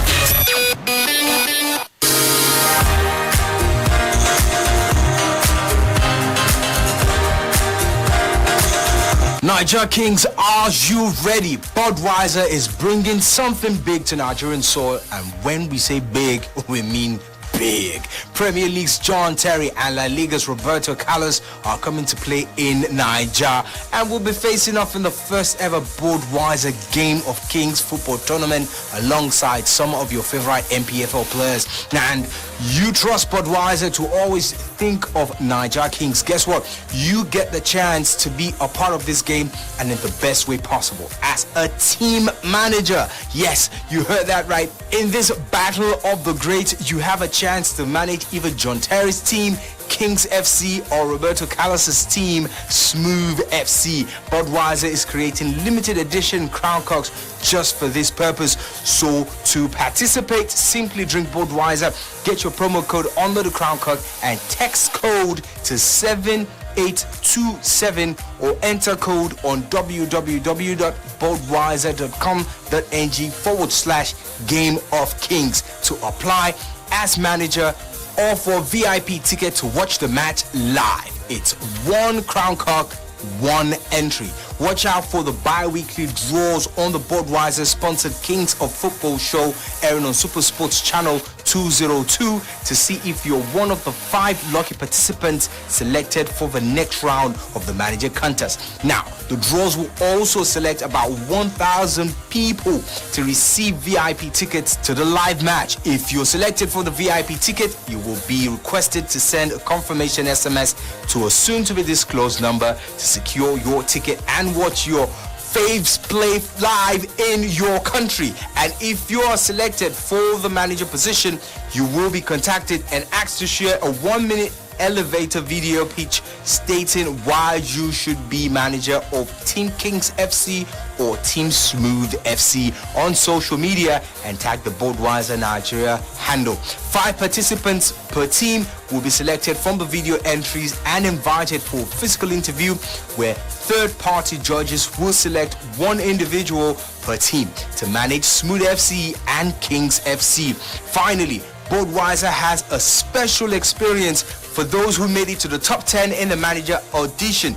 If you're one of them, you get a chance to meet and party with Roberto Carlos and John Terry at the Center of Kings after party.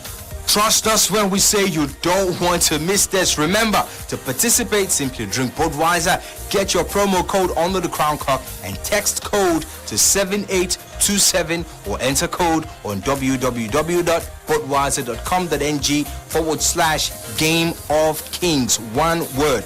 Game of Kings is brought to you by Budweiser, the official sponsors of the Premier League and La Liga. Budweiser, King of Beers.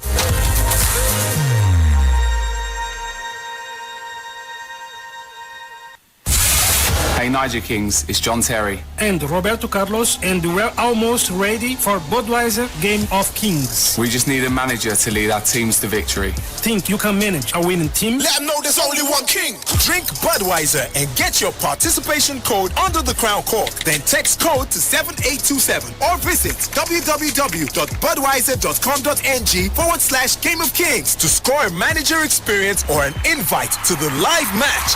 Text code to 7827. Terms and conditions apply. Game of Kings is brought to you by Budweiser, the official sponsor of the Premier League and La Liga. Budweiser, King of Beers. Drink responsibly. Drama in Italy has finished Udinese 0, Sampdoria 1. Fabio Quagliarella scoring a late winner, and in Football is for all. The Serie A is here on Brila FM 889.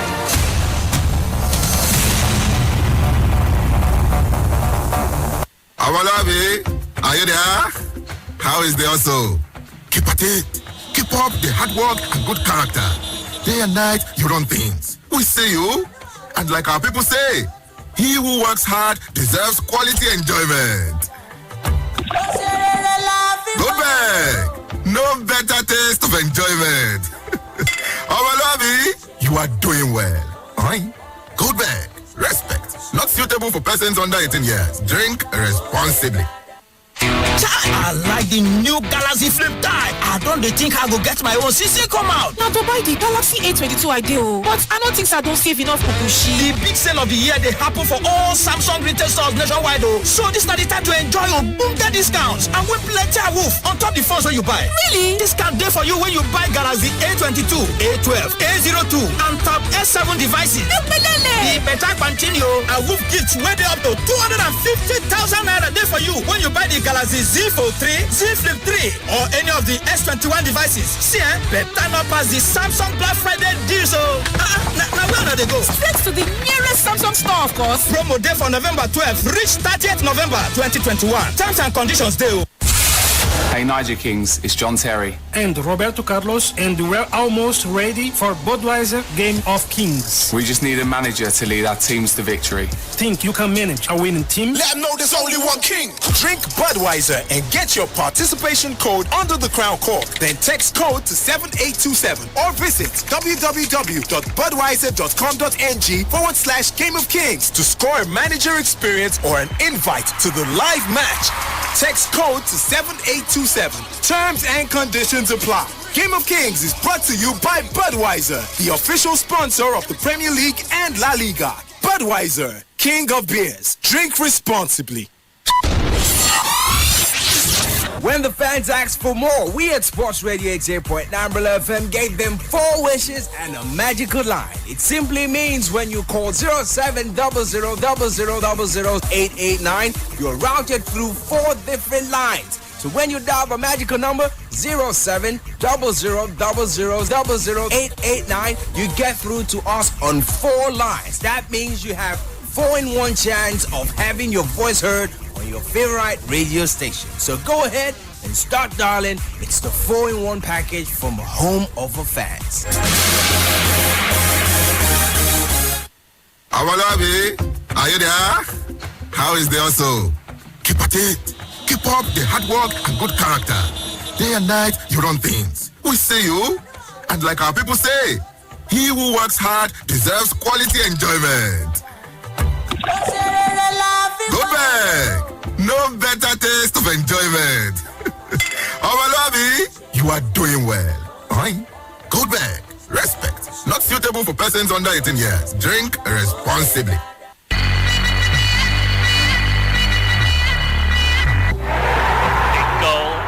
Title race in Spain, and Celta Vigo have equalised at Barcelona. Santimina. It's why this matadors fight. This is La Liga on Brila FM 889.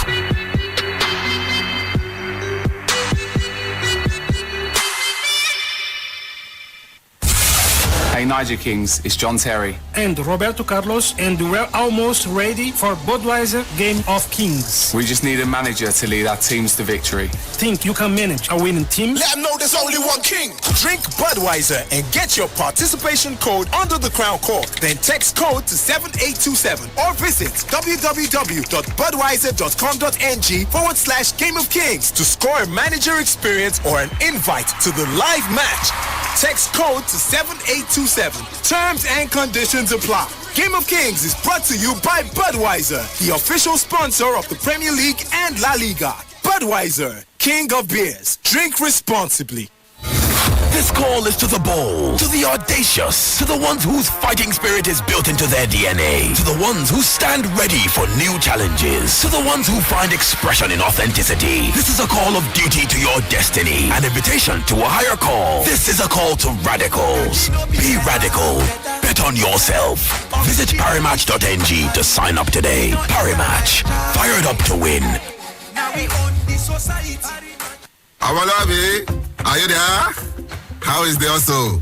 Keep at it. Keep up the hard work and good character. Day and night, you run things. We see you. And like our people say, he who works hard deserves quality enjoyment. Go back. No better taste of enjoyment. Awalabi, you are doing well. Alright? Go back. Respect. Not suitable for persons under 18 years. Drink responsibly. He is successful. Jamie Vardy for Leicester City has put them in front. Arsenal are once again going to finish ahead of Tottenham in the Premier League. This is 88.9 Brila FM, and we give you action in the Premier League as they go in.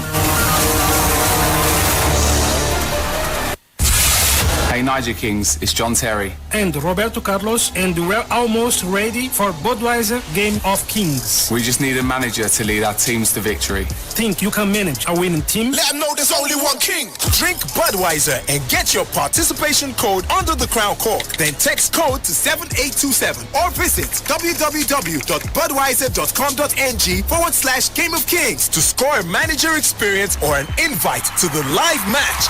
Text code to 7827. Terms and conditions apply. Game of Kings is brought to you by Budweiser, the official sponsor of the Premier League and La Liga. Budweiser, king of beers. Drink responsibly. Niger Kings, stand up!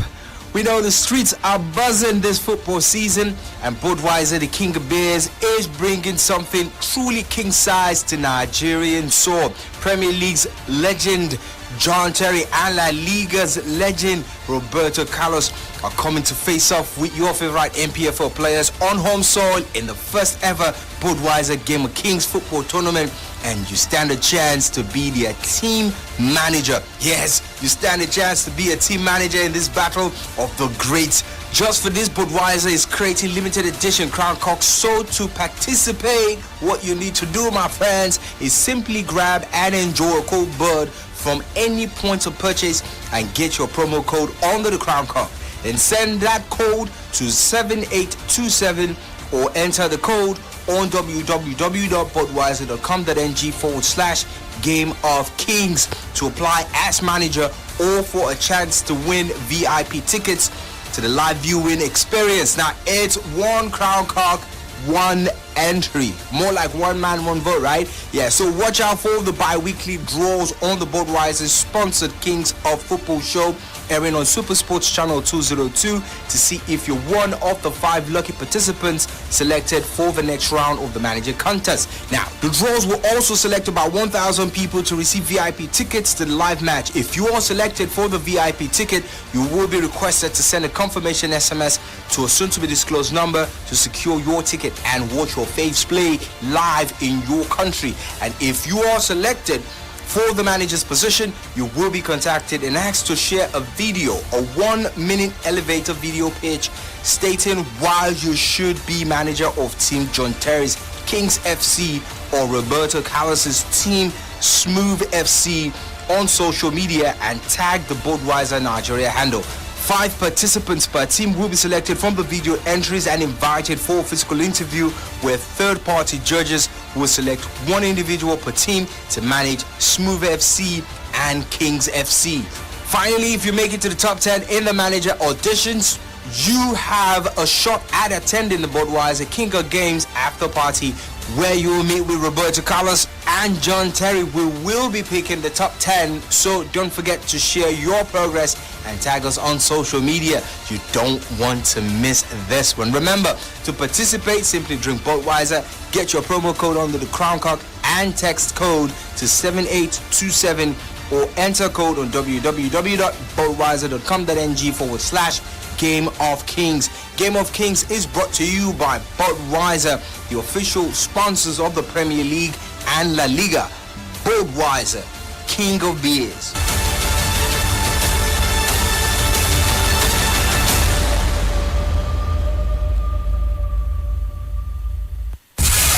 Hey Niger Kings, it's John Terry. And Roberto Carlos, and we're almost ready for Budweiser Game of Kings. We just need a manager to lead our teams to victory. Think you can manage a winning team? Let them know there's only one king. Drink Budweiser and get your participation code under the crown cork. Then text code to 7827 or visit www.budweiser.com.ng/Game of Kings to score a manager experience or an invite to the live match.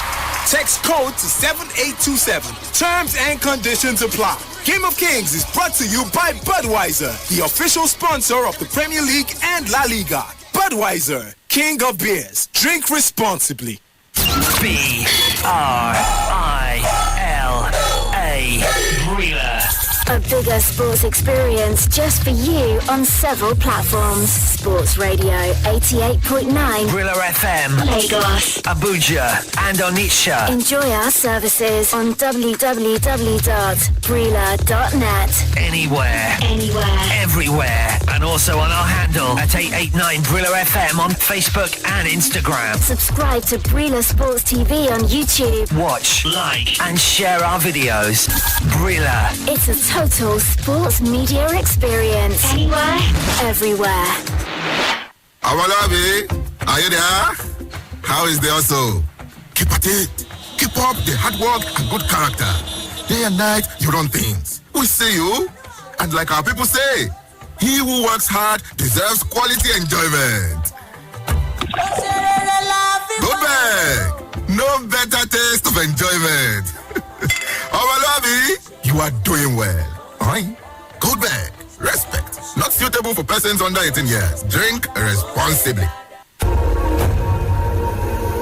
Dortmund were beginning to build up ahead of steam, and now they've finally taken the lead. It's a ball whipped in from Thomas Meunier on the near side. He's been really dangerous getting forward.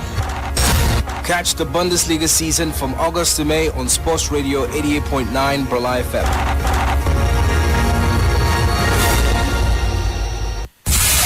Hey Niger Kings, it's John Terry. And Roberto Carlos, and we're almost ready for Budweiser Game of Kings. We just need a manager to lead our teams to victory.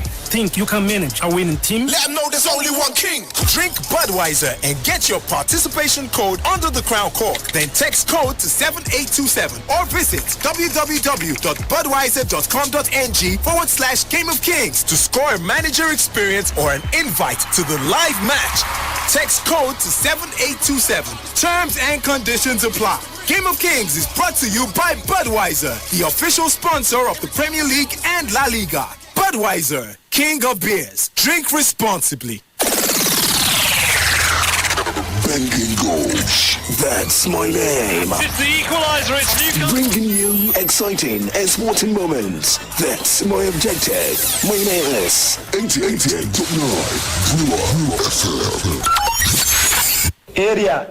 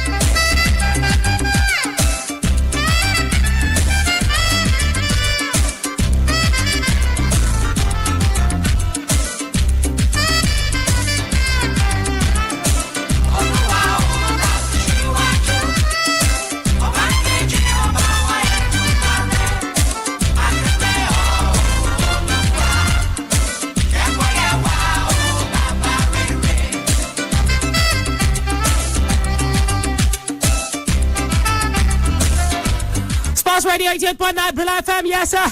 And we see there to take on a reaction. Nigeria versus Cape Verde, 1-1. Yes, Sebastian.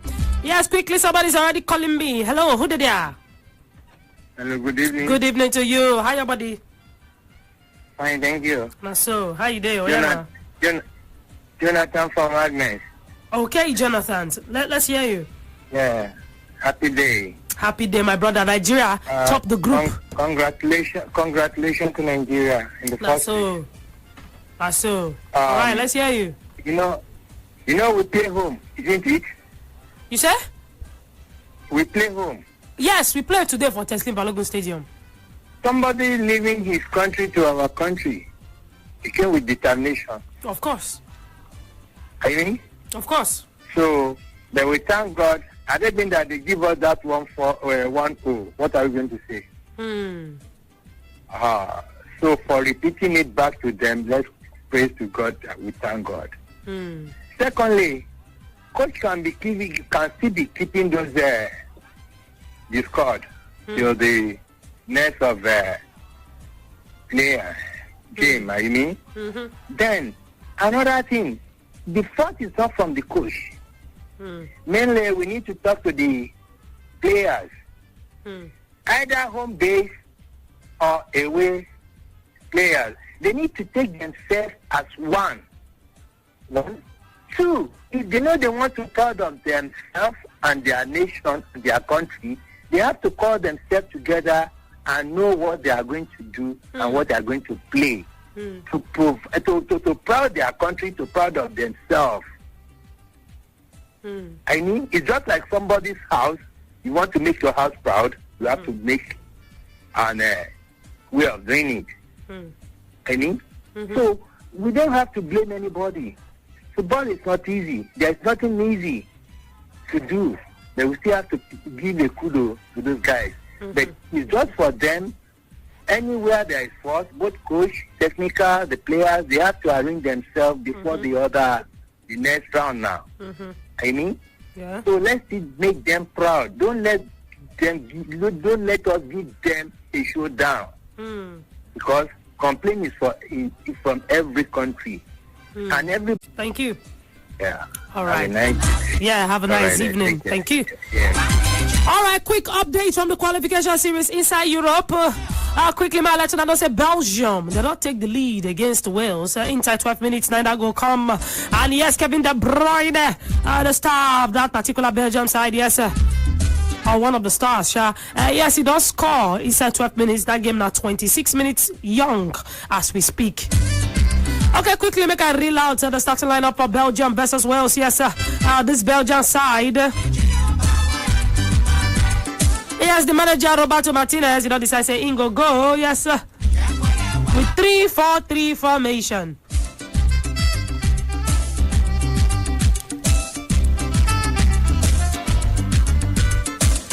Yes, Belgium 9 be the away side, and yes,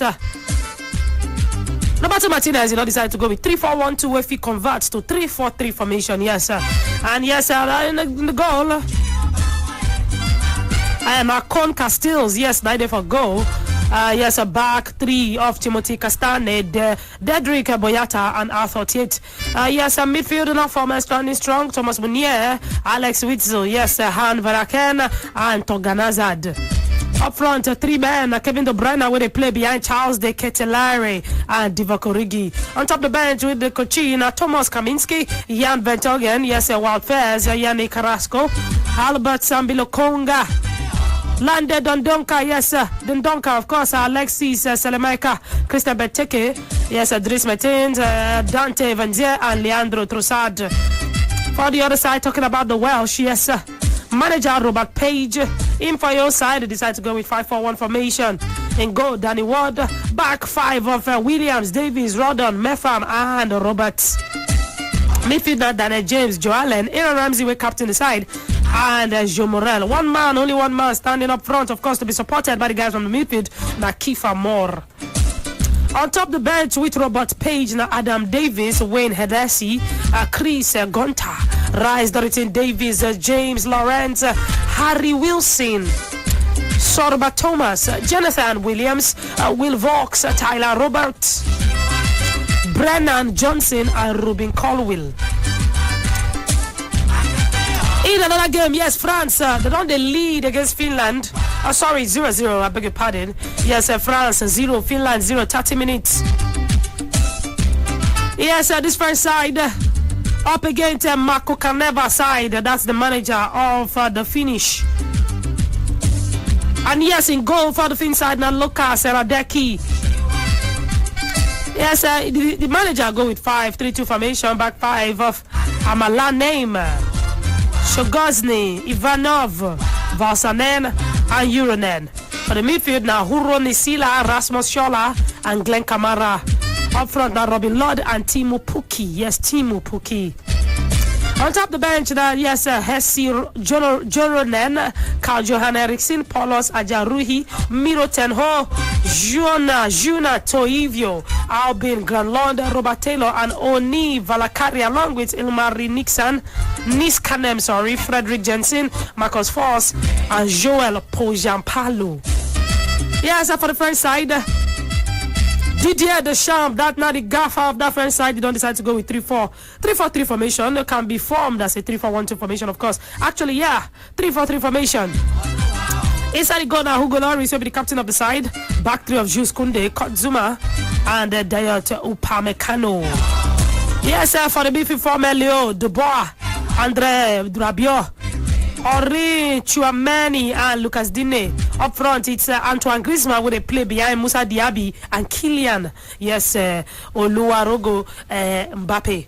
On top of the bench now, Alphonse Areola, Benoit Costil, Lucas Hernandez, Benjamin Pavard, Theo Hernandez, Jordan Kevetout, Veretout, Clement Longley, yes, N'Golo Kante, Kingsley Coman, Matteo Gendouzi, Wissam Ben Yedder, and Karim Benzema. This bench, so now some people starting 11 somewhere. Alright, 0700000889, your champions down this time, Brila. Quick run up of the scores. Bosnia and Herzegovina against Ukraine as 0-0. Finland, the host France, of course, as 0-0 as Barcelona. Yes, Czech Republic 0, Estonia 0. The Wales against Belgium, of course, now 1 in favor of the Belgians. The away side against Wales, and the man, we get that goal. Yes, Kevin De Bruyne. Ladies and gentlemen, update. The Welsh side, they don't pull up Baku. Update to now about what's in the happen for that center. I never know whether the goal will stand. Yes, it stands. It stands, ladies and gentlemen. Wales have pulled one back.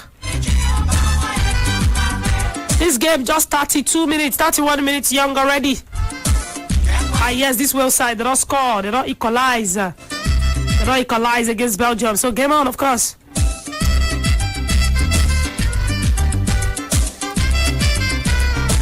Alright, Gibraltar 1, Latvia 1. Montenegro 1, Turkey 1. Netherlands and Norway still slugging it out 0-0. Bolivia inside the South American side of qualifications, the CONMEBOL. Bolivia 0, Uruguay 0. Yes, that's not the updates. Back, make we enter East Africa. Man, let you know say Equatorial Guinea, they don't pull one back against Mauritania. As I follow Nayan, so now 1 to Mauritania and 1 to Equatorial Guinea. Morocco, they beat Guinea 2-0. We tell you before. Yes, meanwhile, Tunisia, they see they beat Zambia 3-0. And it's second half. Cameroon, yes, still standing strong with that goal from Karl Toko Ekambi, yes, against Ivory Coast 1-0 in favor of Cameroon. Alright, Nigeria 1, Cape Verde 1, ladies and gentlemen. Let's hear from you. 0700000889. If you go onto our Facebook, the Facebook fan page, and our Sports Radio, Brila FM. Good evening to you and welcome. Who did you? Good evening. I'm Yes, Taiwo, you're welcome. Do you know the problem I have with this coach? Please tell me. I'm wasting our money to invite more than 12 foreign-based players, where you know we use only 11 out of them. Who they pay them get? That is my problem. That is my problem. And jokingly, this one, let me joke with this one. I will fight with your Tony there. Tony was there asking that man soft question. It's very soft question from Brila FM. And Tony will be here doing shakara for when whenever he's presenting program here. I'm just so tired about that Roy of a guy. No backup. Doesn't have any assistant there. This was you just like a COS, an IT student behind that man. Nobody to add anything up with that guy. If you won't make any changes, and you will be inviting 19, 20 foreign professionals. You have HK on the bench. You can't even introduce him to that particular match. You now brought in this guy, and now I'm not a coach. But who will make that cross to nudge into the net? Nobody, no wingers. Just clueless man. I don't know what they do at training. Maybe they took goalkeepers, I1, I2, you play that. I don't know. Very clueless. And I'm going to think he's looking at this one. Instead of me to just sack that by the time I'm bringing Amuneke, for God's sake. In short, I told they give us Tunisia. I just go I think they are dead. First leg, 3 or second leg, correct score. I'll bet straight. Thank you, Taiwo. Yes, 10 past the flare. Anyway, make I enter inside Facebook. Chris Ogaga say we know the truth, but some people there where they surrounded by the coach and he can't do anything. The people in NFF they control him. Okay, you guys should know that we need to change our methodology of thinking. It's Tommy Ziano da Silva say to me the coach they okay. We just need to give him another chance, and that will be the AFCON. Okay. More boy, not by Bobby says we were lucky today and we have been lucky throughout this qualification series. My brother, I kind of agree with you. Larry Rane said this team weak, so no victory. Now, wow, what a team. Can me? Shakira then Adebayo says thank God that we even managed to qualify for the World Cup. Yes, Latoye Orioye Ephraim says good evening, Breezy and Vicky. I beg, make we read the coach. Though I'm not okay with our pattern of play, but there's nothing wrong with the coach. Those players were not playing to expectation. He did well by topping the group. So what else do you guys want? Portugal, Italy, Uruguay, etc. They all have what best, but they didn't get top of their group. The coach qualify us to the next round, please. Claire Sketch says, Vicky, you say? As far as I'm concerned, that's fine. Oh, let me hear you. That's fine by my thinking. But let's also hope that while we are talking about things like this, now people always think that you can't be critical of a situation because it is not bad. Because you can manage it, you cannot criticize the situation. I'm not saying tear it down completely, but to be critical of it is not something we should shy away from. And to be honest, let's fix what we need to fix and get things done the right way. It doesn't matter if we are not losing. Let's not put ourselves in a situation when that day comes, we'll be looking for ways and be thinking it is not out of place to ask for options. Let's look for ways to ask for options and make things better. Let's leave all of this talk of this is not as long as we didn't lose, there's no point. As long as we can manage and get to the next round, there's no point. No, the reason why people are asking for these things is because people believe that we can do better than we are currently doing, and it's not out of place to demand more. Yeah. All right. Okay, back to Facebook quickly.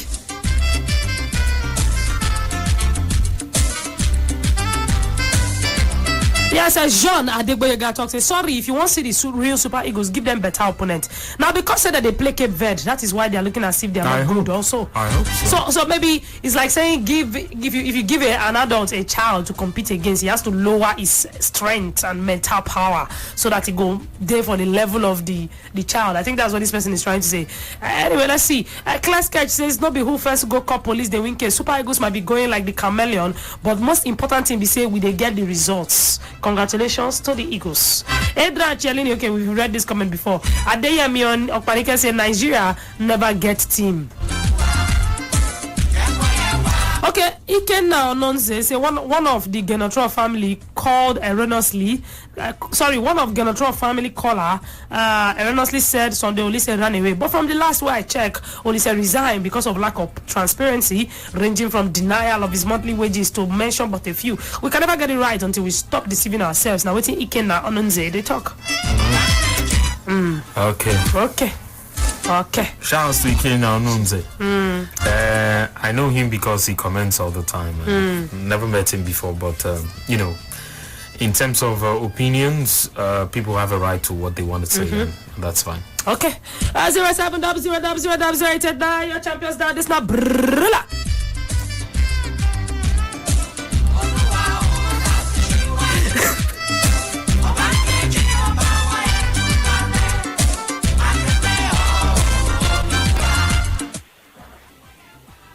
Good evening, welcome. Who did it? Hello, good evening. Yeah, good evening to you.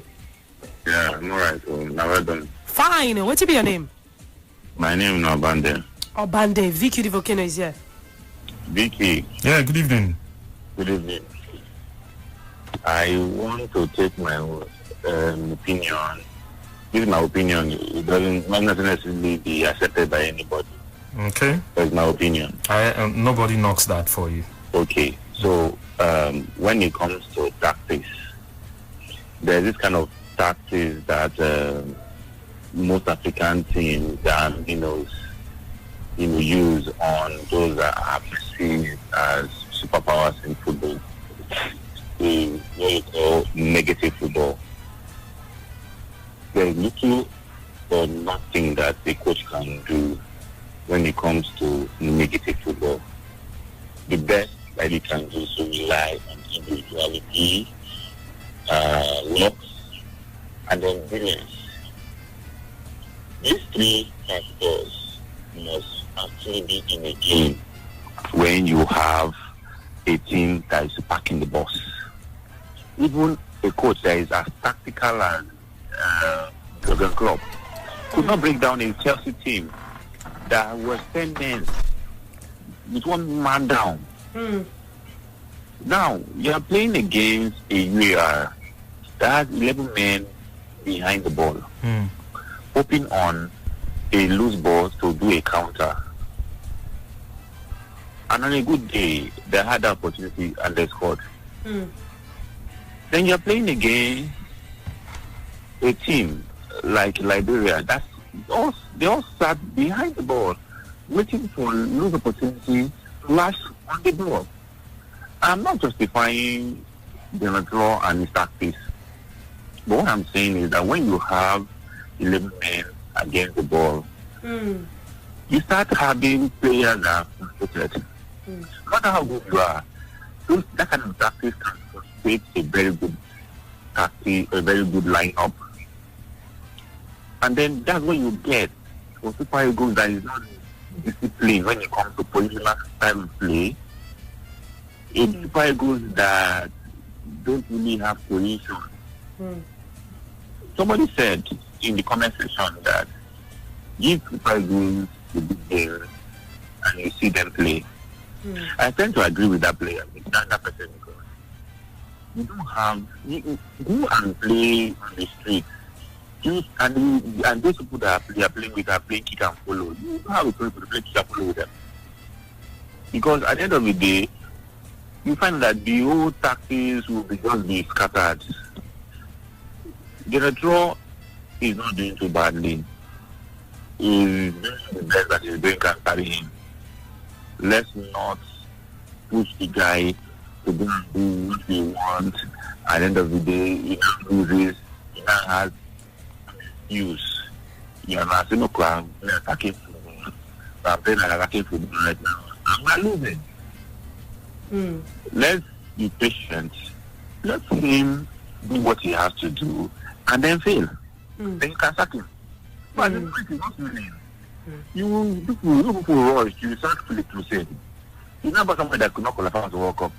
Crusade was playing stupid football and was getting results. Now, Genadra is playing uninteresting, non-attractive football and he's still getting the results. And then you are not satisfied. You want somebody that will give you the flair. Because they only say... But my brother, I better verse. Make I ask you one question. Is it that we are really getting the results or we are being lucky? Doesn't matter. You can make your luck, which is fine. Osemeno will win 1-0. You say, play the football, give me the result. And he wins Champions League. He doesn't have the best of players. He doesn't have the best of defenders or attackers. The McCarthy was his best player. Because he has his tactics, he has his philosophy. And he's getting the result. So please, let's not push this guy to go and do what he's not used to. And then we now get a bad result. Okay, but we're talking about luck, for instance. How long is this going to last? That's the question. If we continue like this, he's a lucky man. We can't meet one kind of better opponents now. Better opponents, let them disgrace us. I will be disgraced by General before. Hey. Even in World Cup, I get Argentina, they disgrace us. So, you guys should let the man do his job, I beg. Now, give him work now. Abi? The man is doing work. Now all of us, both you, me, now Nigeria, give him work.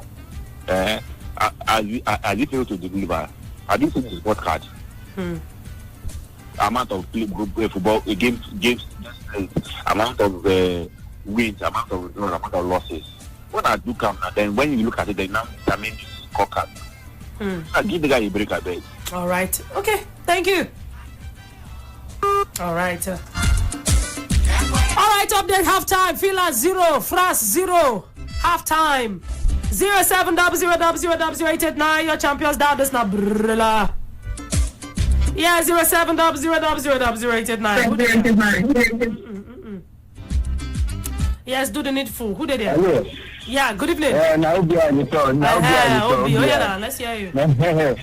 The last caller, I don't talk my mind. Now people like the last caller will find for this country. Amina.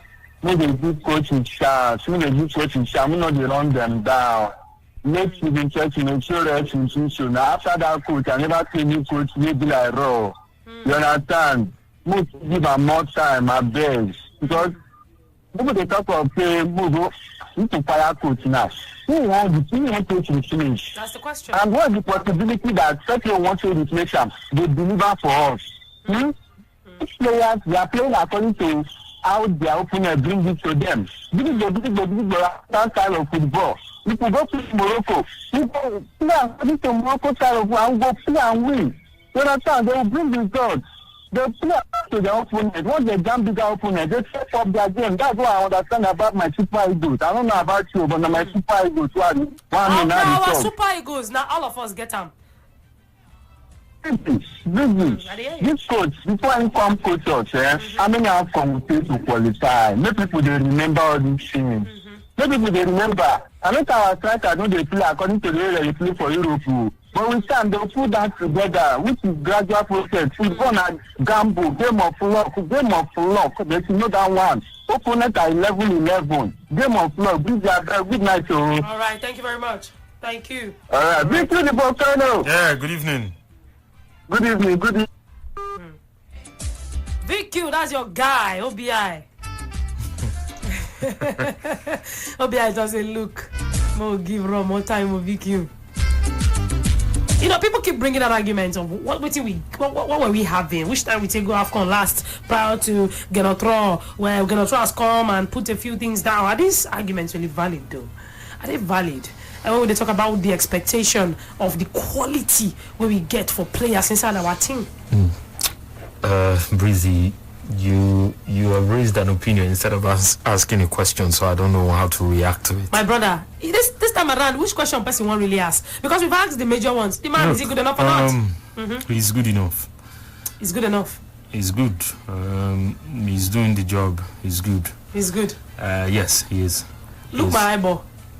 I don't have to. VQ. It doesn't affect what I think, so I don't have to. He is good enough for the job, and he's doing the job. And please, for those who think that we have ex-internationals that are prepared that can handle this job, I'm not a fan of those who sit down and expect that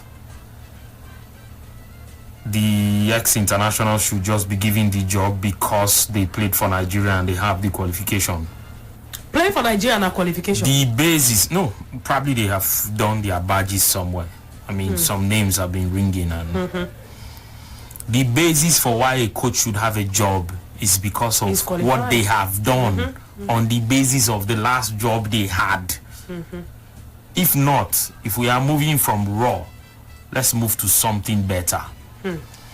That's why all along all the talk about raw, since I got here, and there's been a need to talk about getting raw, I have said top coaches cost money. Can we spend that? Can we afford it? Can we? If we can, that's a different thing entirely. But if we cannot, I don't see the insult it is on ex-internationals to change this story. Ex-internationals have to put themselves in a position where we can judge them on what they have done. The last job Amunike held was the Tanzania job. He was not the favorite for it, but they felt he was a good guy and Vicky, he had experience. Sorry, make I quickly talk one thing regarding that matter. I feel like people when they clamor for the Amunikes and likes, they know they clamor because they're not really clamoring because of what these guys have done. I think they're clamoring on the basis of familiarity. But that's on the basis of familiarity. These guys are familiar with our nation, our players. But that's where familiarity. I don't care about familiarity. That's where sentiment trumps reasoning. A sense of reasoning is way more important. So if you say you mention a few names now and you want to bring them on board, what is the basis for wanting to bring them on board? Is it because you feel they are better than this guy? Where's the result to judge that? No, they are not better than him. There's no result to judge that. Results are statements of fact, not speculative stuff, not sentimental stuff. So what have they been doing since the last time they had a job?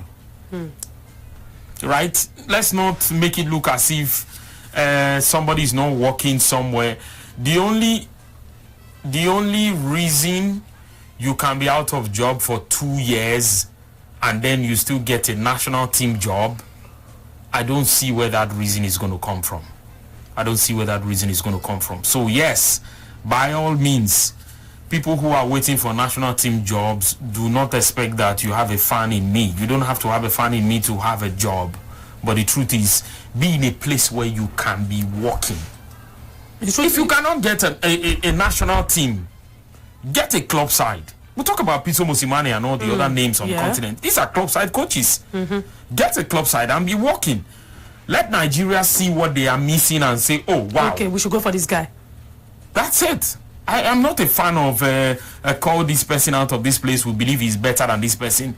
There is no result to say that person is better. Even at senior team level, these guys don't have up to 30 matches under their belt. Let's leave all the exploits at Youth Keda. Okay.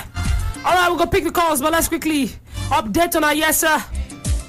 Inside the qualification series inside Africa, Malatona say Morocco don't make a 3 against Guinea. Yes, Morocco don't take another goal. El Kabi, that's the man. He scored for the first half, he don't score again. Ayub El Kabi. Yes, he don't score inside the 60th minutes. Vicky, why you laughing? Why you didn't laugh? Vicky? That's my man.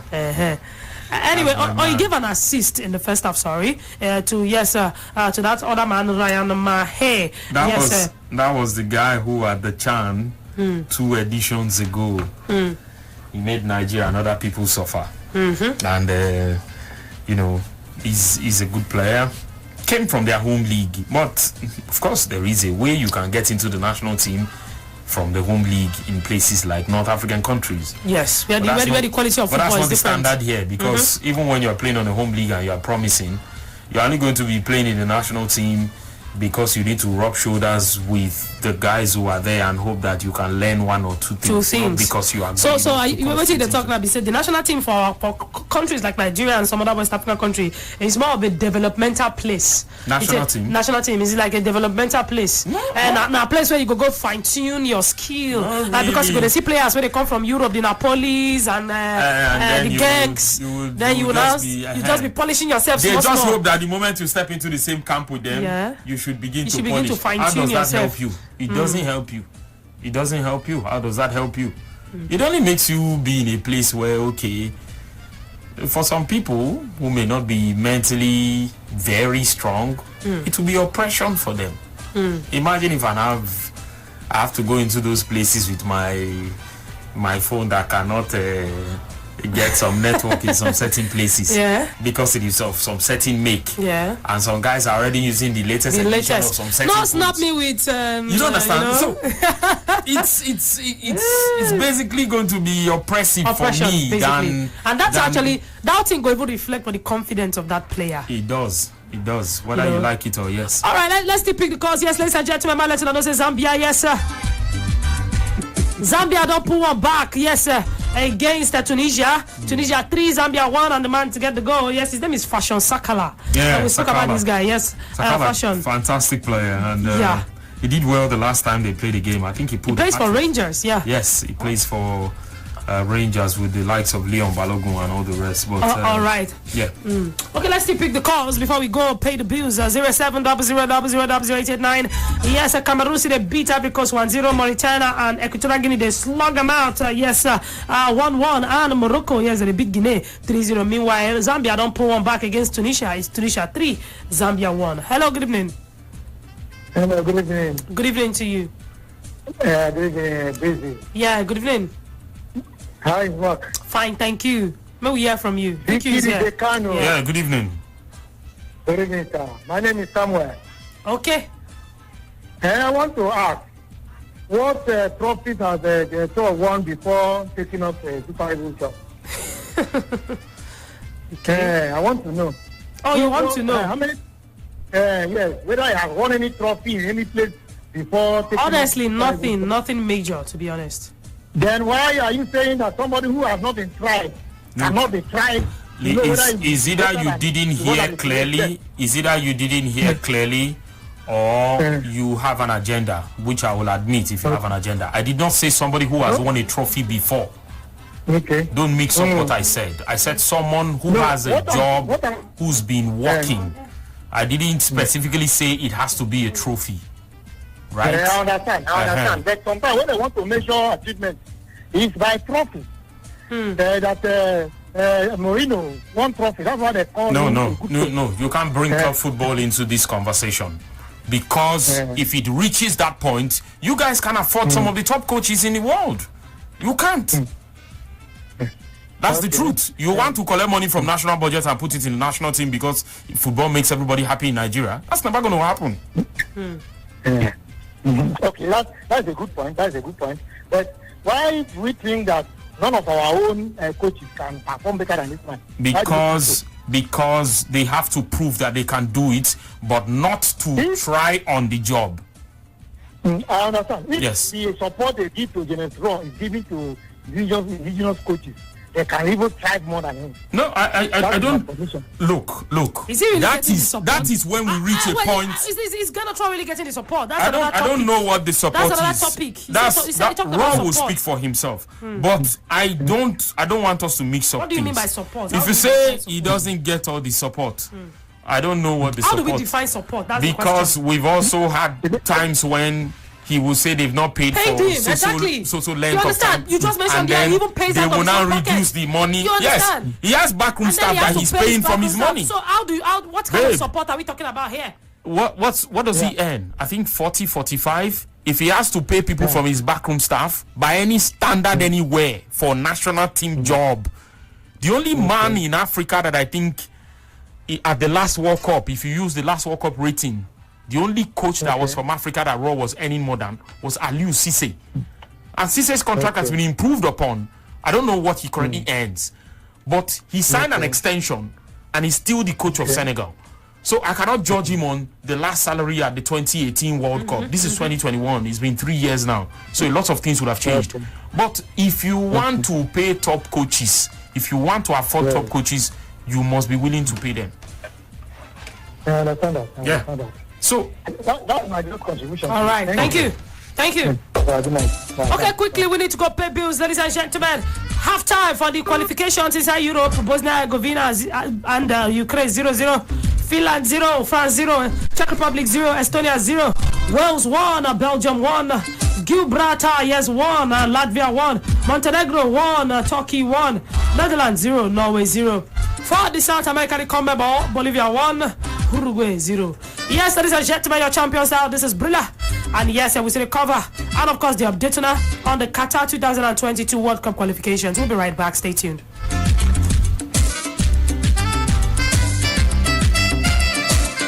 Area. Check it out, y'all. Goal! And they've scored! Alright, that was pretty good. Brila FM, always on the ball.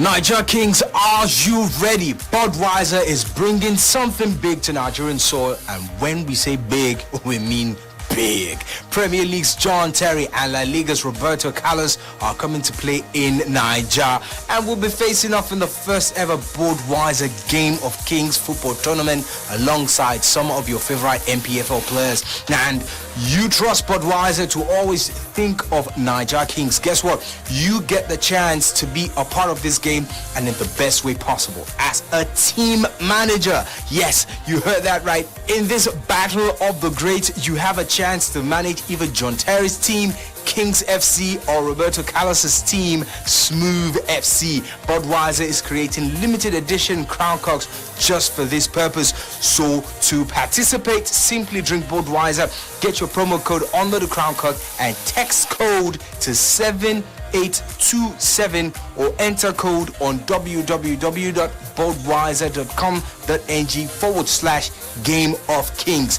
to apply as manager or for VIP ticket to watch the match live. It's one Crown Cock, one entry. Watch out for the bi-weekly draws on the Budweiser sponsored Kings of Football show airing on Super Sports Channel 202 to see if you're one of the 5 lucky participants selected for the next round of the manager contest. Now, the draws will also select about 1,000 people to receive VIP tickets to the live match. If you're selected for the VIP ticket, you will be requested to send a confirmation SMS to a soon-to-be disclosed number to secure your ticket and watch your faves play live in your country. And if you are selected for the manager position, you will be contacted and asked to share a 1-minute elevator video pitch stating why you should be manager of Team Kings FC or Team Smooth FC on social media and tag the Budweiser Nigeria handle. 5 participants per team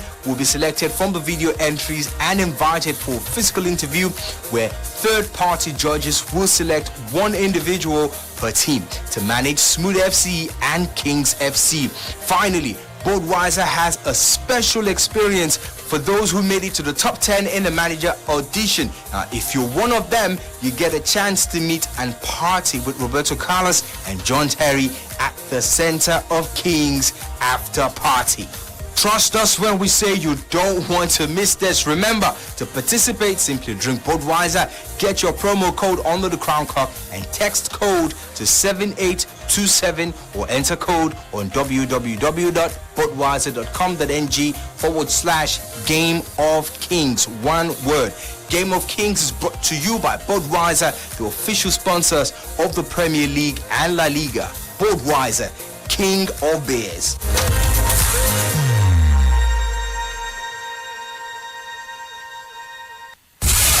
Hey Niger Kings, it's John Terry. And Roberto Carlos, and we're almost ready for Budweiser Game of Kings. We just need a manager to lead our teams to victory. Think you can manage a winning team? Let them know there's only one king. Drink Budweiser and get your participation code under the Crown Cork. Then text code to 7827 or visit www.budweiser.com.ng/Game of Kings to score a manager experience or an invite to the live match. Text code to 7827. Terms and conditions apply. Game of Kings is brought to you by Budweiser, the official sponsor of the Premier League and La Liga. Budweiser, King of Beers. Drink responsibly. Big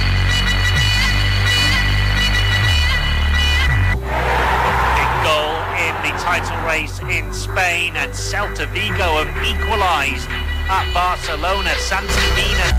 It's why this Matadors fight. This is La Liga on Brila FM 889.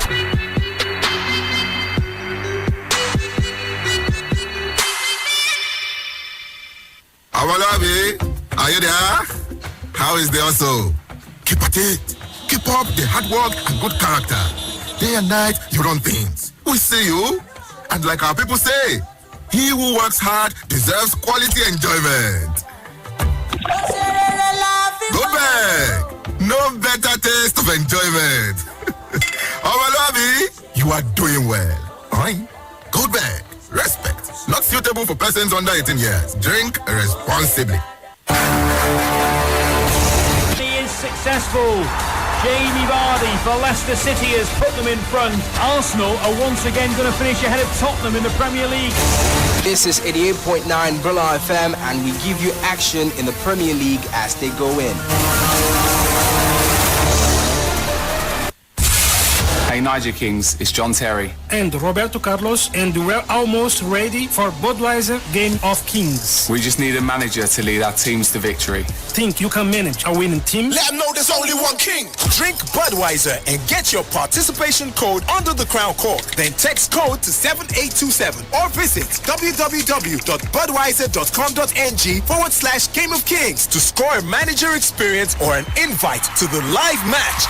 Text code to 7827. Terms and conditions apply. Game of Kings is brought to you by Budweiser, the official sponsor of the Premier League and La Liga. Budweiser, king of beers. Drink responsibly. Niger Kings, stand up!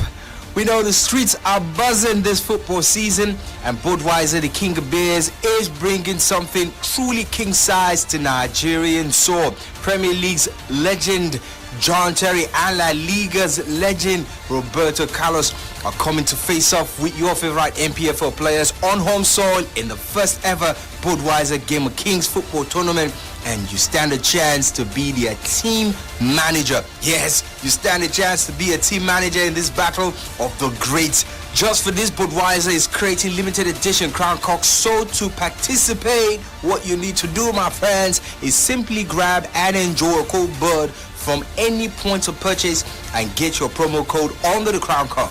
Then send that code to 7827 or enter the code on www.budweiser.com.ng/Game of Kings to apply as manager or for a chance to win VIP tickets to the live viewing experience. Now, it's one Crown Cork, one entry. More like one man, one vote, right? Yeah, so watch out for the bi-weekly draws on the Budweiser sponsored Kings of Football show airing on Super Sports Channel 202 to see if you're one of the 5 lucky participants selected for the next round of the manager contest. Now, the draws will also select about 1,000 people to receive VIP tickets to the live match. If you are selected for the VIP ticket, you will be requested to send a confirmation SMS to a soon-to-be-disclosed number to secure your ticket and watch your faves play live in your country. And if you are selected for the manager's position, you will be contacted and asked to share a video, a 1-minute elevator video pitch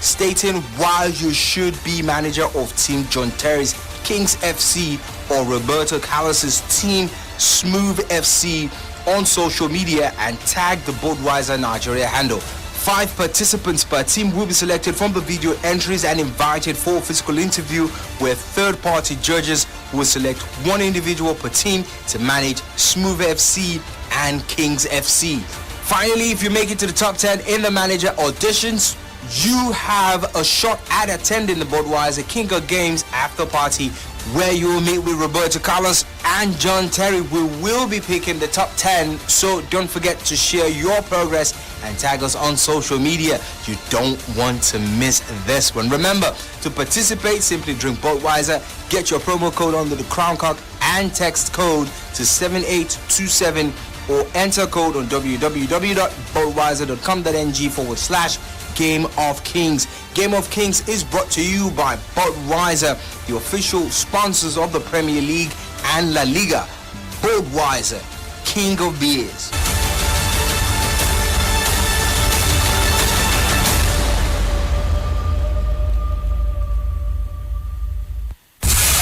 Hey Niger Kings, it's John Terry. And Roberto Carlos, and we're almost ready for Budweiser Game of Kings. We just need a manager to lead our teams to victory. Think you can manage a winning team? Let them know there's only one king. Drink Budweiser and get your participation code under the Crown Cork. Then text code to 7827 or visit www.budweiser.com.ng/Game of Kings to score a manager experience or an invite to the live match. Text code to 7827. Terms and conditions apply. Game of Kings is brought to you by Budweiser, the official sponsor of the Premier League and La Liga. Budweiser, king of beers. Drink responsibly. The elders say you must always identify the art with the artist. The Legovas. That is magnificent! The Panenkas. Panenka! Oh, it's genius! The Fiends, or even the Nutmegs. What they didn't tell us was to appreciate the art. What a goal! because seasons are never the same.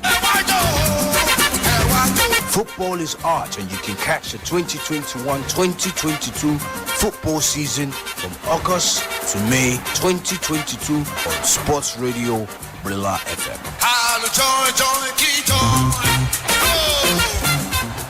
Awalabi, are you there? How is the hustle? Keep at it. Keep up the hard work and good character. Day and night, you run things. We see you. And like our people say, he who works hard deserves quality enjoyment. Go back.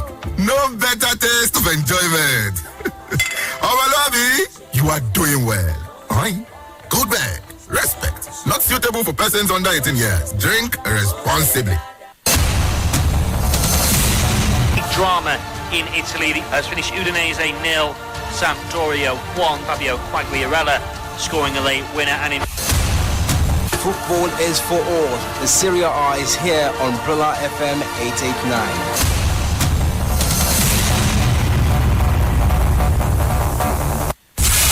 Hey Niger Kings, it's John Terry. And Roberto Carlos, and we're almost ready for Budweiser Game of Kings. We just need a manager to lead our teams to victory. Think you can manage a winning team? Let them know there's only one king. Drink Budweiser and get your participation code under the crown cork. Then text code to 7827 or visit www.budweiser.com.ng/Game of Kings to score a manager experience or an invite to the live match. Text code to 7827. Terms and conditions apply. Game of Kings is brought to you by Budweiser, the official sponsor of the Premier League and La Liga. Budweiser, king of beers. Drink responsibly. Here we go. The best. Tear down this wall. All weekend. On Brila FM. Understand why I got you on my mind. Sports Radio 88.9 Brila FM. Power. Love it. Area.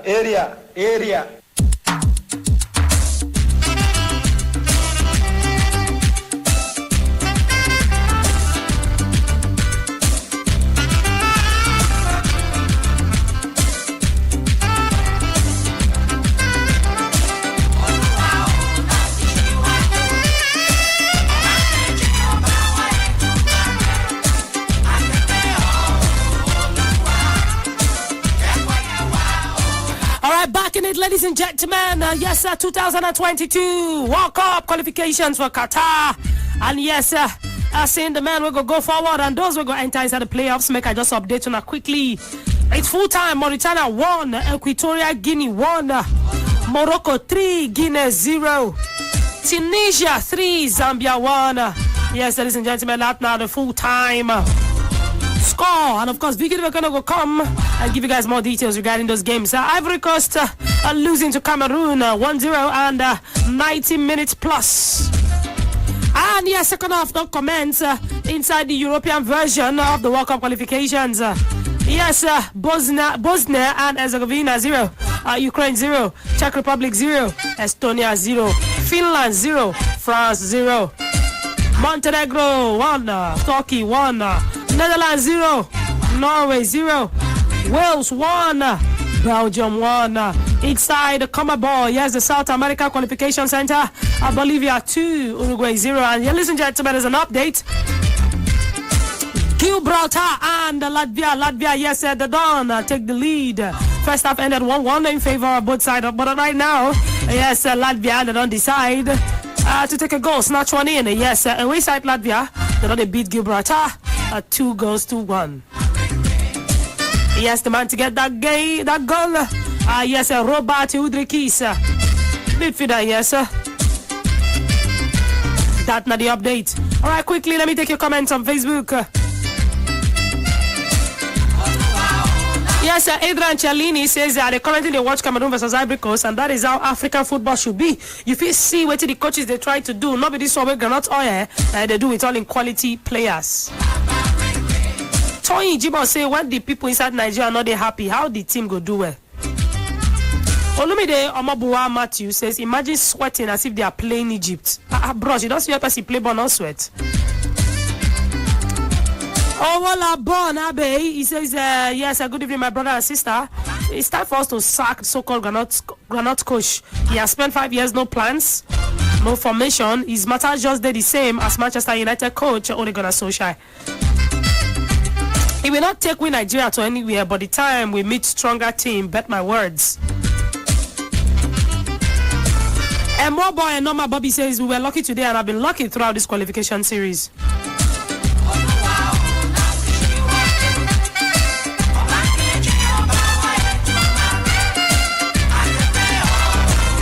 Yes, Akilo Martins Luda says, I stopped watching Nigeria or supporting Super Eagles 2010. They don't degenerate. I would rather support San Marino than Eagles of Nigeria. NFF need to bring Super Eagles back to where they belong. That is why many Nigerian-born players don't want to even play for the Super Eagles. KC Blaze says the man is not tactical, the game will not get direction. Super Eagles is not a team. Everybody they play normal individual game, not as a team. That coach not there tactical at all. Coach is not his calling. That's it.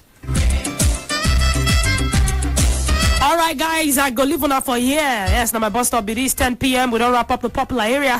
And of course, I give you over to Vicky the Volcano. And yes, I make you rap on for a spot trap on the volcano. Meanwhile, Venezuela versus Peru para. It does start to, yes, Venezuela 0, Peru 0 inside the Commonwealth qualifications. Hopefully, Peru go para inside this game.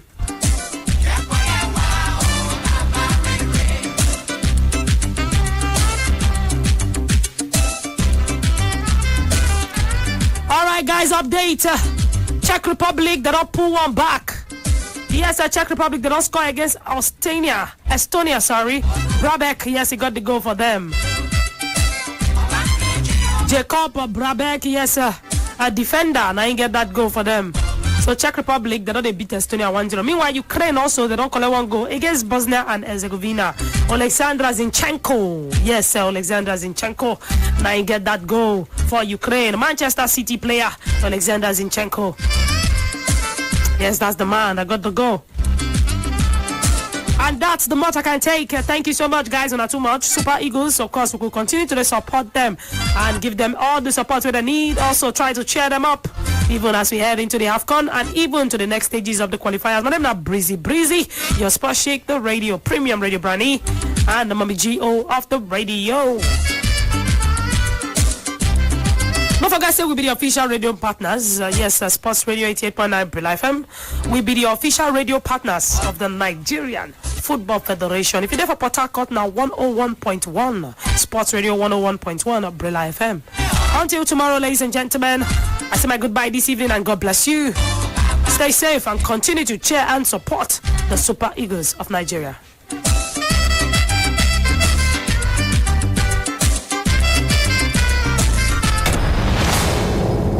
This is the home of sport. Sports Radio, 88.9 Brila FM.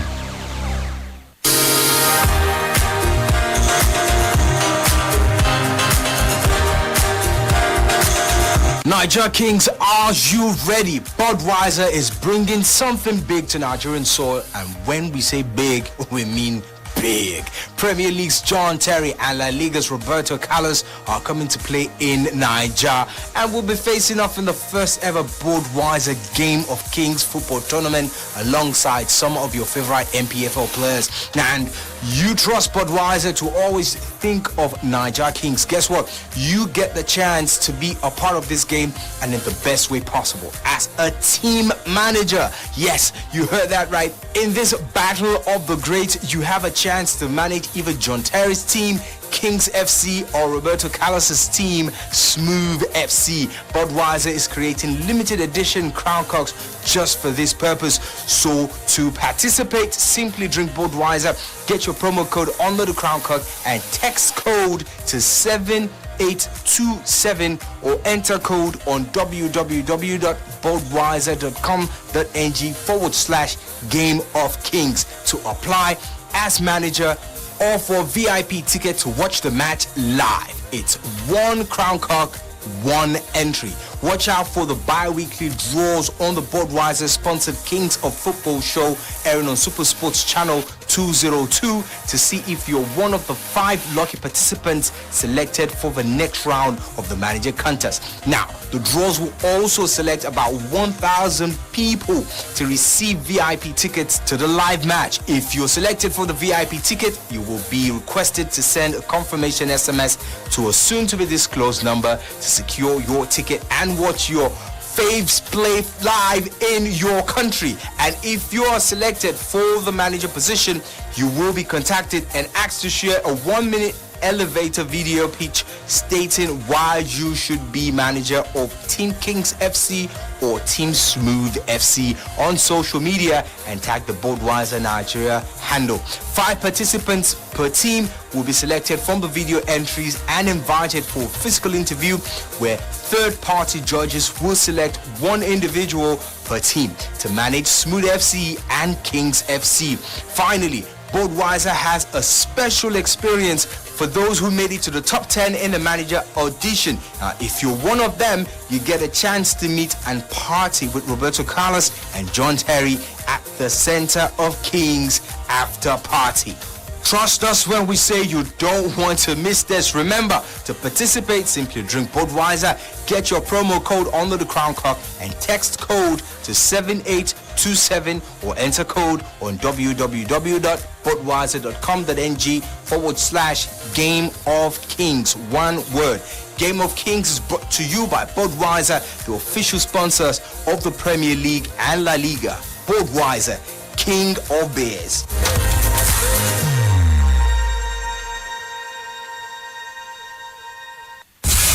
Hey Niger Kings, it's John Terry. And Roberto Carlos, and we're almost ready for Budweiser Game of Kings. We just need a manager to lead our teams to victory. Think you can manage a winning team? Let them know there's only one king. Drink Budweiser and get your participation code under the crown cork. Then text code to 7827 or visit www.budweiser.com.ng/Game of Kings to score a manager experience or an invite to the live match.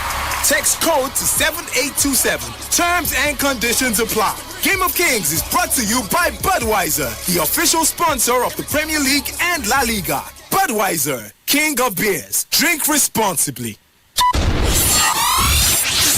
When the fans asked for more, we at Sports Radio 88.9 Brila FM gave them 4 wishes and a magical line. It simply means when you call 0700000889, you're routed through 4 different lines. So when you dial the magical number 0700000889, you get through to us on 4 lines. That means you have